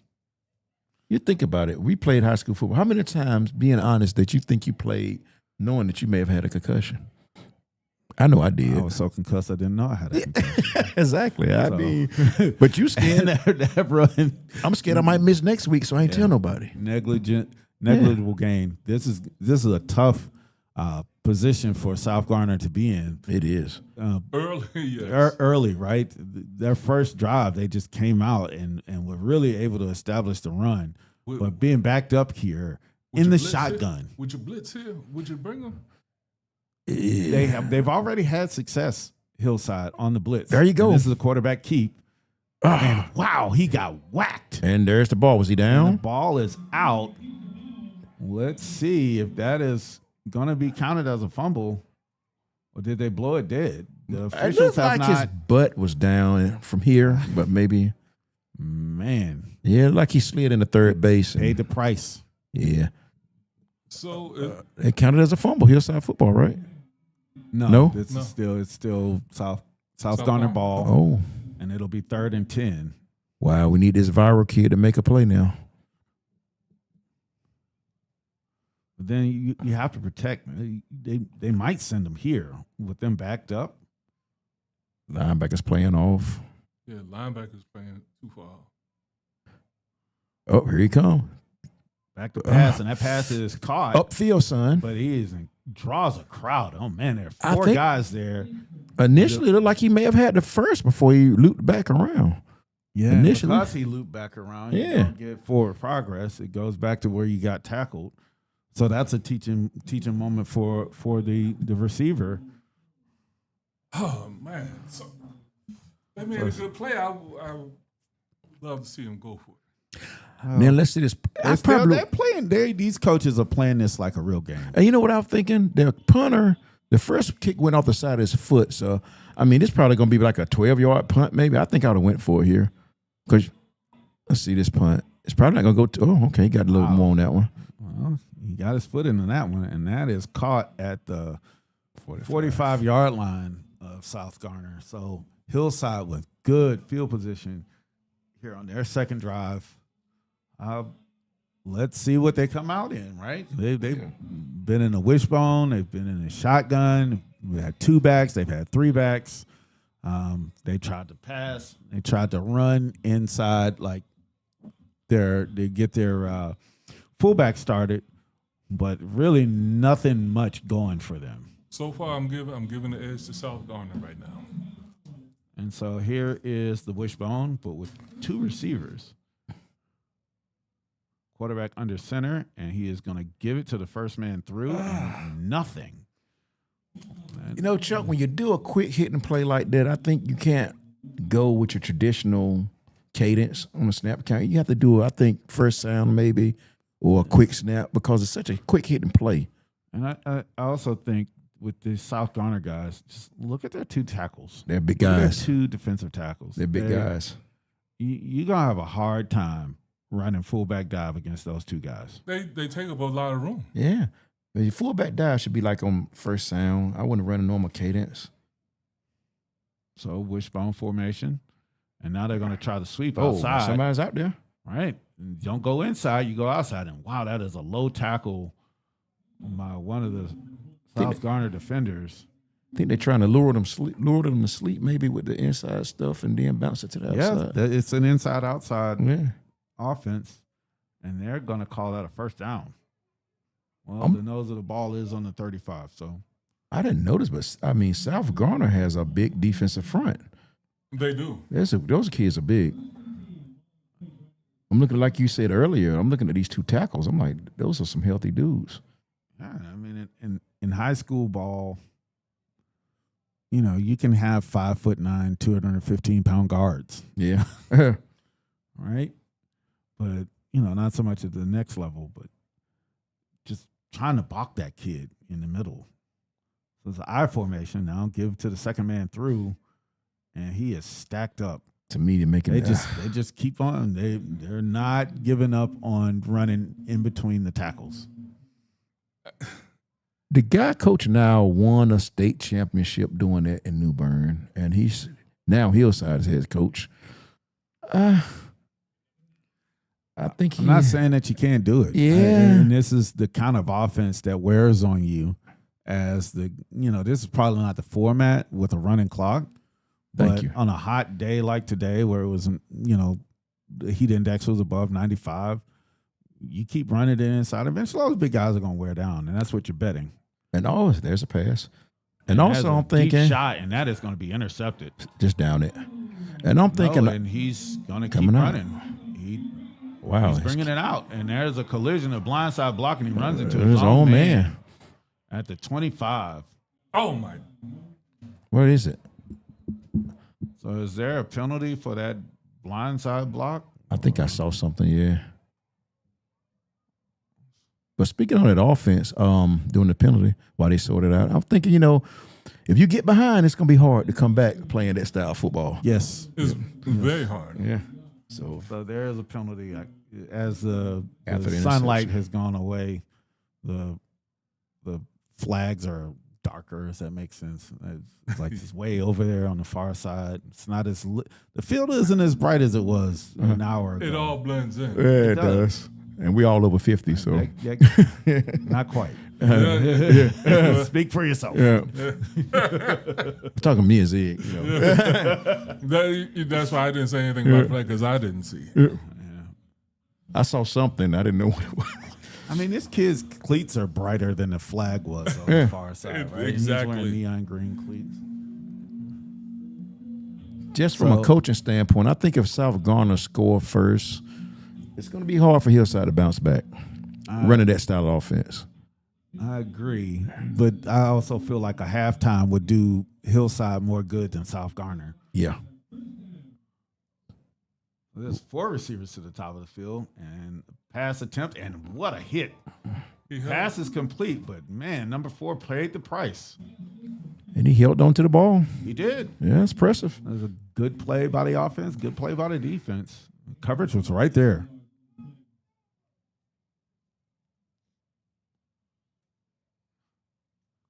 So these formations that South Garner's running, 4 receivers to the wide side of the field. Wow. So you Mr. Viral is one-on-one on the backside, on the short side of the field. I see. And you look at all the different guys that Hillside has to shift to the wide side of the field, give you a one-on-one on the backside.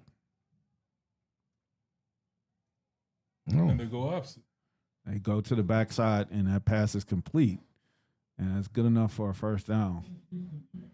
I see what they're isolating this guy, this kid. They're absolutely isolating him, and they're trying to limit the help from the safety.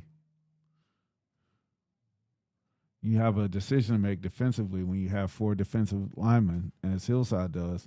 You're going to bring that backer out to deal with these 4 guys, and they didn't, so I would expect the ball to go to the 4-man side, and it does. And that is a Whoa, dangerous. dangerous pass. Dangerous pass. That was intended for number 7. Yes.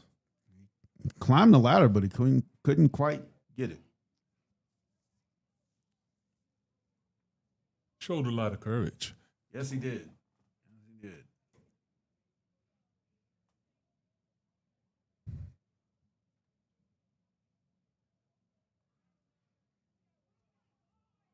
A little bit of a lull in the action here. And so South Garner is going to change the formation. They have 3 receivers to the wide side of the field and pistol backfield. And the give is to the back through. And he nice. had a crease. That was a great play by Hillside. If he misses that tackle, He was going to the house. number 4 is still running. Yes. And so that'll bring up a 3rd and long. And we are at 3 minutes to play here. And are we calling a timeout? We are calling a timeout, but I don't think the clock stops running. It's still a running clock, even though it's a timeout. I feel like we're seeing like, kind of like punch counter punch between these two teams, but nobody's really landed anything big. So I agree totally. I think that Hillside is throwing its best combinations, and South Garner has absorbed them. The offense that they've run is designed to wear the defense down. I don't think if they score immediately, great, but I think they're planning for the next couple of series. Yeah, I agree, and I also think if you're Hillside, how much of your offense do you really want to show?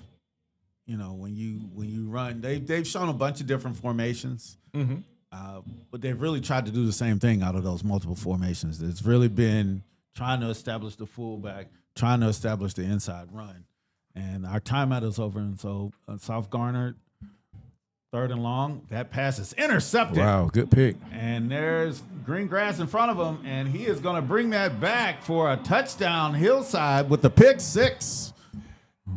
Brilliant. Nice, Coach Holmes. Man, He stepped right in front of that. Hit him right in the chest. He read that all the way. He read it. He read the quarterback's eyes, and he made a jump on the ball and pay dirt. He ran with intention to score. Yeah. I love that. I absolutely love that. Yes, he just wasn't happy with the pick. He wanted the house call. He wanted the house call. And Hillside, as you say, that aggressive defense that Hillside is known for, strikes first blood here and puts Hillside on the board. So we were talking about punch, counter punch. How about that's a haymaker from the defensive side of the ball. Yes, sir. Jadon Lilly caught that. That was the kid's name. And he just took it to the house for 6. Jadon Lilly is one to watch for this season. He is also a track guy. So and you can tell by the way he ran. Yeah, he's a track guy that plays middle linebacker. just think about that. But that again underscores the premium that you have on speed in this Hillside defense. That was an excellent play. So here we have the extra point attempt, and it is no good. No good. So South Garner didn't bother to put a rush team out. So it's 6-0 with 1:25 to play here in the first half of the 3rd game of the inaugural, right? The first annual. Yes. Bull with City more Classic. to come. Yes. More to come. Stay tuned. This can't be the only Bull City Classic, right? It will not be. We got to do it again, right? It was a great opportunity for these young men and their coaches, and we've seen some good football here through 2.5. I'm gonna say 2.5 games, 2.5 scrimmages. So now, question for South Garner is, you just gave up the pick 6. There's 1:25 to play. Do you just sit on it? And I don't think they will. Like, give it to number 4 a couple of times and like run the clock out, or do you try to get that quarterback back on track and attack the defense and throw the ball down the field? Well, when you get kicked off a horse, you gotta get right back on. You can't be scared, right? Yeah. So let's go right back at them. Keep doing what we do. Okay, I agree. To a certain extent, you don't want to destroy your quarterback's confidence in a scrimmage, but I think because it is a scrimmage, you have more leeway. Exactly. When you start doing this next week, then maybe we just take it to the half. But here, this is still like kind of a glorified practice, right?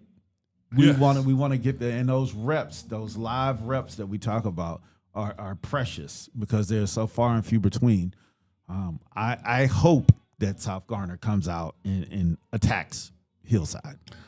Chuck, at this point, I think I would come out and attack. Like Zig said, you fall off the horse, you got to get back on. Gotta get off. Yeah, Gotta you want to come see the mental toughness of your quarterback now. Like I said, in a scrimmage, glorified practice, I got to see what my quarterback's made out of. How do you bounce back?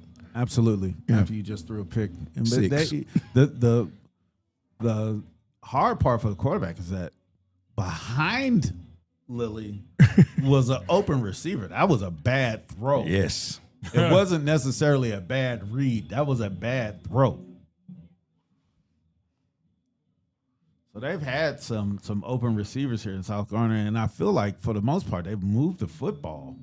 But here we are, Hillside with a 7-0 lead. And so they give it. Wow, to the great running run. back, and that is a nice stick by the safety that came up and met him in the hole at the 25-yard line. That's That's the smallest guy on the field. That's the young man I was speaking of, Eric Bonner. Swiss Army knife? No, he's the one with the biggest heart. Oh, okay. Wait, What number what's is he his- wearing? I can't see. It's number 3. Okay. So he just recently received an offer from Davidson. Okay.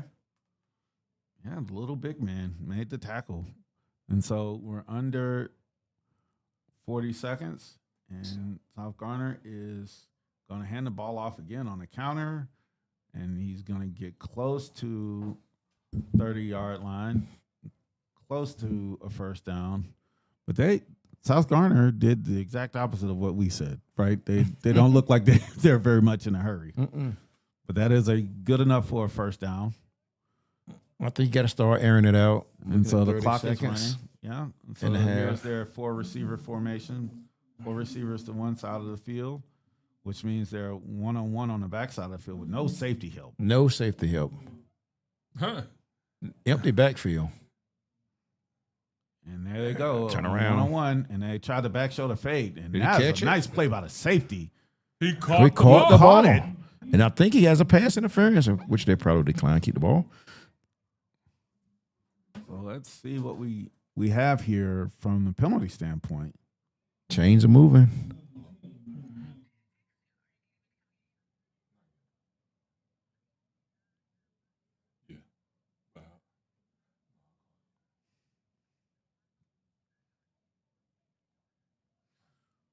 So they started with 5 receivers on one side of the field, and now they start with 12 guys on the field.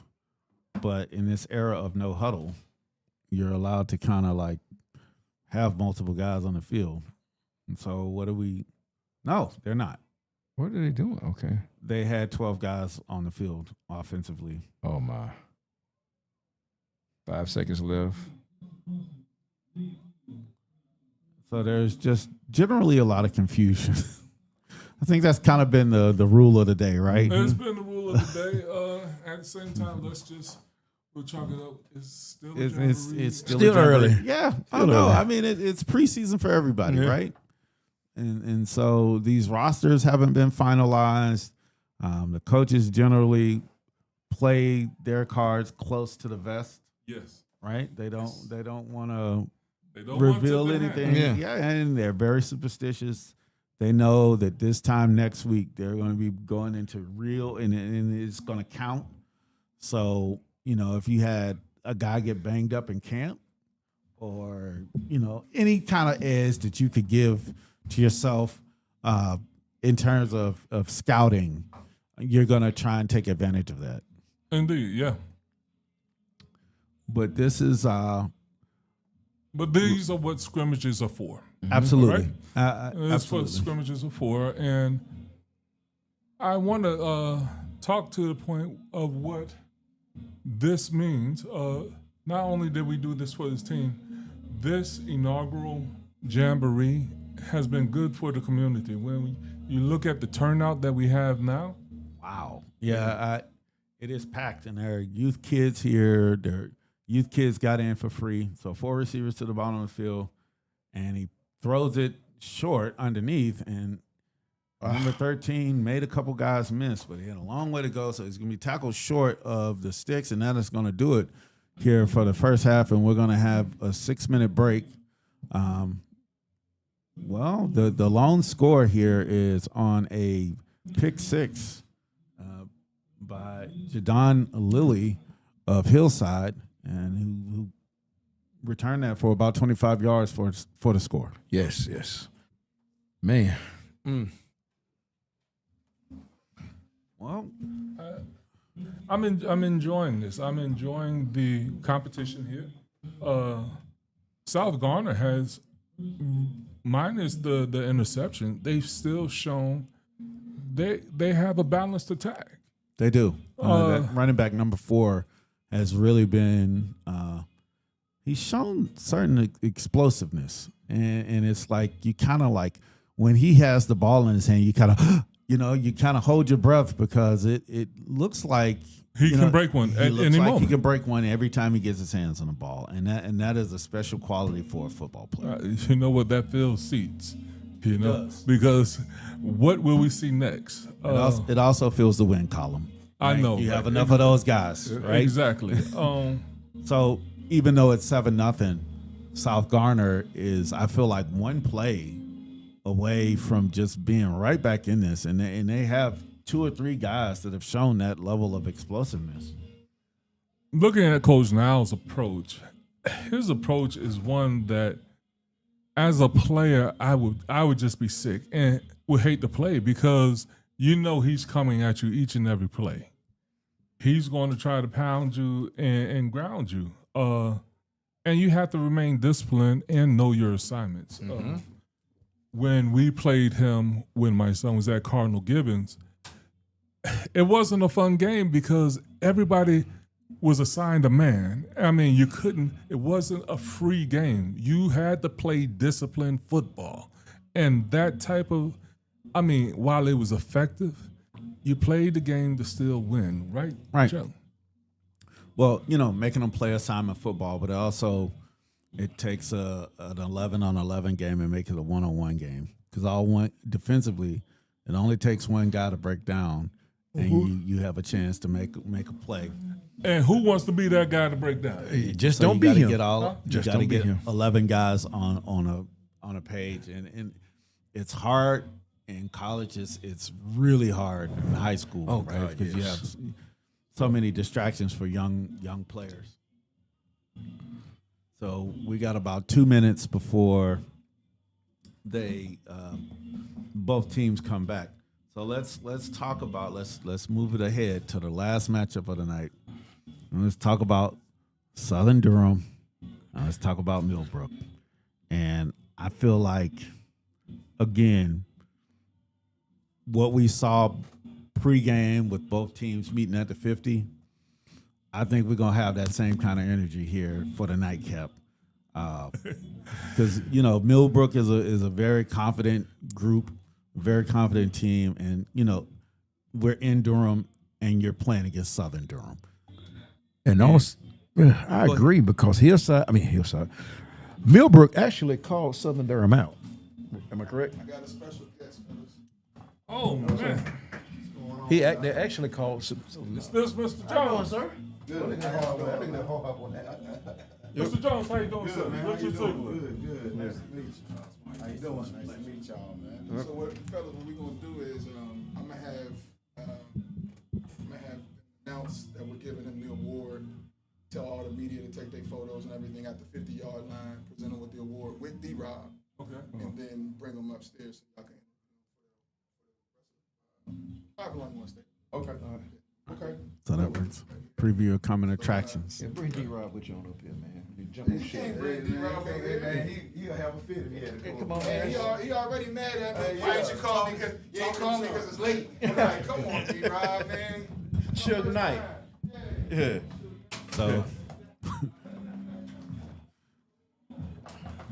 So we will have a special guest here in the second half, and I guess will kind of lean on you, Durham guys, right? Okay. That know I did some research about Coach, but he is about as Durham as Durham can get, right? He's Chuck, and I wish everybody could see, but here in the Bull City, we have this thing where we put our fist up and the thumbs out to represent the horns. Bull City. Okay. And when you say about as Durham can get, Adrian Jones is a graduate of Southern. Yes. Correct? Yes, sir. D-Rob used to coach him over at Central. Okay. He's a champion coach. He's won the state championship. And it's like, it is an honor to actually recognize him as one of Durham's own.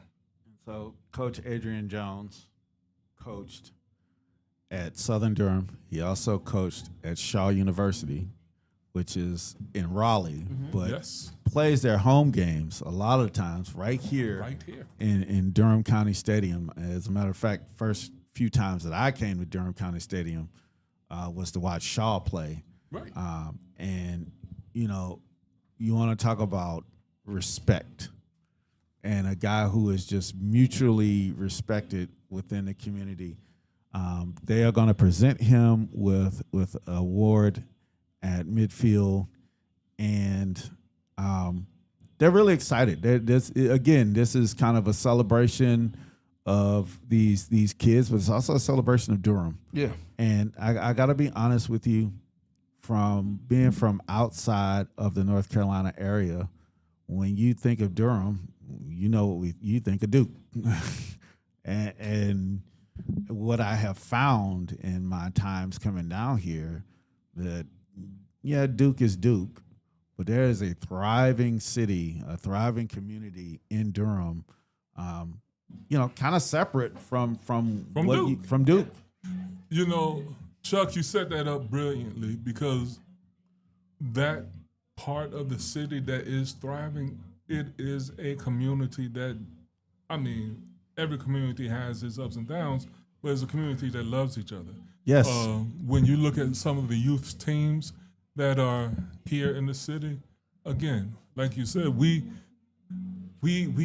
raise these kids together. It's a true village. And so this we have restarted. Yeah, he's still running. Huh? So you can tell the energy. Yeah, these two teams have a lot of energy towards each other, and he's it's still good. running. He's still running. You know what? Next week, this is still a dress rehearsal. This is the final dress rehearsal for these two teams that have high expectations for 2025. I'm sure that both coaching staffs were looking forward to this, because this is how you want to start off, or kind of, this is your final dress rehearsal for the season. This is you want a tough opponent, and to get you ready for the season. Yes. And so Hillside will start, and this is a version of the wishbone, but it's in the pistol. So it's three running backs. How many formations have we seen tonight? At least five. Wow. And there's a dive, and the quarterback keeps it. Oh, and he's the going. quarterback is going, and he is brought down, but not after a 29-yard gain for a first down. That was the quarterback keeper. Excellent. And that when you run, fake the dive, eventually the quarterback keeps it, and he's up the seam. And that's exactly what happened. Trey Belcher showed off wheels with that play. I think that's kind of the madness to the Hillside offense. They're going to lure you to sleep with the inside tackle or the outside run. And just when you get comfortable, the quarterback's going to keep it. And you know what happens to those big guys when they have to chase that quarterback? Look at their tackles now. Hands on the hips. Mm-hmm. Stand up straight, son. Yeah, we weren't allowed to do that. Yeah. But a big play here on first Is it down. penalty? No penalty. No penalty. Okay. This has been a pretty clean game. Let me not jinx myself. There you go, Chuck. Yeah. There's another formation. Yeah, it's the same. It's the same inverted wishbone. And now the give is to the second man through, and he doesn't fare as well. He was held up and only gained about 2 yards. The ball came out late, but the play had been blown dead, and now there's some extracurricular activity, and there's a late flag. Come on, man. There's the clean game. I'll take that one. I'll take that L, as they say. That's my bad. I'm sorry. Chuck, we just want you to think about it. Don't worry about it. But I didn't hit anybody after the whistle. I know you did. I'm up here with you guys. We're getting along great. Exactly. It's just the thought of a clean game. Yeah, I mean, knock on wood, right? But that's what the coaches want, right? If you interview them, what do they say? We just want to good, play clean clean, game. good football. Yeah. We just want to get good look. Right? They say the same stuff, right? Nobody says we want to hit people after the whistle, we'll get a 15-yard penalty. But it happens. Mm-hmm. It happens. So you give half of that run that you got on first down back. God, these penalties, man, they hurt. Yeah. And not just you, it hurts your entire team. Yes. And so, that's part of the lessons that you learn in high school ball, is that it's not about you. It is about your entire team. So substitutions along the defensive front for South Garner. And talk about two of everything. Goodness. Some big boys over there, man. Look at What we got here? So a rare huddle for Hillside. And they come out in a shotgun with the receivers to the bottom of the field. So yet another offensive formation for Hillside. Man in motion into the backfield. The give is to the halfback, and he slips through a hole. Good. Nice Oh, move. he gone. You're not catching a And kid from Hillside. you're not catching him. You're not going to catch a kid from but my his God. His teammate own caught him teammate and caught tripped him up, and both guys are down. That is a very dangerous looking play. He did not see his teammate hustling downfield for the block, and he is still down. There's his leg. I don't want to speculate. But look at his left leg. Yeah, the trainers are out.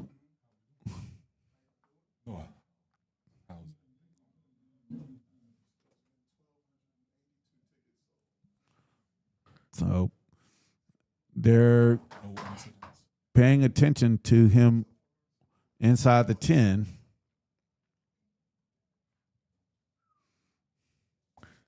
Yeah, he collided with his own man. Yeah, and it was one of those blindside things that those are the worst hits in football, are the ones that you don't see, or the ones that you don't anticipate, because you take them full on and you don't really protect yourself. So what was really an explosive run, really a brilliant run. brilliant. And Yes. unfortunately, he is down, but now he is getting up, and Yes, Good, good it's to see gonna this get young a- man is up. hopefully it's just something where he got the wind knocked out of him, because that was a pretty violent collision. But he is walking Gingerly. with a slight limp, Yeah. but probably more scary than anything permanent. So he is He up. showed good speed man, and explosive. explosion. Oh my goodness. The way he got through the hole again. And that first cut to make the man miss was excellent. So Hillside, back in the wishbone, runs the power. Wow. If that kid didn't make that tackle, it was off to the races. That was an excellent play Yes. by South Garner. They do well stringing plays out. They do. And I think, if you're a perimeter player for South Garner, knowing what you have in the middle, you can expect plays to bounce out, because you're not going to make a whole lot of living running those two buffet busters they got in the middle of the line. Oh my. So now we come back to the spread.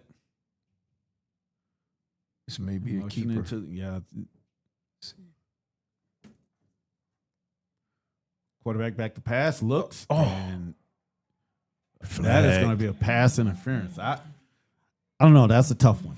I didn't I see thought it. that was good coverage. I did also, and he got there at the same time the ball did, but And the ball was a little bit off target, but again, it's not an automatic first down in North Carolina pass interference. And so this is going to be half the distance to the goal, and it's going to be second down.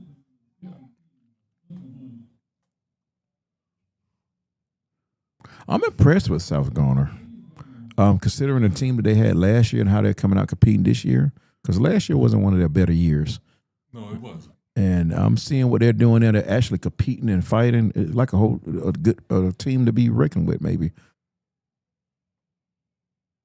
So I formation, give to the second back, and again, Now just, you know it's coming now. man, nothing doing. It's just that is a brick wall of a defensive line for South Garner. And we are under 17-15 to play here. Hillside leads 7-0 on the strength of a defensive touchdown. No offensive touchdowns in this third contest of the inaugural first annual Bull City Classic.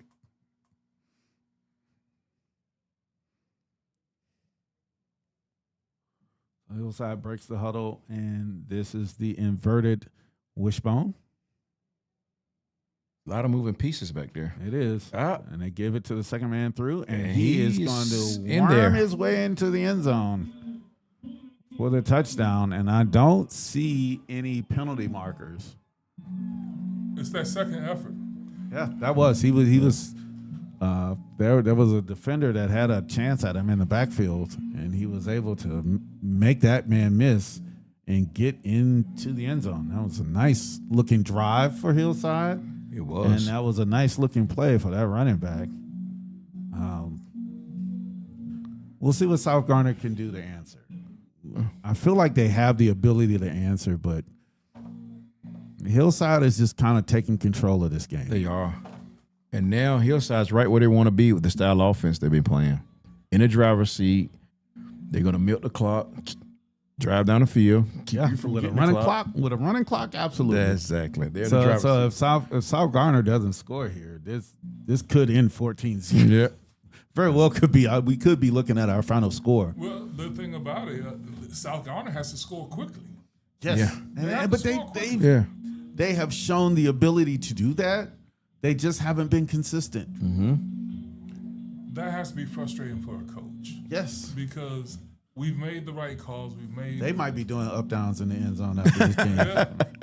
We already had one coach make their team do up downs. Really? Yeah, we not doing up downs though. Yeah.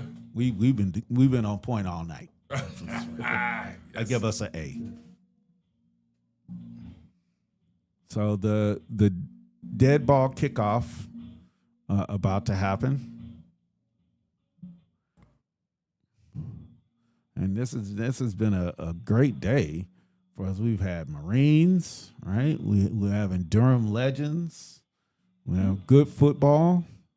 And the community has supported us tremendously. These stands are full. To that point, give yourself a hand, Durham. Yeah, absolutely. Bull City, stand up. Yes. I know that the capacity for this stadium is somewhere a little over like 5,000 or 6,000 people, Yes. but that's both sides. Yeah. This was only available for one side, and this side is full. Can you imagine what's going to happen next year? Yeah, Wow. only going to get bigger because the response from Durham and the Durham County Sports Commission has been fantastic. I mean, at some point, we would like to interview Coach Ken Blocker, but he has been running around, so I don't know if we will get him on. But South Garner has the ball at its own 20, and they're going to start with a run. And there's number 4, makes a couple man miss, and he Wow. makes another man miss, and that Way to move those legs, big man, guy. he just keeps churning, and that's what I mean with South Garner, man. That was a play that was dead in the backfield, and he gets 12 yards out of that. Like Sean said, he kept his feet moving. He wasn't going to be stopped. Every time that young man puts his hands on the ball, you think he has a chance to take it the distance. He has the wow factor. Yes, he does. No safety So here that was a 15-yard. for Hillside. Huh? Now the Everybody safeties are in the box. Yeah. Got the kid isolated. One up Down at top. the ball. There he is. Let it rip. And he does let it rip, and that was a poorly thrown ball. But he came Receiver back. tried to come back for it. Yeah. He made a heck of a play just Yes. to try to come back and get it. He did. That receiver, he's Yep. different. That wasn't the best pass, but like Richard said, that receiver, he tried to make an adjustment to get the ball, which was thrown out of his range initially. I feel like it got away from the quarterback. What I'm looking at, if I'm a college recruit, he tracked the ball very well. He made the Absolutely. adjustments, Yes. and he showed Yes. speed. He's open. You just got to get it to him. All right, number 4, we calling you. The Hillside showing blitz. Back to pass, and this is a short pass. Oh, he alligator on that one. Yes. Yes, He didn't want that. Yes. Oh, come on, big guy. And he saw number 4 and just stuck a mid out there. And that, I gotta be honest with you, that's a tough collision, but that is what you That's what you got to make. get paid to do, right? That's Yeah. what you make your money as a receiver. That's what you signed up for when you said, I want to play Absolutely. receiver. So that wide receiver screen goes nowhere, and now it's 3rd and 10. Wow. So, Chuck, you think if they don't get the first, they go for it here? Got to. And that is a deep pass. Man, he overshot everybody. And threw in a double coverage. And his quarterback's got a cannon for an arm. It came out with a lot of velocity. Yeah, right? it just doesn't always really know where the ball is going, and they're going to punt. They're not getting this ball back. I'm just going to put it out right here. No, Hillside's going to With grind 11 minutes to go, and the way Hillside runs offense and a running clock, That's it. Yeah. I don't think you're going to get another set on offense. That's what Hillside think. They want to score on you and keep the ball away from you. Can't score without the ball. And that is going to make this Hillside partisan crowd very happy. Decent punt. It is a decent punt, but it lands at the 35. Are they playing a punt where it lands or? So They get they've it. kind of first it was where it landed, and then I don't. This ref is just kind of wandering aimlessly, Yeah. right? He's all right. So they marked it at the 32. It landed at the 35, right? They marked it at the 20? 20, not the 32. I'm sorry. The 20 look like the it's ball was on the 20. The Hey, 20. That's where it was fielded. Yeah. Now, originally, that was the plan, wherever it was fielded. But a few times, Yeah, we over saw the that, course of the right? day, that they marked it where it landed. So 10 minutes running clock, Hillside with a 2-score lead, 14-0, and this is Hillside grind them out territory. 2 backs in the backfield, give to the first man through him. Wow, Now, if I was nothing. Nothing. If I'm South Granville defense coordinator, I'm just going to come to the line of scrimmage with my fist balled up now. Man. They just dare you to run it at this point. Yeah. Oh my goodness. And The entirety of the defensive line for South Garner made that tackle.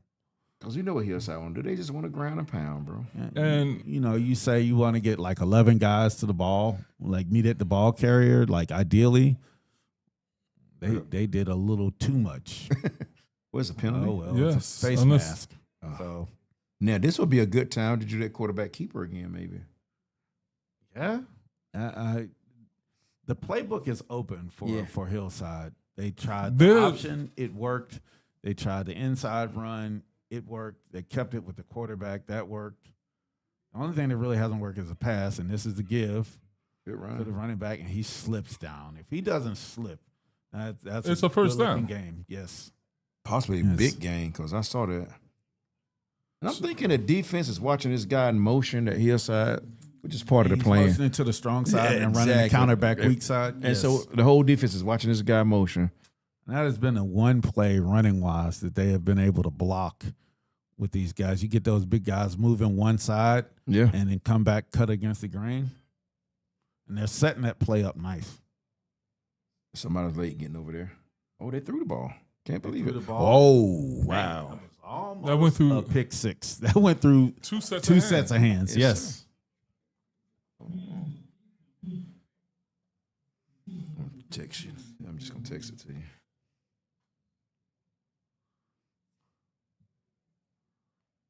So a big third down here for Hillside. Maybe South Garner will get the ball back. This We'll is the see. determining factor. Yeah, we'll see. We'll see.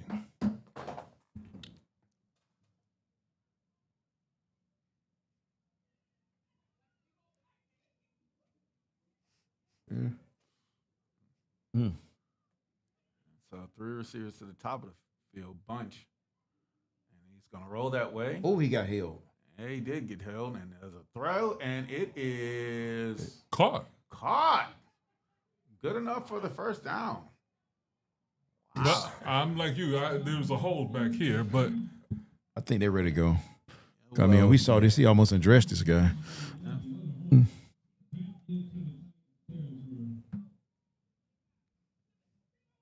I couldn't even see the ball. Our next door neighbors are having a lot of fun. Oh, I thought. And I feel bad we weren't invited. I bet you they got pizza too. Yeah. They did.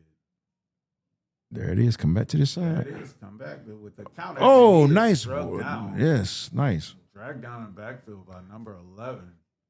No penalty because that was not a horse collar tackle. That was he grabbed him by his waist.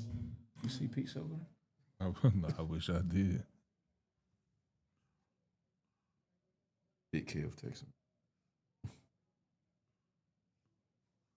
So that'll make it 2nd and long.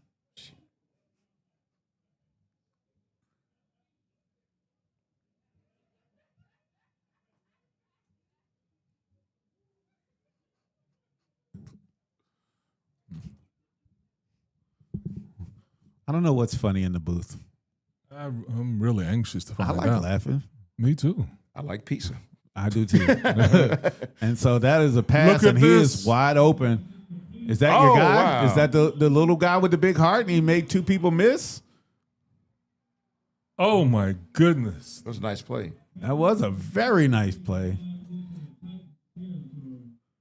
Again, the smallest guy on the field makes The a biggest big play. Yes, absolutely. Hillside's going to come away with this with a lot of confidence I will. because they have looked just. And I heard they had a good Tremendous. showing last week. They did. They got a lot of different ways to get to you offensively. So they had a good showing against Mallard Creek. Wow. Well, I mean, it's not surprising that they're very well coached. And here's the option, and he's oof. That is a dangerous looking play as he is ripped down by his shoulders on his leg folded under him, but he is up. Did not get an opportunity to get the pitch.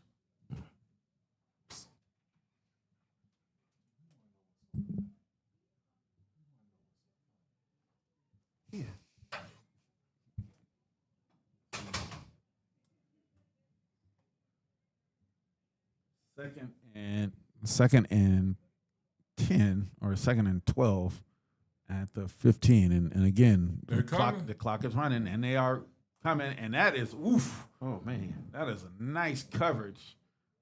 Had his hands on the ball, but he was quickly separated from the ball by South Garner defender. These South Garner defenders, South Garner defense, not really giving up. They look stout at times. They've given up a couple of long runs that I'm sure is going to frustrate them and frustrate their defensive staff. But most of their plays have been very good plays. Chuck, let's look at it. Hillside had the ball at 9+ minutes to go. I told you they wasn't getting the ball back. It's now Yep. 3.5 And a running minutes clock? Oh, man. Wow. And that pass is incomplete. Now, they might get the ball back because Hillside is passing the ball, right? left. Right. But your last best chance to try and actually win this game or win the scrimmage or win this contest was when you punt it. And, you know, they've run 7 minutes off this clock, and it's a running clock. And this is a team that really runs the football, run it well, and they've run really well tonight.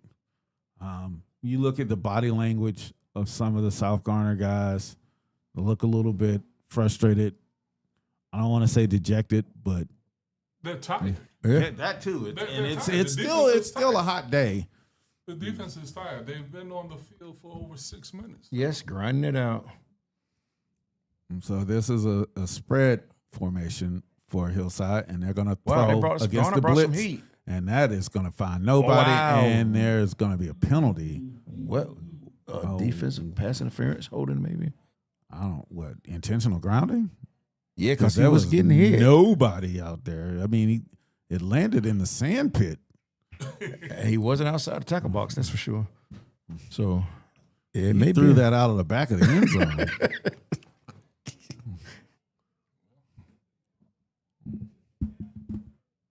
Oh, is that illegal hands to the face?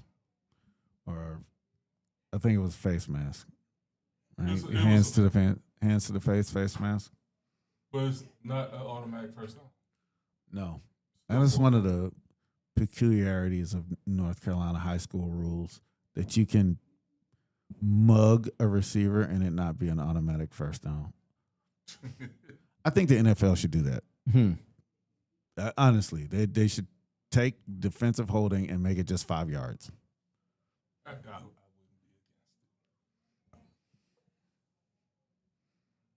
against Bill Belichick, if you're listening or watching, hey, he might be here. You know, this is his new job now. Yeah. He got to make the appearance at the Hillside South Garner game, right? We brought the talent to one place. We might try to swing some of these commits out here. That's it. Good Swing pass.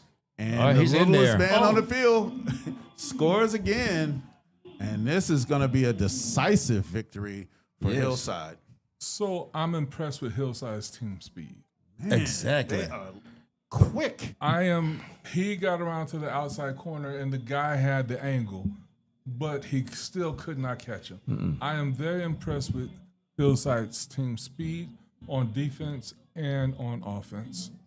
Overall, This has been, I would say, a command performance from Hillside in front of a lot of their people, right? yes. In front of their crowd. They have taken a South Garner team, which is fairly talented, as we can see, has some, high level Division I commits, and it is 21-0. I'm really impressed by Hillside. And I was thinking earlier when that kid was running, and I saw the kid's chat, I said, you don't catch a kid from Hillside. Hillside has been known for speed forever. So the only way he was caught was by another kid from Hillside. But yeah, exactly. The collision. Let me tell you. That is probably the hardest hit that they got tonight. That's true. Let me tell you something. I am looking at the side here, not to take anything from the Hillside South Garner game, but we see the cheerleaders from Southern lining up, and we see the Army from Millbrook over there lining up. It's palpable. Yeah, it is. The energy is palpable. You can cut this with a knife. This is a scrimmage in name only, and it feels like the main event, right? Yeah. It's like that time, right, when it's like, all right, where's the ring walk for the main events guys about to come, and you see it starting. The cheerleaders are lined up, the players are ready to run on the field, both end zones. This current game is decided, right? Hillside, they came and did work, and we wondered how it was going to go. and it was answered They answered the question. Yes, they answered Decisively. the bell. Yes, absolutely. decisively. Defensive score, 2 good drives here in the second half offensively. Garner kind of couldn't get out of its own way tonight. That's what it felt like, and that's what it looked like. Now, with that being said, after watching this game, Coach Now did not play a vanilla offense. No, they threw the book at him. They threw everything with the kitchen sink at him. And another thing I want to take away from this Hillside offense, these guys showed us tonight that old school football still wins games. Yes. They huddled up. They ran the wishbone. They ran the wing tee stuff we haven't heard of at the high school. Everybody wants to run the spread. Yeah, everybody wants to These spread. guys are running downhill runs inside, in between the tackles. Yes, Absolutely. it still wins games. Quarterback is actually under center. So screenplay. He- Caught. He ain't going for. Oh wow, he broke free, and I think He's gonna go. It's Hillside track team. He's got He's him. gone. Is that a flag or is that something yellow on the field? I need my binoculars. I know. I saw better when the light was out. Oh yeah, he picked up a flag. So I don't know if this is a post-play celebration or if this is during the play. So we'll let him sort it out. But that was an impressive catch and run. It's an 80-yard touchdown on Is a that wide receiver viral? screen. That might have been viral.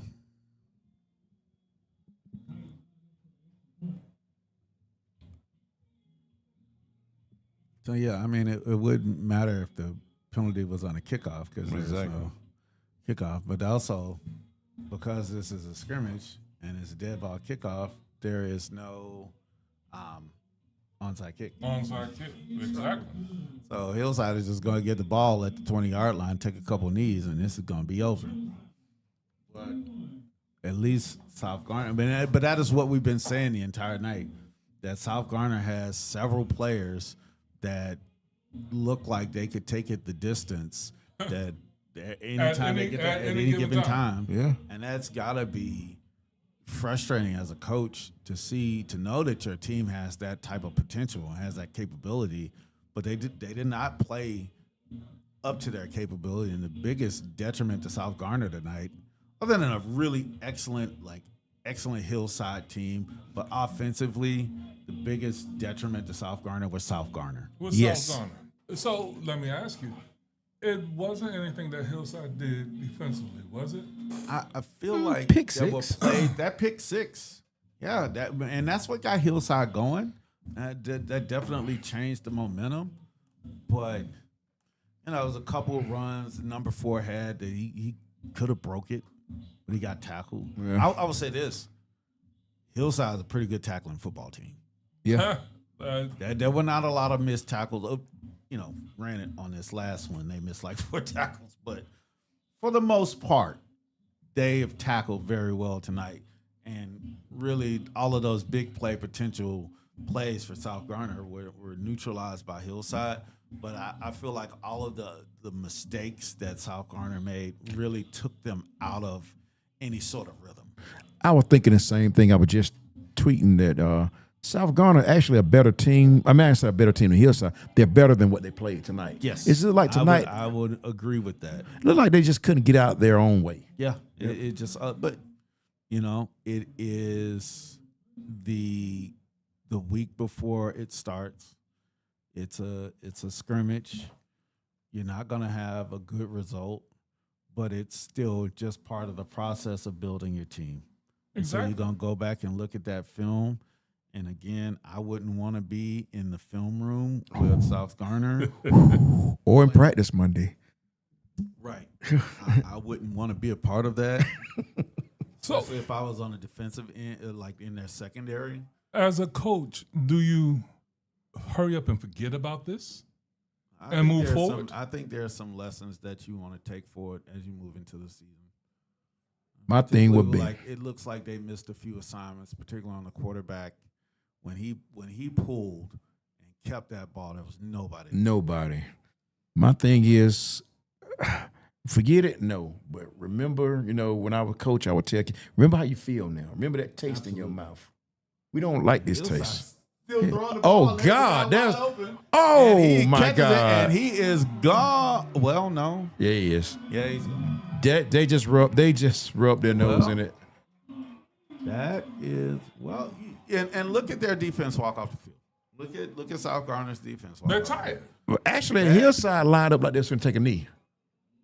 They got They came out in that wing T formation. They did. and with 2 receivers. So you can and again, there's still time on the clock. You play the play. You play it.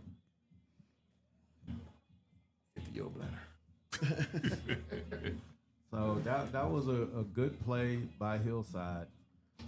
You got to give them credit. It's been an impressive offensive showing. Did for you them. see how open the wide He receiver was wide open. He was wide open. But again, that's what I'm saying with South Garner. It's like you gotta stay focused the entire game, and that speaks more to your character than your ability. True. And so for me, if I'm South Garner now, offensively, we got 56 seconds on the ball. We got a chance to answer and give a good account of ourselves. But Hillside's got to be pleased with how they have played tonight, how they have performed, particularly offensively. They showed a lot of different looks, right? They have. They used a lot of different skills players. We've been talking about two of everything tonight, right? That's been a theme of the night. Two of everything. Hillside's got a little bit of everything. Let me ask you, Chuck. We're not the coaches, and we're not in their heads as far as the game planning. But from the spectator and the casual fan, if you had to give Hillside a grade tonight, what would it be? Got to be an A, right? I mean, just all around. I'm sure there are some things that they're going to want to clean up, but you won. You had a big showing here in front of this near capacity crowd, very vocal crowd. A lot to build on. Now, is this the game that you want to win? Like, are they handing out the trophy tonight in August 16th? No. But I think the ceiling for this Hillside team is very high. I think that you walk away from this feeling like we have the ability to go into any environment and compete. I agree. I totally agree. While you give them an A, I'm going to be a little bit more critical and give them maybe a B. Oh, man. Simply because... Tough grade. All right. I want to hear this. No, simply because... So, yes, to the points that you spoke, they performed in front of a near-capacity crowd. And this, even though this is a scrimmage, they treated it as a game. And they performed as such. However, when I look at the quarterback play, it's not that I'm being critical as far as my observation. They did miss a lot of passes. A lot of passes. Whether it's the route running or just the quarterback missing, it has to be sharpened up. And this is the running. Oof. And he is stood up at the 25 line. And they're still playing. They're still flying around to the ball. So the intensity with which Hillside is playing in this scrimmage, again, is only going to become even more next game when the season comes. And that's why I said, like I was giving them an A because this, we know that this doesn't count. But, man, they have been flying around defensively. They made a lot of big plays offensively. About as complete a game as we have seen here tonight, right? I thought Roseville probably had the best. Like if I was ranking, I would say Roseville had the most impressive showing. I wasn't impressed with Roseville because they weren't challenged. Okay, that's a fair assessment. That is fair. They weren't challenged, and they pulled good cop, bad cop. Huh? Man, my question is, big fella, could you say the Hillside was challenged tonight? I mean, South Garner came off of... For about 5 minutes, 6 minutes, right? No, seriously, the first 5 we were saying, it was like punch, counterpunch, and next thing you know, Hillside just... Land a haymaker. Now, the thing about it... 28-7 your final, just to set everything. Oh, yeah. Okay. The thing about it, we all marked in the beginning how intentional both teams look. We talked about the pace. Yes. Even the way South Garner was running to the ball to line up. Yes. Again, it was very intentional. Hillside matched the energy, and they won. Roseville wasn't challenged. Anytime they ran their second and third string, and almost that is a fair point. Yeah, almost their they JV ran team. with their backups and their JV for most of the game. But Roseville had three of everything. That first team, that first drive, it was just like, yeah, this is how we run it with our JV team. Yes. So they kind of showed like we're one of the stronger teams in the state. That's why I said it was the most impressive because they had the highest reputation of this the team. This might be somewhere. This might get ugly. Right? That might get ugly.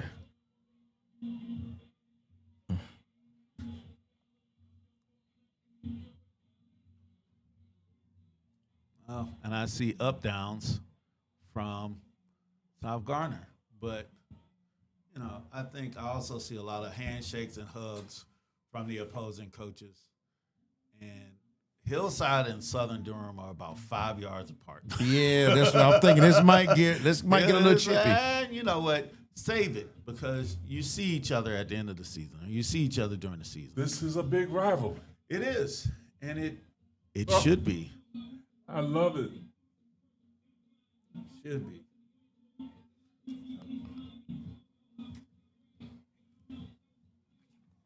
Yeah, go ahead. Yeah. So what do you think about this next game coming up? We got Southern Durham facing off against Millbrook. I mean, this is going to be an intense game because, one, if you remember at the beginning of the matchup, you and Coach Block both said that Millbrook said we want Southern Durham. And D-Rob said anytime, anywhere. And so this is what we got. Be honest with you, my assessment of Southern Durham so far has been high-powered offense. Defense, we're going to see today. Maybe they made some adjustments after the high school OT, Wake Forest, but we're going to see. I know D-Rob, but Coach Darius Robinson is affectionately known as D-Rob, is a defensive-minded coach. So let's see if they got those things cleaned up from last week. I'm sorry, folks. Last week. And we're going to see. What do you think? Well, I think it's strength against strength. I think it's going to be Southern's high-powered offense with their key starters versus a very, very, very good Millbrook team. Millbrook team that will rival Roseville. At the same time, the questions will be answered. Is the defense up to the task? Southern's defense, that is. And is Millbrook's offense up to its task? So It's going to be interesting. I think with that being said, you think this would be a good measuring stick for Millbrook's defense going against a high Southern offense? Could if you were a defensive coach at Millbrook, you say, okay, these guys got Tyson Broadway at quarterback. They have a good running back, Kamari Holloway. They have Jonathan Dillon and other pieces, and the Swiss Army knife is Lance. So they have the pieces. So you think that defense is a measuring stick for how good their defense really is? Well, as we saw in the last game, Hillside's defense was very intense. Yes. I'm going to measure how good Millbrook's defense is by the level of intensity. I'm not caring if someone like Jonathan Dillon makes a play. I want to see the effort that's been given. That's going to be the measuring stick for how good the Millbrook defense is. Yeah. Is it a paper tiger or is this the real deal? Oh, we shall see, my friend, because we're about ready to rumble in about 6 minutes, man. We're going to see. I mean, this should be a good one. This is the nightcap of the jamboree, of the first annual Bull City Jamboree, which many more to come. I can't wait to get this one going, man. Look at this. Look how Southern's warming up. The coaches are running around. I mean, they're hyped. They're pumped up. Understand that this Millbrook team isn't Corinth holders, all right? So the Southern play to Corinth holders, or will they play up to a Millbrook? Good question. But I actually think that maybe, as athletes ourselves, former athletes, we kind of read the paper. We kind of figure we know what games we should win. And sometimes not good teams, they probably think, this is just a team that's not as good as we are. And they tend to take it light. Just like they're playing Millbrook, they know they have to fight tonight. So this is going to be a gauge to see what Southern Durham really is, because they're playing a good team, a good defensive team with Millbrook. And we going to see. This is going to be a good one. You can tell Darius Robinson used to coach at Central because just the way they spread the field and lined up, and they're even warming up. Again, Darius Robinson, he takes pride in preparation. He takes pride in giving people a chance. And we look forward to see what he's going to put on the field. He and his coaches. Well, we're gonna see. It should be right now. Are they honoring? Coach Adrian Jones. They're honoring Coach Adrian Jones of Elizabeth City State University, head coach of Southern Durham Spartan State Championship team in 2006-3. Yes. So he's being nominated right now. Bull City's own. And he will be up later for an interview, and we're going to see how this goes. I mean, he's leading the community and beyond, as the guy said earlier. This is going to be a good one. I mean, we know kids on both sides of the ball. Yes. And Millbrook has a young quarterback who played in your organization, the Oak Grove organization. yes, and all with the Durham Eagles organization, Bryson Gray. Bryson Gray. Yes. And His so, first year at start. you want to know something crazy? Him and the Southern quarterback, Tyson Broadway, played together Wow. at the Sailor. So, like I said, these kids know each other, which makes it personal. When you talk about full circle, that's something special. Yeah.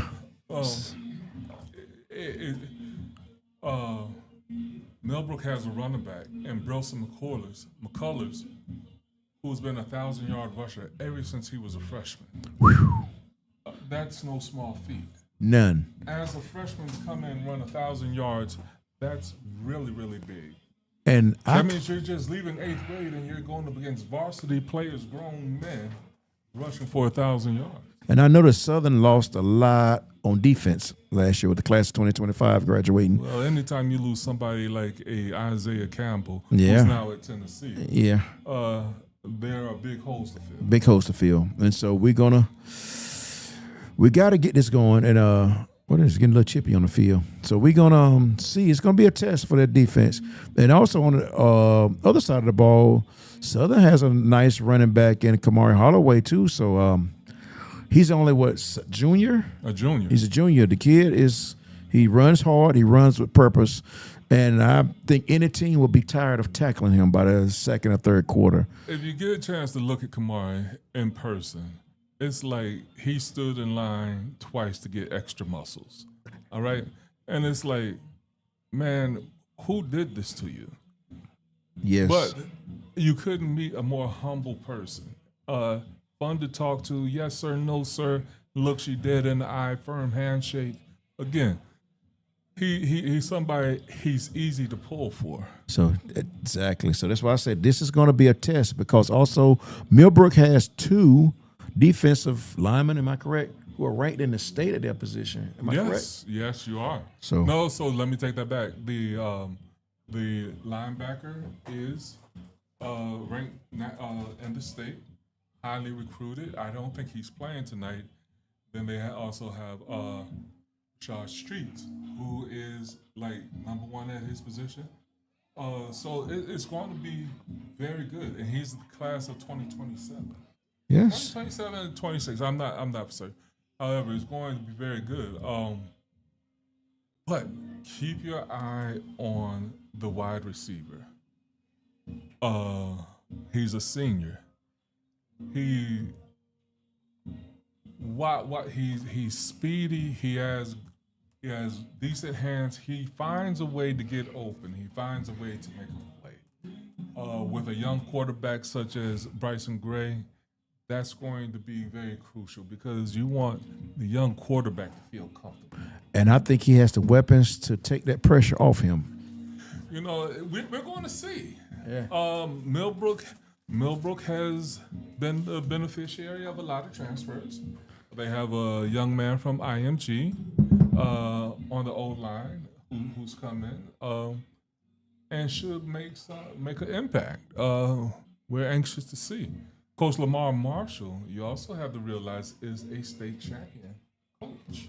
Yeah. He's coached at Mount Tabor. He has over 20 years in the game. So, again, they also have assistant coach Hunter Jinks. Hunter Jinks he's been a headache for any school here in the area. So, again, they're going to be a very well-coached team. The contrasting styles, Millbrook is a blue-collar team. Nothing exciting about them versus A big play team. That's Southern. Southern is, I mean, you know, they have the propensity to make big plays often and early.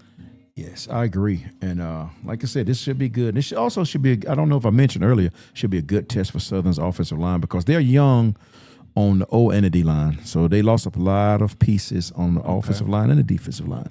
So we're going to see tonight. I mean, I know it's just a jamboree and it's a scrimmage, but I think both sides are treating this And like it has main event energy, right? yes, Yes, it does. And So- just all of the pre-game, I stepped away just to kind of get a look at what's going on here. And, you know, there's people still coming in, trying to get in for this one. And the people that were here for the previous game haven't left. Thank you. And then, you know, there was the presentation for Coach Adrian Jones, and he got a rousing applause from this Durham crowd. And again, a man who is as Durham can be. And then this is his alma mater, a school that he played for and coached. I don't know how you can draw it up, you know, any further to have more kind of like storylines. Tyler Perry would pay for this. Yeah, right. And he this might. would be a Emmy award because again, to recognize one of your own in this fashion and the inauguration jamboree is very special. So we're not going to do a kickoff on this. And also, I'm just looking, we're saying this is a jamboree, but look at the stands. I mean, the stands are full, and both teams, I think, well, I see Southern brought the cheerleading squad Yeah. to a jamboree. You know, Who brings the cheerleading? it's season. It's the season for them too. And those, again, when you think about it, those kids put in a lot of work Yes. to be a part of these extracurricular activities, and it's also character development and growth for them as well. Yes. And like I said, brings the energy. Absolutely, and it is quite the commitment for them. Yep. So They're athletes. we're not quite sure how this is going to start.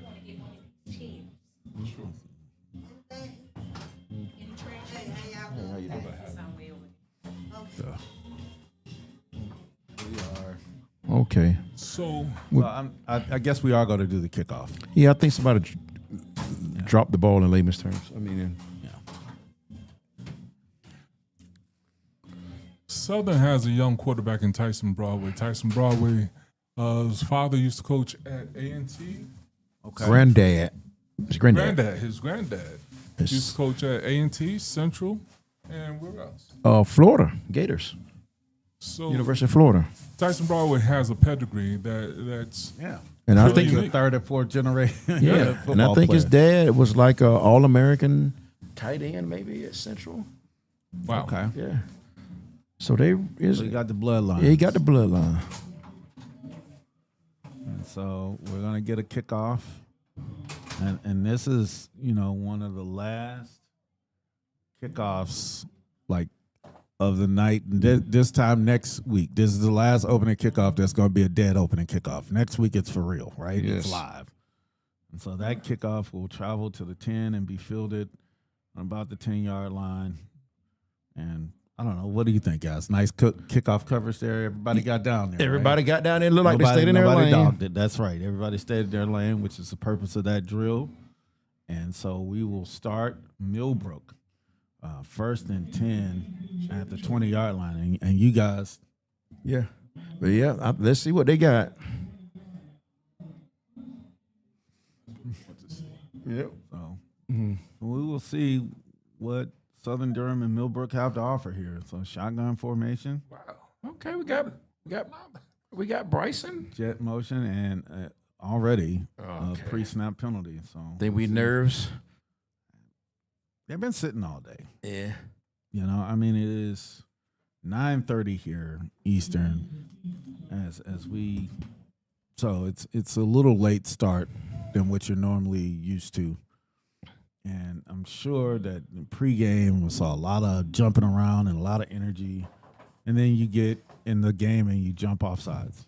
So Southern's running an interesting-looking defense. I don't see linebackers. Are they lined up in A-gaps? They're lined up on the line. They're showing blitz. Okay, let's see if They're they. showing press man on the outside and no safety help at the top of the field. So they just dare you. Aggressive look here for Southern Durham. Okay, they dropped out of it. And there's the slant. Wow. Ping pongs off of You two just want to have to beat me. Yeah. Yeah. And they're challenging them.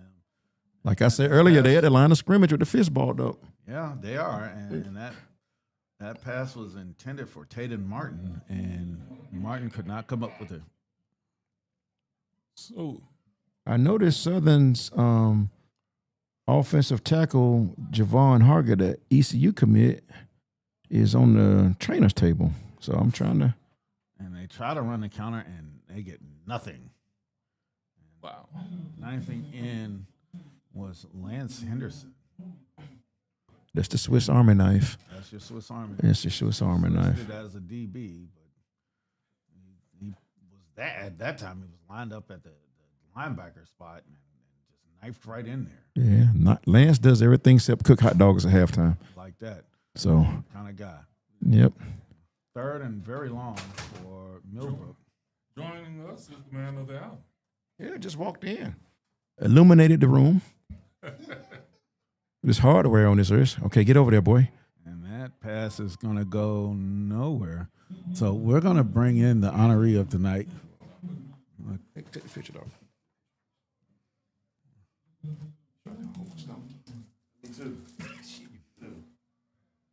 Coach Adrian Jones, who is, again, a local legend, or just not even a local legend, just a legend.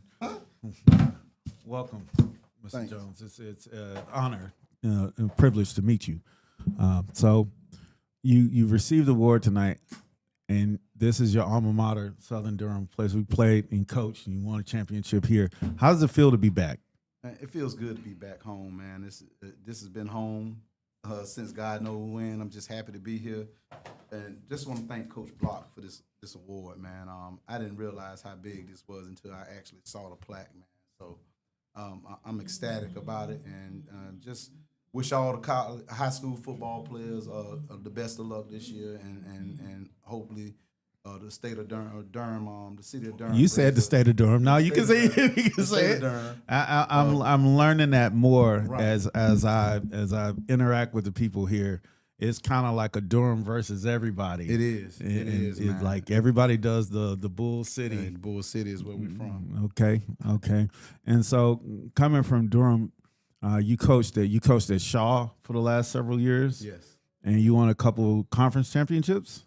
No conference championships. We came close, but That's we're second a couple yeah, times. we're Okay, competitive. close. Yes, yes. And Shaw is one of those numerous HBCUs that we have here in the area. Yep. And you went to NC Central. North Carolina Central, yes. Okay, and you won a championship, right? This is how Ken Blocker described you. Yeah. He said everywhere he's been, he's won. Everywhere he's been, he's won a championship. He's like, I can't think of anybody more in Durham to honor than Coach Jones. He's like, if we gonna do something in Durham, we gotta honor Coach. Yeah, man, it's been a nice run. It's ironic that I've been fortunate enough to win championship at my alma mater, Southern Durham High School, and a national championship at North Carolina Central, and a CIAA championship. So it's been a fun ride. And so now in your coaching career, you've taken on a new challenge at Elizabeth City. Yes. So what are you expecting in year one? Year one, we're gonna surprise a lot of people. People don't realize how good we are. This is a good football team. I got a good coaching staff, and don't be surprised you don't see us at Durham County Stadium for the CIAA championship. And so, you're Division II, and college football, as we know it, has changed tremendously over the last 5 or 6 years. How everybody talks about NIL and the transfer portal as it applies to Division I major, the Power 4 schools. How does that really work for you, being in a Division II school at a CIAA school? Well, it really doesn't work for us. Those guys have to kind of find it themselves. We're trying to work some things out and just try to explore. But the biggest thing is, like you said, it's changed so much. Kids come to the Division II schools. It's almost like a junior college. So we have several guys that I coached at Shaw University that went and played at Liberty, UNC Charlotte, several schools. So now you kind of push, like, if you do have aspirations of going D1 and you didn't get picked up D1, let's start here. Let's groom you.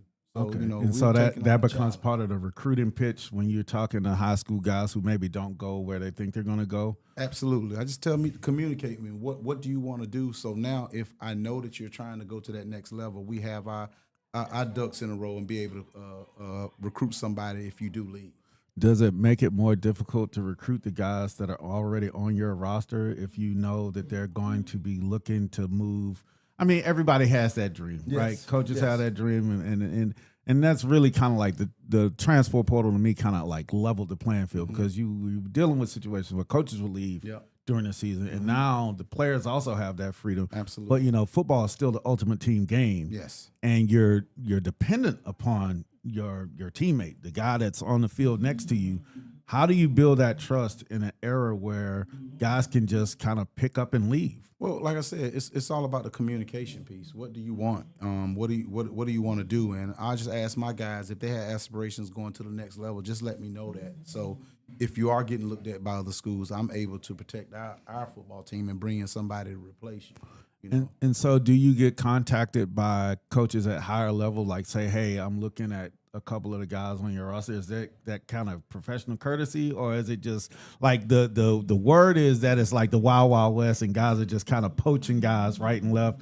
Or is it like if you have a guy that's at a higher, like a Division I school, and you say, hey man, I got contacted by a couple of your guys that we're looking into, or is it just like you find out in the news like everybody else? It's very interesting. You got guys that of course they're doing it behind the scenes, but when guys go on the transfer portal, like my kid Dante Lee that played wide receiver for us is at Liberty now. South Florida, Cincinnati, you name it, every school called, and they were like, the technology is so crazy. They actually watched his highlight film and they clocked him at 24 miles an hour running a route. So it's just amazing through the video. So I'm like, oh wow, yeah, it's a different era. We were talking about that earlier of how just more complex the high school game is than when we played. I was remarking that when we played offensively, we had two offensive formations. We had one defensive front and one coverage. Right. And then when you look at a game like tonight, multiple. I mean, like, just look at that. Like, we didn't run that. We didn't have multiple receivers. Right. We had one receiver, So you've been in the game for a long time, and just talking about, like, the evolution of how these kids, I guess the going theory is that these kids today are different. That's what people our age say. Yes. These kids different. Yes.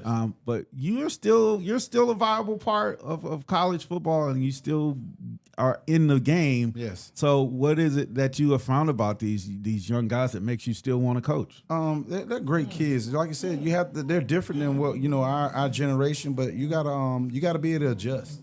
And put coaches around you that understand the kids. I'm a big family guy, so I always tell my kids that my door is always open. They might not like my style of coaching, but at the end of the day, you're here for a reason. We wanted you, and you got to abide by what we talk about. But Coach, just adjusting is the biggest thing. Let me ask you, because having seen your recruiting in action around here, when you say that you're a big family guy, we understand that. We heard that almost straight to our ears. Again, with how you coach, and again, as Chuck just mentioned, with the transfer portal the way it is, I mean, you're recruiting a family. Yes. That's a big investment Yes. for a program. Yes.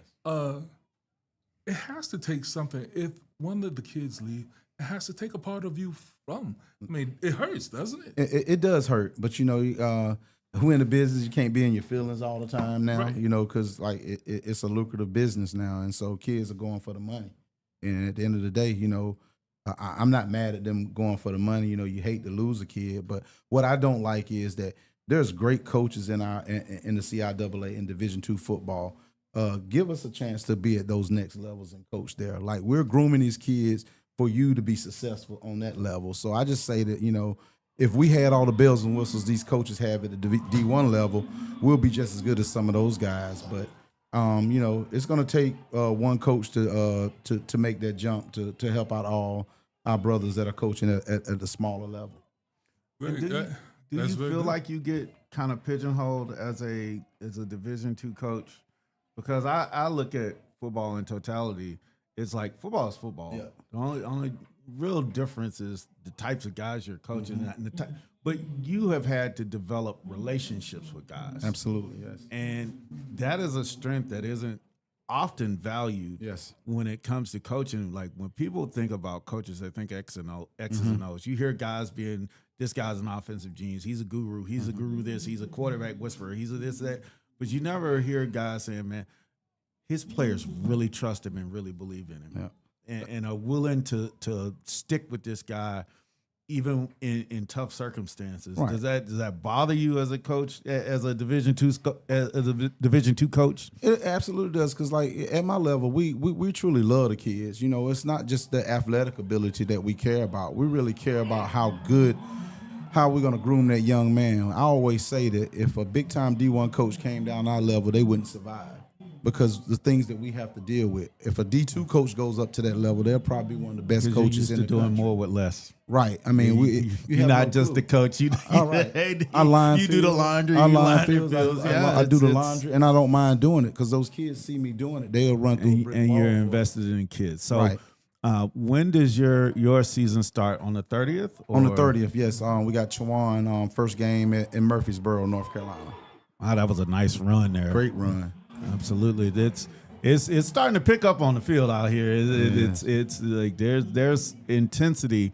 So what is it that do you primarily now with the portal, are you more geared towards players who have college experience, or are you still out here looking at the Millbrooks, at the Southern Durhams, and looking for high school players who maybe don't want to go Division II, who think they should go Division I? Well, we have a strategy now. Like what we do is we still heavy on the high school kids. Let's just say if we lose 2 or 3 guys to the portal, well, we're gonna go in the portal and get 2 or 3 guys. But I love high school football players. There's no better guys to groom them. I still have relationships all over the state of North Carolina, all up and down the East Coast. So I want to give these guys a chance. And like you said, it's the perfect world. A lot of guys out here deserve to be D1 football players, but it's not enough. There's only so many spots. Right. So come on to Elizabeth City, showcase your skills and prove that you belong there. Well, hey, man, it has been an honor and a privilege, man, to meet you. I wish you the best of luck this year at Elizabeth City. And, these guys want to take more pictures with you, man. I appreciate it, man. Everybody want a picture with Coach Jones, man. I appreciate y'all guys. Coach Thank you. Pleasure talking to you, sir. Thank you, man. Y'all have Good a luck night. this year. You too. Well, take care of my guy, man. Okay, I got you. One of my guys. Who you got? Who I got? Oh man, that's my. I love my Durham boys, man. I gotta keep. Mel look good too. Yeah, look good. Yeah, straight up. He working on it though. He's doing, man. Him coming to summer school helped him. He'll play this year. Got a good day today. We saw it. We saw that. You know his mom did. Oh yeah. Daddy was right there. He was there bright and early. Yep, that's him. Y'all have a good one. All right.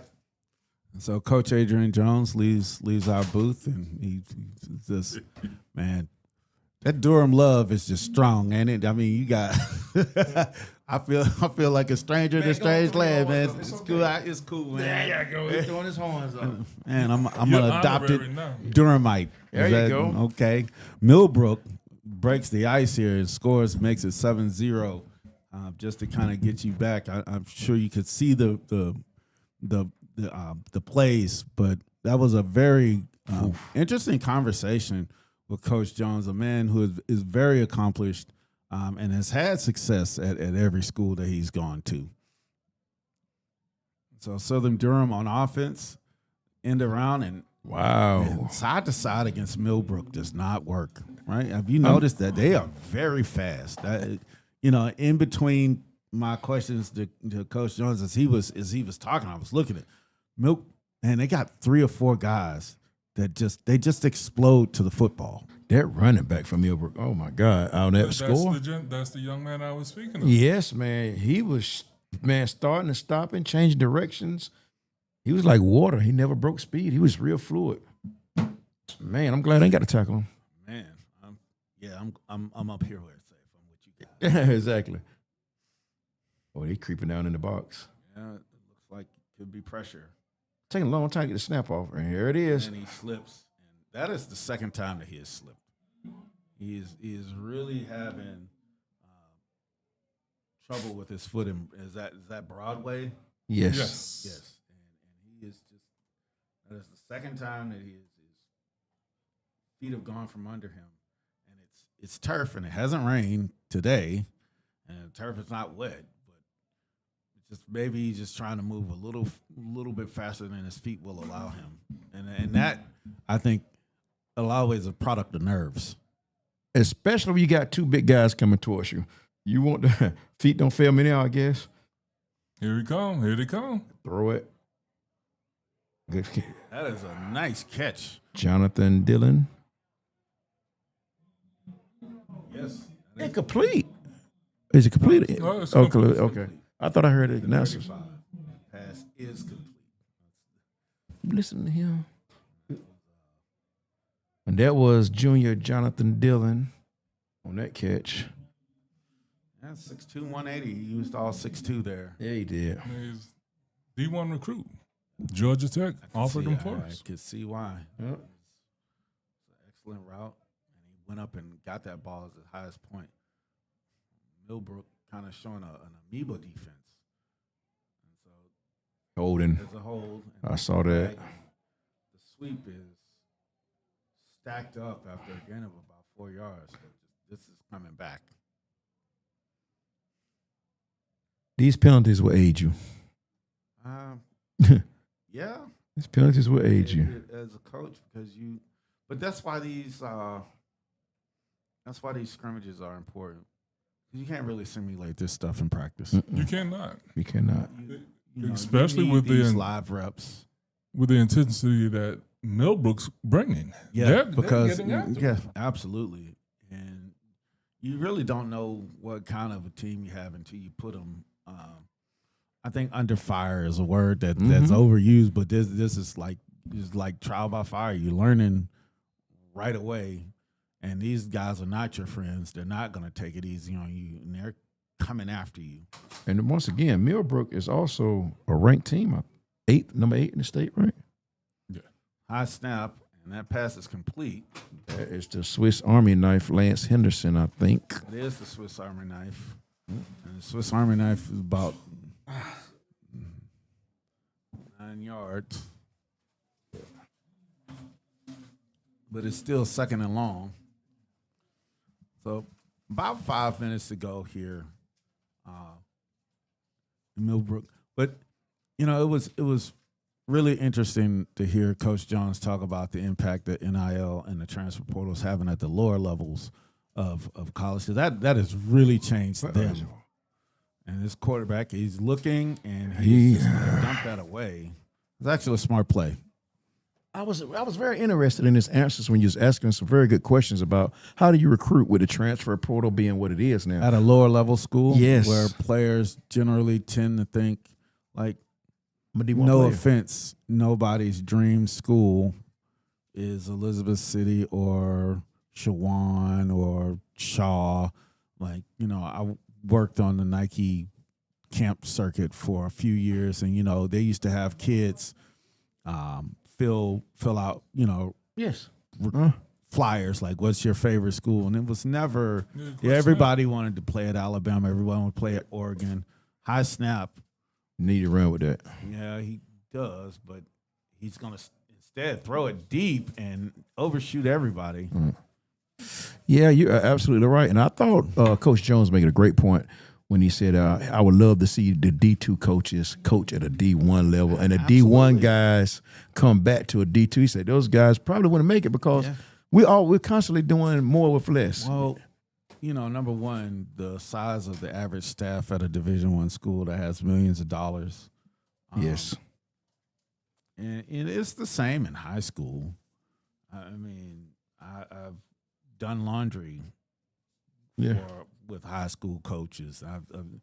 After the game ends, they're the ones riding around picking up all the cones and making sure the sticks get put back. You don't think about like all of the planning that goes on to just hosting an event, a home high school game.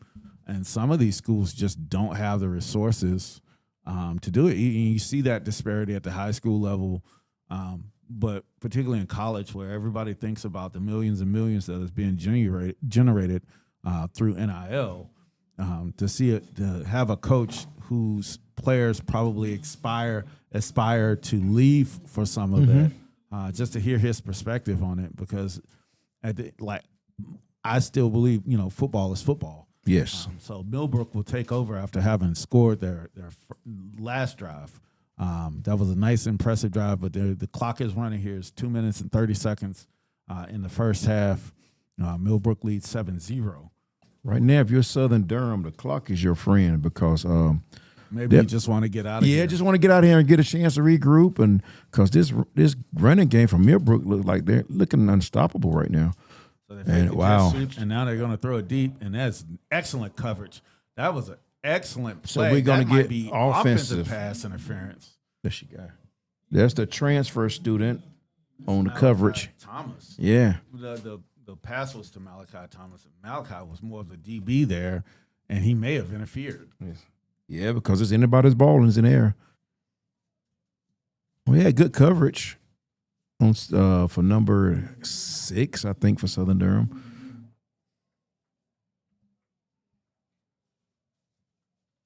Yeah, that's called offense. Yeah, that's Alex Pinnell. Yeah, he's a transfer student. Came over this summer. Like I said, the transfer portal is open in high school. Down here. Yeah. Not up there. They sitting kids down, making them ineligible. There's a few guys that have had to sue to get injunctions. Oh, wow. I have mixed feelings about transfer rules.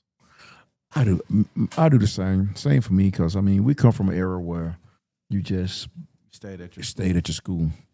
You didn't say, hey, I'm going over here because Coach Smith is over here or because they're winning state championships. It was a rite of passage. Yeah, you stayed at your school. It's just the relationships. You had relationships that were permanent with your coach. It was now, and that's what I was trying to get to with Coach John. It's like, for a player, you have a new coach every year. Yeah. Where is that trust? Where is that camaraderie? And then you look around and you're turning over half your roster every year. It's still a team game. So who's blocking for you? Where's the camaraderie? Who are you communicating with on the defensive end? I mean, that's even happening on the high school level. I've seen kids that's, a junior that's went to 3 different high schools already. Right. Oh, God. I snap. This running back is, wow. He's worth the price of admission. Is that the guy you was talking about? Yes. Oh, yeah. He's top billing. Bryceland McCullers, and he is listed at 5'10", 200. I don't think he's 5'10". Give him a he little doesn't, bit. He might be a strong 5'8". But he can hide behind the big line. Yeah. But he runs low to the ground as well. And that's another. Behind his pads. Look. And, Maybe 200-pound running back in high school with that type of speed and explosiveness. That's being illegal. Yeah. You'll get tired of tackling that. And I'm thinking they must have had another penalty on Millbrook. That has kind of been the story of the day, right? Yeah. Just penalties, like pre-snap penalties. Illegal we've had shifts. a couple post-snaps. Yeah. Post-snap, like kids like losing their composure and personal fouls. So we're going to move the ball back 5 more yards, and it's going to be 2nd and 30. Wow. So the line to gain is the 50. The ball is being spotted at the 20, and they're going to call a timeout. Clock is your I don't friend know, now. what play do you call on 2nd and 30? I don't have nothing in my playbook for that, Coach. I mean, we've coached a lot, but I don't. Well, you know what? At second, I wouldn't be surprised to see a draw play because they can't stop the run. Right. Why Well, not? that's true.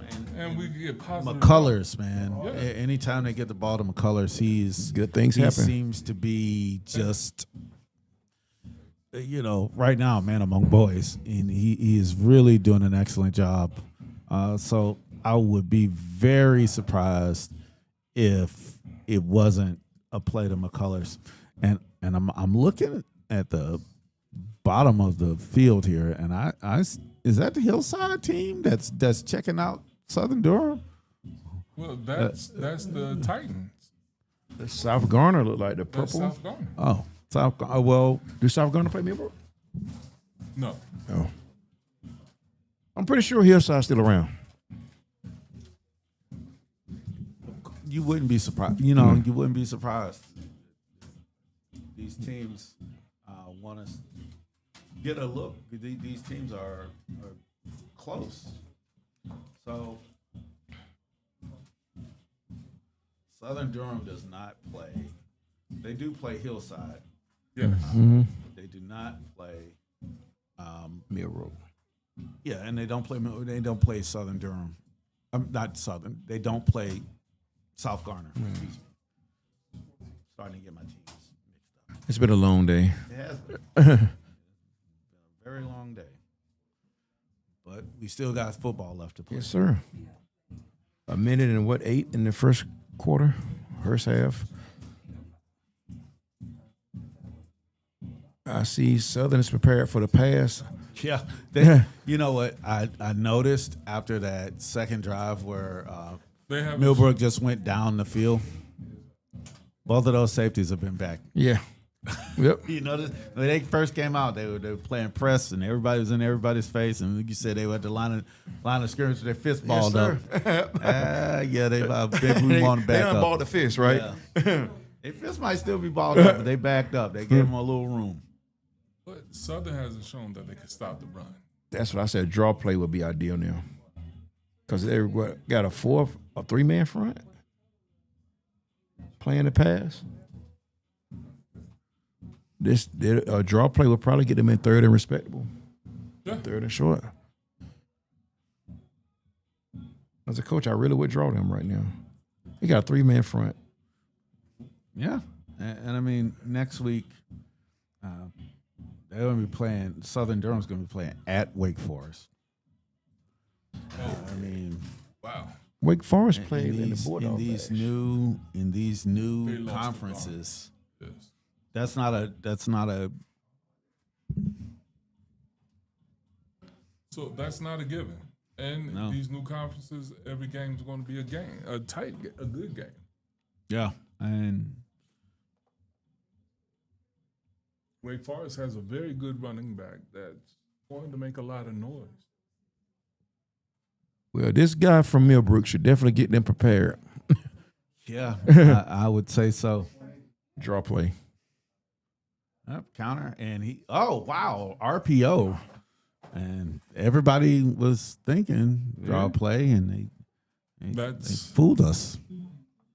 that's why we're going with a run play, because you've got at least some Positive yards. Well, the running back got cracked, and the receiver dropped the ball, so that double bust. Yeah.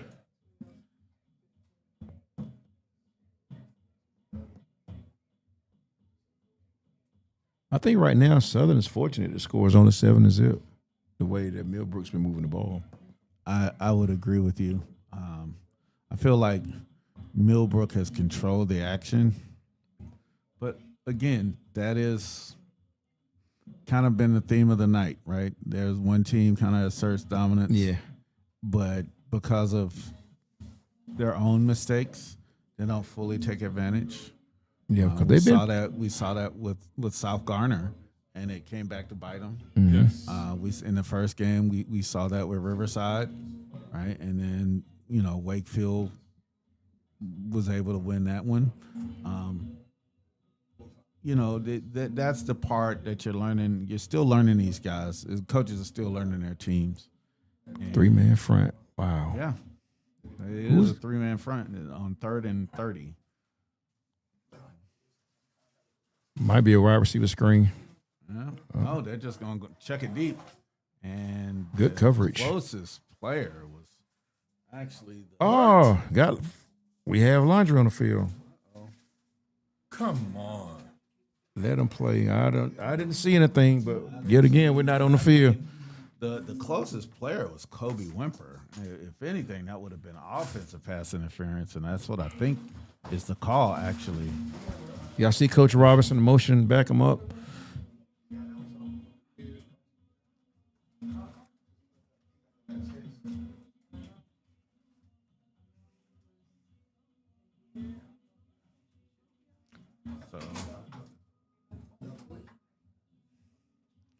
We're going to move it back.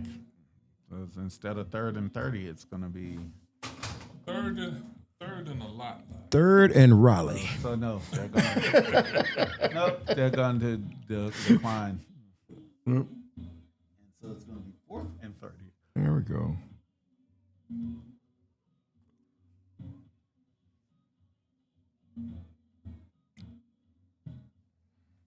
Are they a 4th? Okay, so now they're bringing that punt. Yeah, I mean with 29 seconds to play. Oh, yeah, it's 29 seconds. Sean, I'm in agreement with you. I think that Southern should feel lucky that they're getting out of here with just a down 7 points. Aside from a couple errant passes from Millbrook's half, Southern's had a problem stopping them. Stopping the run. And also, Millbrook has been shooting themselves in the foot with all these penalties. I mean, Millbrook stopped Millbrook on this one. Yes, right? they did. So they never really had a chance. I don't know, with 29 seconds, if you're Southern Durham, they've just the process of getting into their plays, I feel like has been a struggle, right? Yeah, exactly. Just getting the ball to the quarterback, getting the ball to the running back. We really haven't seen much from them offensively just because they've just been so sloppy. Yeah. Haven't been crisp at all. And this is like just like us taking, I mean, even the snap, the quarterback is almost like taking the clock all the way down. Well, it doesn't have a clock, but, he's taking a long time to get the set up and snap. Maybe he's reading the defense. See what we So there we go. Personal foul. I mean, not a personal foul. Did he call timeout? Did they call timeout? Or setting the clock. There we go, 16 seconds. No. One guy gave us a thumbs up. 29.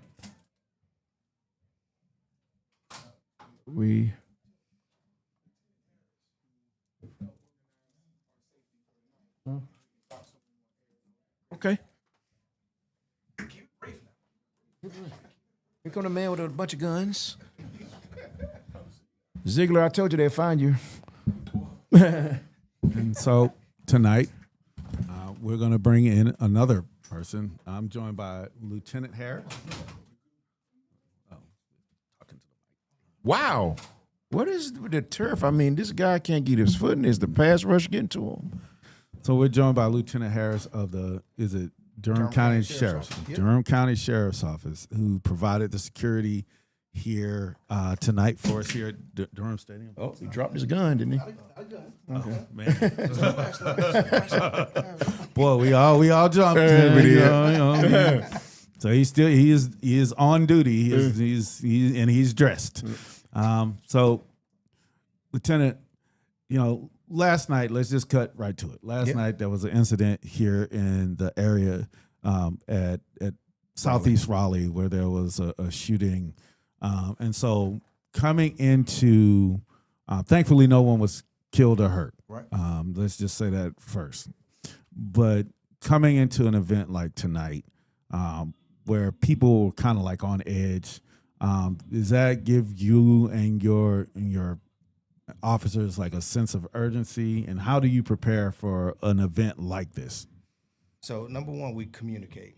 So people were sending me the clips, people were sending me the WRL posts. So when I see that, I use it, I read it, I learn from it. I'm a proponent of learning from other people's mistakes. All right, and we'll make sure that doesn't happen here at Durham County Stadium. So I shared it with my team that I have here. I have 12 deputies that's here, that's ready, willing, and able to protect the citizens of Durham and all the patrons here at the county stadium. So we make sure that when people walk through those gates, people come on this property, they see us. Right? We're all over. We're scattered on the away side. We're scattered on the home side. We're going through the parking lots. We're making sure that everyone sees us and everyone feels safe. But it was an unfortunate situation at Southeast Raleigh. So my number one take from that is, hey, maybe law enforcement wasn't seen. Right. Maybe it wasn't. They didn't have much of a presence there. But I just want to make sure we didn't have that same thing, the same incident that happened. Well, I felt safe here in the booth, so I really did. Thank you. We're glad But to hear that. in all seriousness, like it is. I mean, not to get political, right? In a country that has guns and gun laws, and people feel the need legally, have the ability to carry firearms elsewhere. So, what is your strategy in combating that? Even if you find someone here who legally has a firearm and brought it here, like, what are you allowed to do? Are you allowed to confiscate it? Or are you allowed to, take that back to the car? Or how does that They work? have to leave the property. They're not allowed on Durham County property. Okay. Exactly. So that helps us out. Okay. We want to be the only ones with a lawful I weapon on this agree property. with that. So that just cuts out, any riffraff. And so that's halftime, and the halftime score will be 7-0 Millbrook. And we're going to continue here with Lieutenant Harris. So how long do you get to plan for some of these, like this event?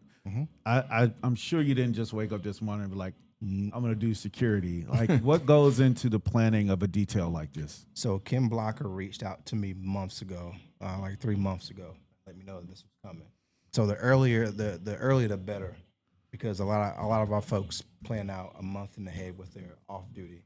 But with me, I'm responsible for all events that happen here at the county stadium. So this is not a one-time thing. We have events here, throughout the year. So when he reached out to me, he told me his plan. He told me what teams were coming, what were the expectations, and the crowd size. So we knew we had six teams, or was it 8 teams? 8 teams. We had 8 teams here, so we knew we were going to be here for a long time. Okay. So coming at 4 o'clock, we knew we were going to be here until at least 10 or 11. So with that, you got to plan for it. And so once the game ends, your duty doesn't end. You make sure you Not ensure until that this property is clear.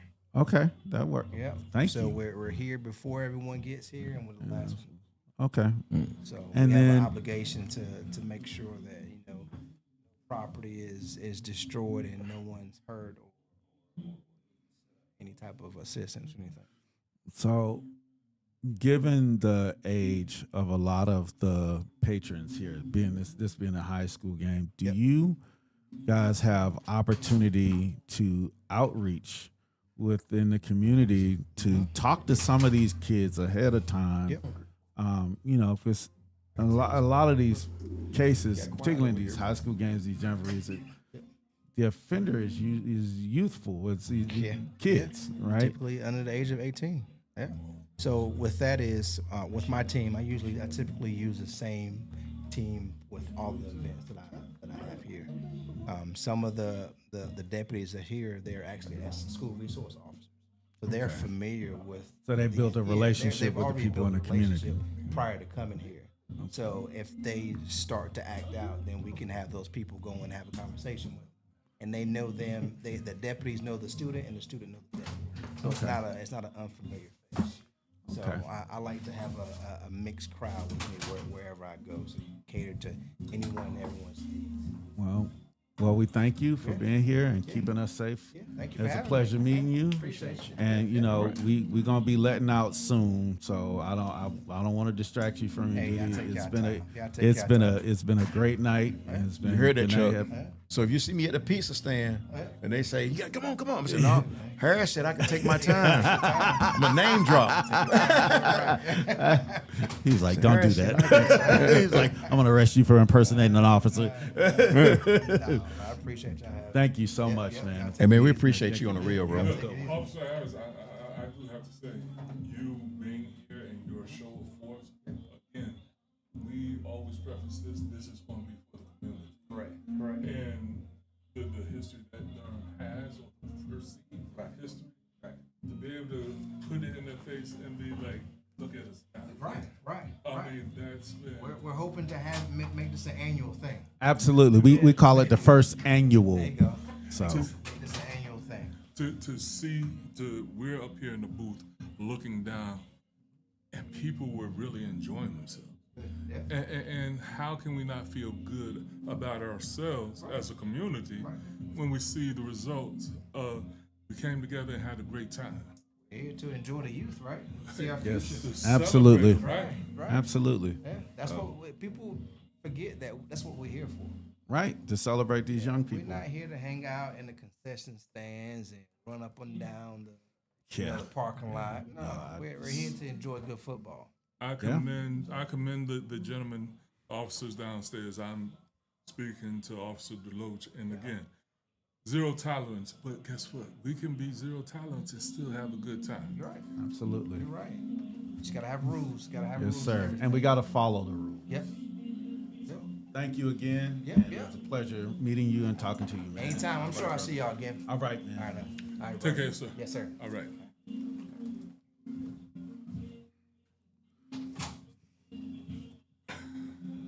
Lieutenant Harris. I wanted to say sergeant. You know, it's like I always feel like sergeant is like the right word to say, but it was a lieutenant, right? It was a lieutenant. Yes. We So what we got for this last half? We almost at the end. It's been a great day of football here. Starting out with Riverside and Wakefield, and then Roseville and Newburn, and then the previous matchup with Hillside and South Garner. I still feel like this contest between Millbrook and Southern Durham is still up for grabs. You think it's still up for grabs? Southern Durham's only one play away. Now, granted, Southern Durham has not looked good. I'm gonna be like they haven't looked good. But while we were talking to Lieutenant Harris, they were getting a stern talking to on that sideline by their coach. And everybody here has tremendous respect for Coach of Southern Durham, correct? Yes. I want to see how his team will respond here in this second half. So you say that Southern Durham still has a chance. I'm looking at the miscues. We've seen the quarterback fall 3 different times with no one around. Maybe they changed his shoes. I didn't say change his cleats. I said change his shoes. We've seen tight coverage, right? Yeah. We've seen the running back hasn't been able to move. The running All back it has a takes is slip. one play. Oh. So is this an ice skating rink for Southern Durham? 'Cause It must they be. are slipping and sliding all That's over why, the place. Chuck, I think I can get a fair assessment of the offense because I've never seen them play. I've never seen it is not wet outside. I just want to reiterate for all our people who are watching online, it is not wet. It is a dry field. Hey, Chuck, maybe the It has turf been is hot all sweating. day. The turf is sweating. Maybe. I don't know. Let's They go. are slip sliding out there. Well, there's no intermission. Oh, God, can we get those snaps down?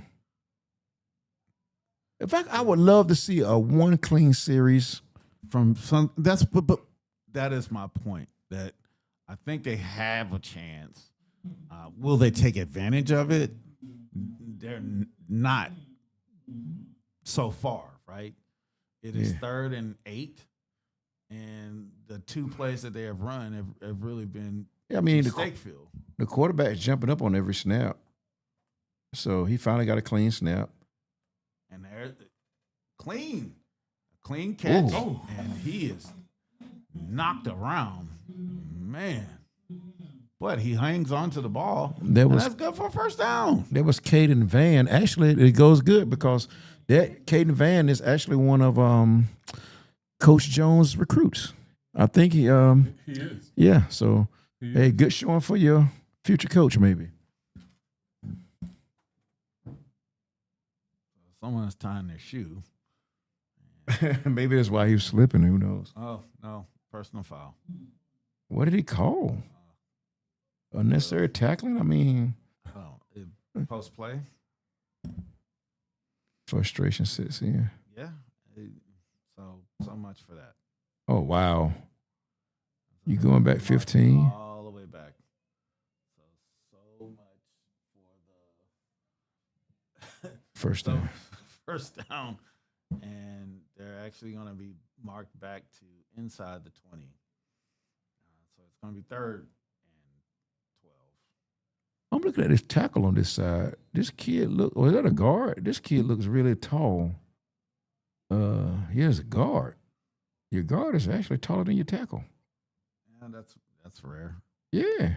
And he looks real tall because the tackle doesn't even come up to his shoulder. Your right guard, your right tackle. I mean, I'm sorry, your right guard and your right tackle. Yeah. Seem to be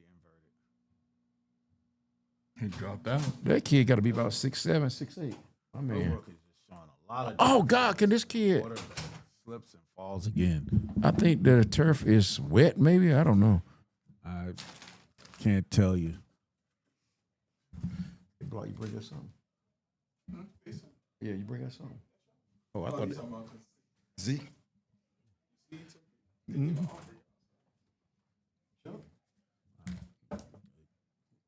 After. Save me some. So now there's a punt at the 10, and again, this is a dead ball situation.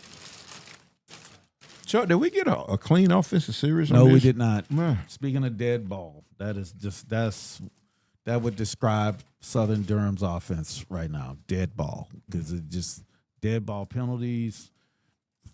Quarterback not be able to gain his footing. They look.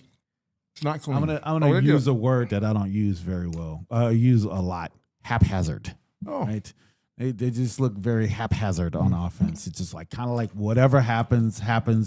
When we snap the ball, it's just chaos. And There's no real flow. No. And so you can't really, from our vantage point, assess the talent that Southern Durham has because they can't execute one play.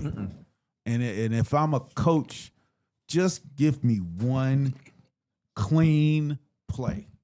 And they haven't done it all night. Well, I know one thing. This running back from Millbrook, he has no problem with his footing. Every time he touches the ball, good things happen. As such, I think they caught him leaning. Oh, there you go. I caught it. Man, he is just Did you super see the guy fast. run him down from behind? Look like Caden. But there is a penalty. I think he was leaning at the snap. I think he was leaning forward slightly, and as soon as the ball was snapped, there was a penalty flag. That's the story of Millbrook. We were talking about Southern Durham's offense. Millbrook's offense been the same: 2 steps forward, 1 step back. Legal procedure. Mm-hmm. I think he did well to like not take that step, right? You know, sometimes and again, I know we're working out the kinks offensively, right, for both of these teams, but he didn't. He just. And he had a great play, but it's negated because he moved in his stance. He shifted in his stance and cost his team foul.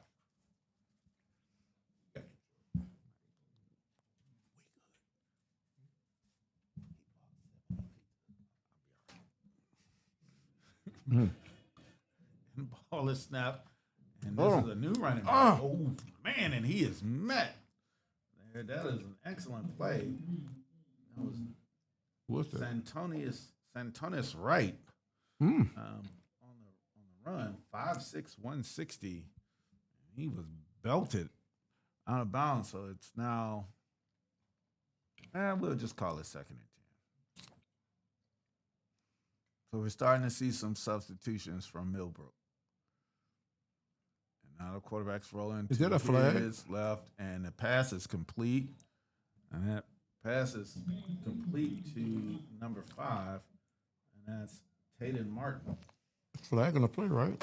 And surprise, surprise. I didn't know a kid over there had yellow gloves on. I didn't know it was a flag or he dropped his That's flag, right? Now they're talking to the coaches, so. That. Wow. Okay. So that is another illegal procedure. So that's 2 on this drive. And we're only. And so their 2 best plays this drive have been called back because of illegal procedure. We also have to understand they also put in their reserves who are now getting Work. Oh, they are reserves in? Yeah. Well, yeah, it looks they, like there's are, few but- sprinkled in, not all of them. right. Yep. Is Bryson still in the game, Zeke? The starting quarterback? Yes. Number 12 is in the slot. I can keep my eye on that kid. Southern Durham better keep an eye on him also. There's somebody getting pressure. Wide open on the far side, complete, and he is going to be brought down by 2 Southern Durham defenders. So it may be, a little short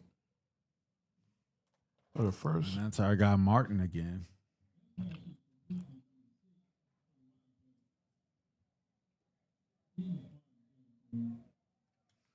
So it'll be 3rd and short. Zeke's barbarians.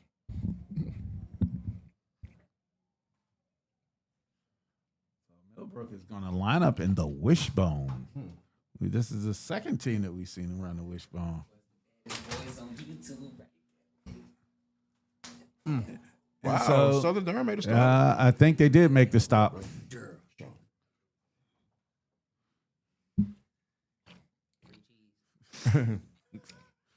Gerald Kennedy, ladies and gentlemen. And his free cheese is his favorite saying for his defensive backs. So it's a fun affair. So 4th and short, and Millbrook is going to be under center and the power eye now. So Number let's see. 12. I mean, can't go wrong with him. Hard count or get number 12. Good things happen when they kick the ball. And he barely got that. You know, the thing that I marvel at in football, in modern football, is it's a short yardage situation. Half of your line has a 3-point stand, and half of your line is in a 2-point stance, and you need 2 inches. Now, I don't know. Maybe it's a method to their madness, but I think they just- all should be in a 4-point stance digging in. But And but this is the new age football that we play. yes. Right.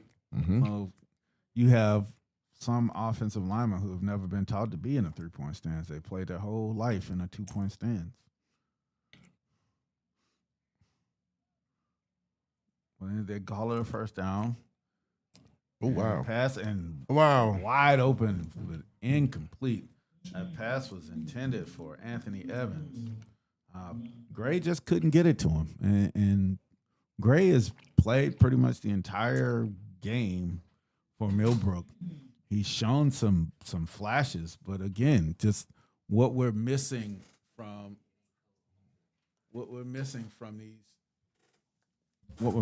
these players is consistency. So On both Millbrook. sides of the ball. absolutely. So Millbrook with a 2nd and 10. The counter, and that's Ooh. an RPO, Oh, and that is it's a intercepted off the deflection. Caden Vance on the INT. Caden Vance, and he has a slew of blockers, and he gets inside of Millbrook territory. Caden Vance, the Elizabeth City recruit.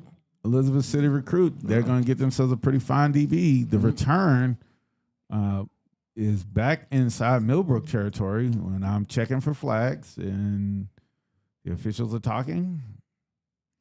Oh, So they haven't really marked the ball.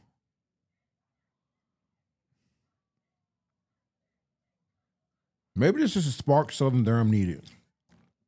And again, it is still 7-0. So they have a chance. Will they take advantage of the chance? You know, if I just walked in this game and didn't see the scoreboard, I would think Millbrook was handily beating them. If I was just looking at the game. Yeah, if we didn't have a score to say, like, I mean, Southern Durham has not looked good at all, but Millbrook has not helped themselves. And we've said this all night about teams not being able to get out of their own way. And I think that applies here. There's a good chance to see if the quarterback can find his footing. And I mean, get a good snap. The theme of the night is two of everything, right? Do we have a second quarterback for Southern Durham? They do, and I think he's pretty good. I mean, I understand these are people's children, right? And I'm not denigrating any kid. These are great kids, I'm sure. But at a certain point, you want to do something to give your team a lift. Just see if you got a spark. Well, actually, now they have the third string quarterback in. And now I can call this play. It's going to be a Wildcat. It's going to be Wildcat formation. It looks like it. This third string quarterback who also plays receiver, and he's passing. Jesus. And wow. He was sacked right away. And they have a second string quarterback. I don't know where he is or he made the trip or not, but from what I saw, actually, he's a pretty good quarterback, but I don't know why. That tackle was made by Rashard Streets. 6'4", 230. He's top 5 in the state at his position. I could see that. Heavily recruited. Yeah, because it's 6'4", maybe 6'5", 230. He looks very slim. He doesn't look big at all. Like, he doesn't look, he's tall, but he doesn't look, he has room to fill out, is I guess what I'm trying to say. And you put him in a Division I weight room, you know, that 6'4", 230 turns into 6'4", 260, 6'4", 275. With speed. Yeah. And I think that's what coaches look at. They looking at the frame and saying, you know, a guy that you can we can add to this. Right. Yeah. But again, to go back to that transfer portal, am I just developing guys for other guys to come in and poach? And so yes. What you know, is this kid a day one starter at 6'4", 230? Can he play defensive end every down at the Division I level at 6'4", 230? Or is it one of those guys was like, you know, in 2 years, he's going to be great, right? And that's how you used to recruit, man. In 2 or 3, man, 1 or 2 years, we're going to be good. Now you got 1 year because if he ain't playing or if you redshirt him, he doesn't like it, or, you know, it's a day that ends in Y, he's in the portal because he, you know, somebody's in his ear telling them, man, you should be doing this. And, man, you could be making this. And, man, we got $1 million, you know, we got this at the NIL. And I just don't know that the current model that we have with it's NIL, and I don't know if it's sustainable. It can't be. It can't be. It can't be. You know what? My mother and, you know, the older people used to always, I had a teacher tell me once that we live in a microwave society. Everybody wants it now. Nobody wants to preheat the oven, add the recipe, and put it in. We want to microwave everything. And it's trickling down our kids. It's all about being fast, being productive. Yeah, want it now, want it now. Dial up, quick internet. You know, quick this, quick that. Nobody wants to, as young people say, let it cook anymore. So when I look at a guy like that, like Streets, and it's not about him. I'm sure he's a fine kid. I'm just saying the situation, how he projects at the next level. He showed flashes, but he needs to build some bulk, and that's going to take some time. Are you a college that's going to bring this kid in and with the risk of losing him in a year? Hey, it's the old Southern saying, you fatten a frog for a snake. I mean, you just, you get him right, put the weight on him, and he leaves. Who is this kid? That kid is pretty fast, and that is Alshon Cephas. Alshon Cephas, senior running back. That looked like a lot more promising than it really was. I think he's supposed to cut it up like he ran straight to the sideline. I mean, he got the edge, but this will bring up 3rd and 7. That's probably one of the most makeable third downs that Southern Durham has had all night. And while you have your third string quarter or your other string quarterback in the game, and he's a good runner. His passes aren't crisp. Kamari Holloway. And a first down. Wow, let's celebrate. No penalties. And again, Southern Durham has something going. So it's 45-yard line. Tackled by Quentin Cypher, the Oregon recruit. Yeah, you going. I mean, the Oregon. Wow. Number 2. But again, I mean, 215. If he goes out there all the way out to Oregon, he doesn't start. What point exactly? Quarterback under pressure on the move. He's going to run and it. They did not blow it dead. So that was Jonathan Dillon. And you know what? He's looked the best as out of their quarterbacks that played that they've had tonight. But you know what, Chuck? Ball. I'm thinking, why do you have your number 1 receiver playing quarterback in the scrimmage game? Yeah, because you might need it. Clearly, they can't get it to him any other way. So might as well snap it to him and see what he can do. And that used to be high school football. You put your best player at quarterback. And Dillon uncorks one. I mean, look at that arm. Yeah, he's an athlete. I mean, he overthrew that. He got that out there. Flat-footed. And I always say about Jonathan Dillon, a kid that I know, is just that athlete playing quarterback. Don't you touch that. How you going to touch both pieces?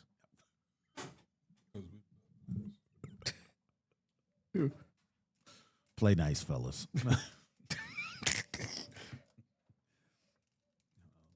So, again, 3rd and makeable for Southern Durham. Jonathan Dillon receives the snap, steps up, and he is tackled. Oh, no, he pitches it back, but they blown the play dead. And again, that's Streets making his presence known. Rashad Streets. Now, Chuck, at this point, would you go for it or would you punt it away? Yes. You want as many offensive snaps as you can. My point, I was thinking the same thing. Get some. They're punting. Well, maybe you want to see a punt team, but personally, it's a scrimmage. What are you going to gain by dead punts? Look who's punting. But you can't run. You can't run a fake punt. Now. Oh no, they're going for it. No. What are they doing? Oh, they have Caden punting. So maybe the hope is that you pin Millbrook deep and they do something reckless and turn the ball over and give you a short field. But that was the best looking drive the Southern Durham's had all night.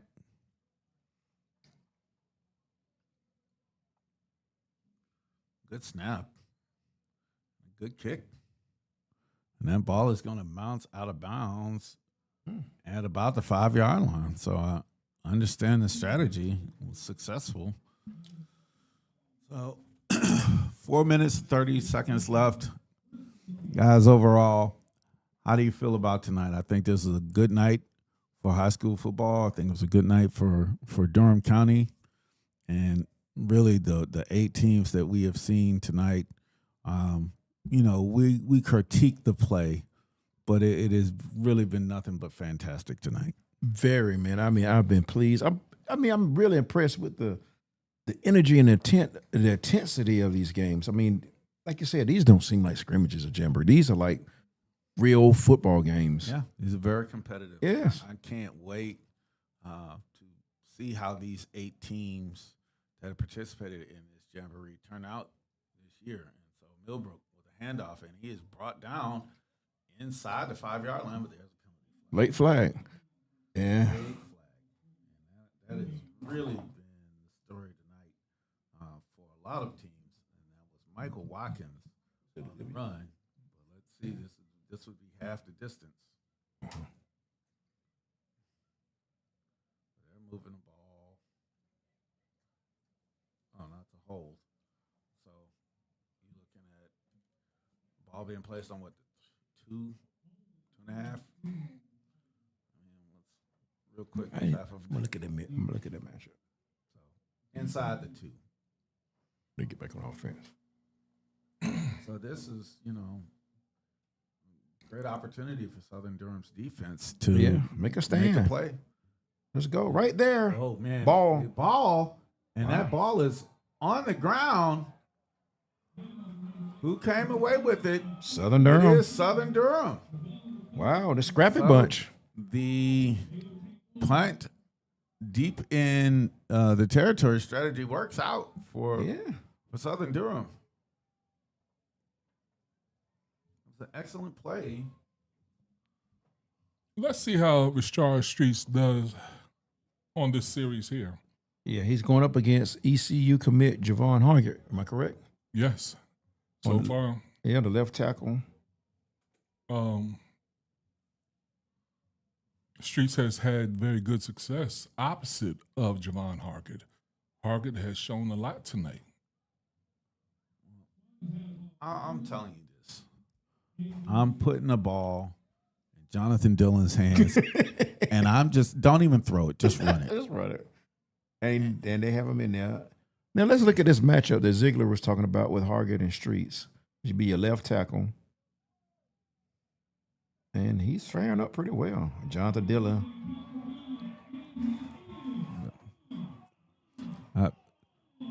He's the best athlete on the, he's the best athlete on the field, right, for Southern Durham. And they have a lot of good athletes, but that guy's just shown up for them. He's a difference maker. He He's is. always been a playmaker, a difference maker, however you would like to phrase it. He has all the measurables, but bigger than that, he has the attitude as well. His attitude. He has that, as the kids say, he got that dog in him, right? You can tell the see way it. You can just see it from up here that this is a guy that is competing and wants to win.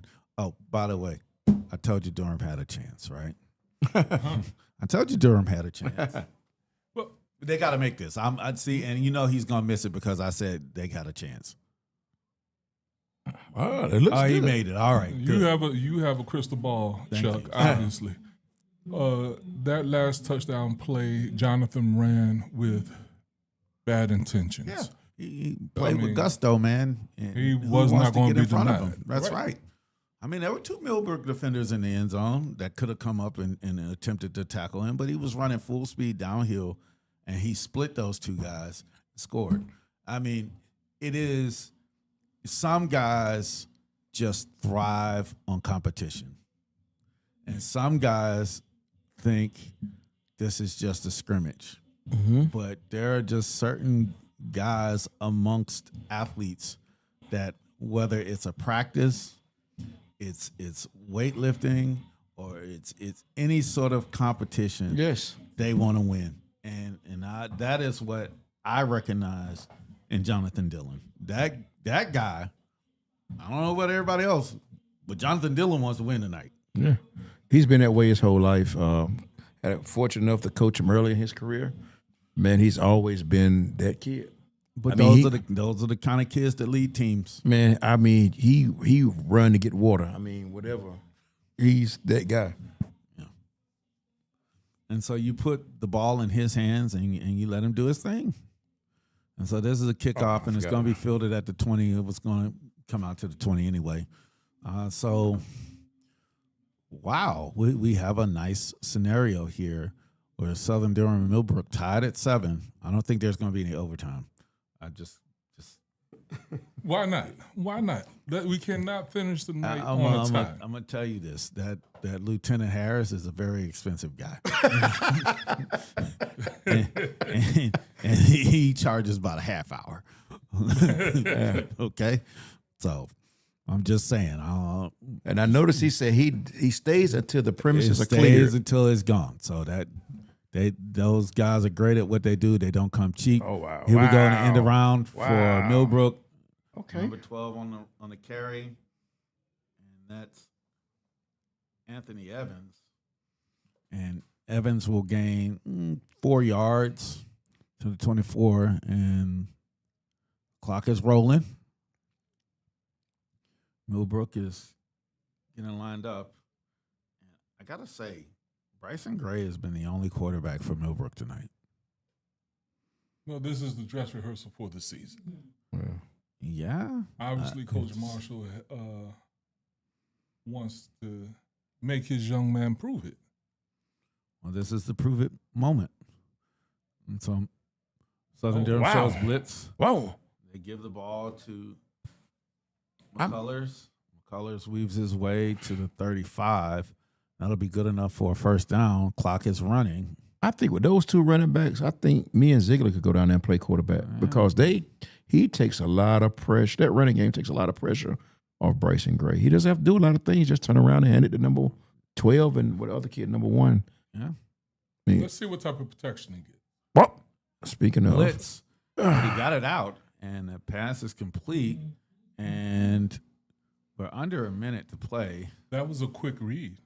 Was. That's that was very Malachi impressive. Thomas, the senior, with the nice catch, and there's going to be a timeout for Millbrook. So Millbrook's still trying to play, and notice that here's the thing to consider.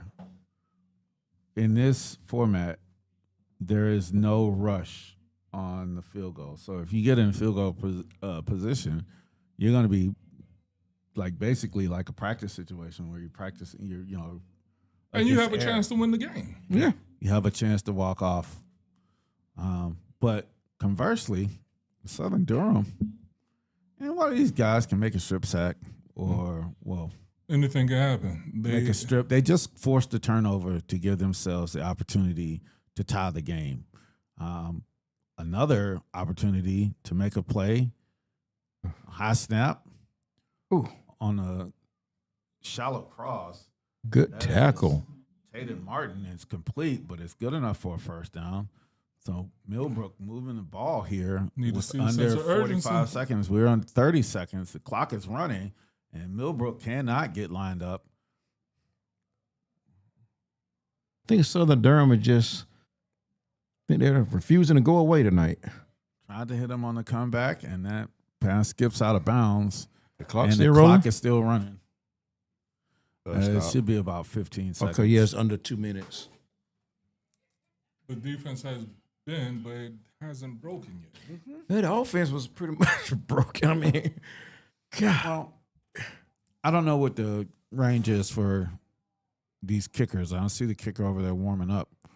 You got to figure you probably need 20, 25 yards to give a kicker a realistic chance. Oh, at wow, this. wow, there And it they is. got a screen and it's set up. Wow, And beautiful. a lot of blockers in front of him. And he gets out to stop the Excellent clock. Play by. I can't see that number on that far side, but that defender for Southern Durham I think that was Kai Johnson, number 7. made an excellent play that saved a big play because it looked like McCullers had a wall of blockers. So with 6 seconds, Yeah, I think that was Kai Johnson. looks like we're just going to, Hail Mary, chuck it deep. Maybe. Southern Durham's back deep. And that's what they're expecting. If we can get some pressure, watch this edge at the top. Kai usually comes. Oh, He wow. is going to launch it, and there's Should multiple be an defenders back interception. there. Oh, man. And that is going That's to the get the game. game. Wow. Nice Oh, collision. And the receiver's still down. Yeah, the receiver's still down, and the DB is still down. And that's going to end with a tie score of 7-7. So Southern Durham was able to force a turnover here late in this fourth and final game. And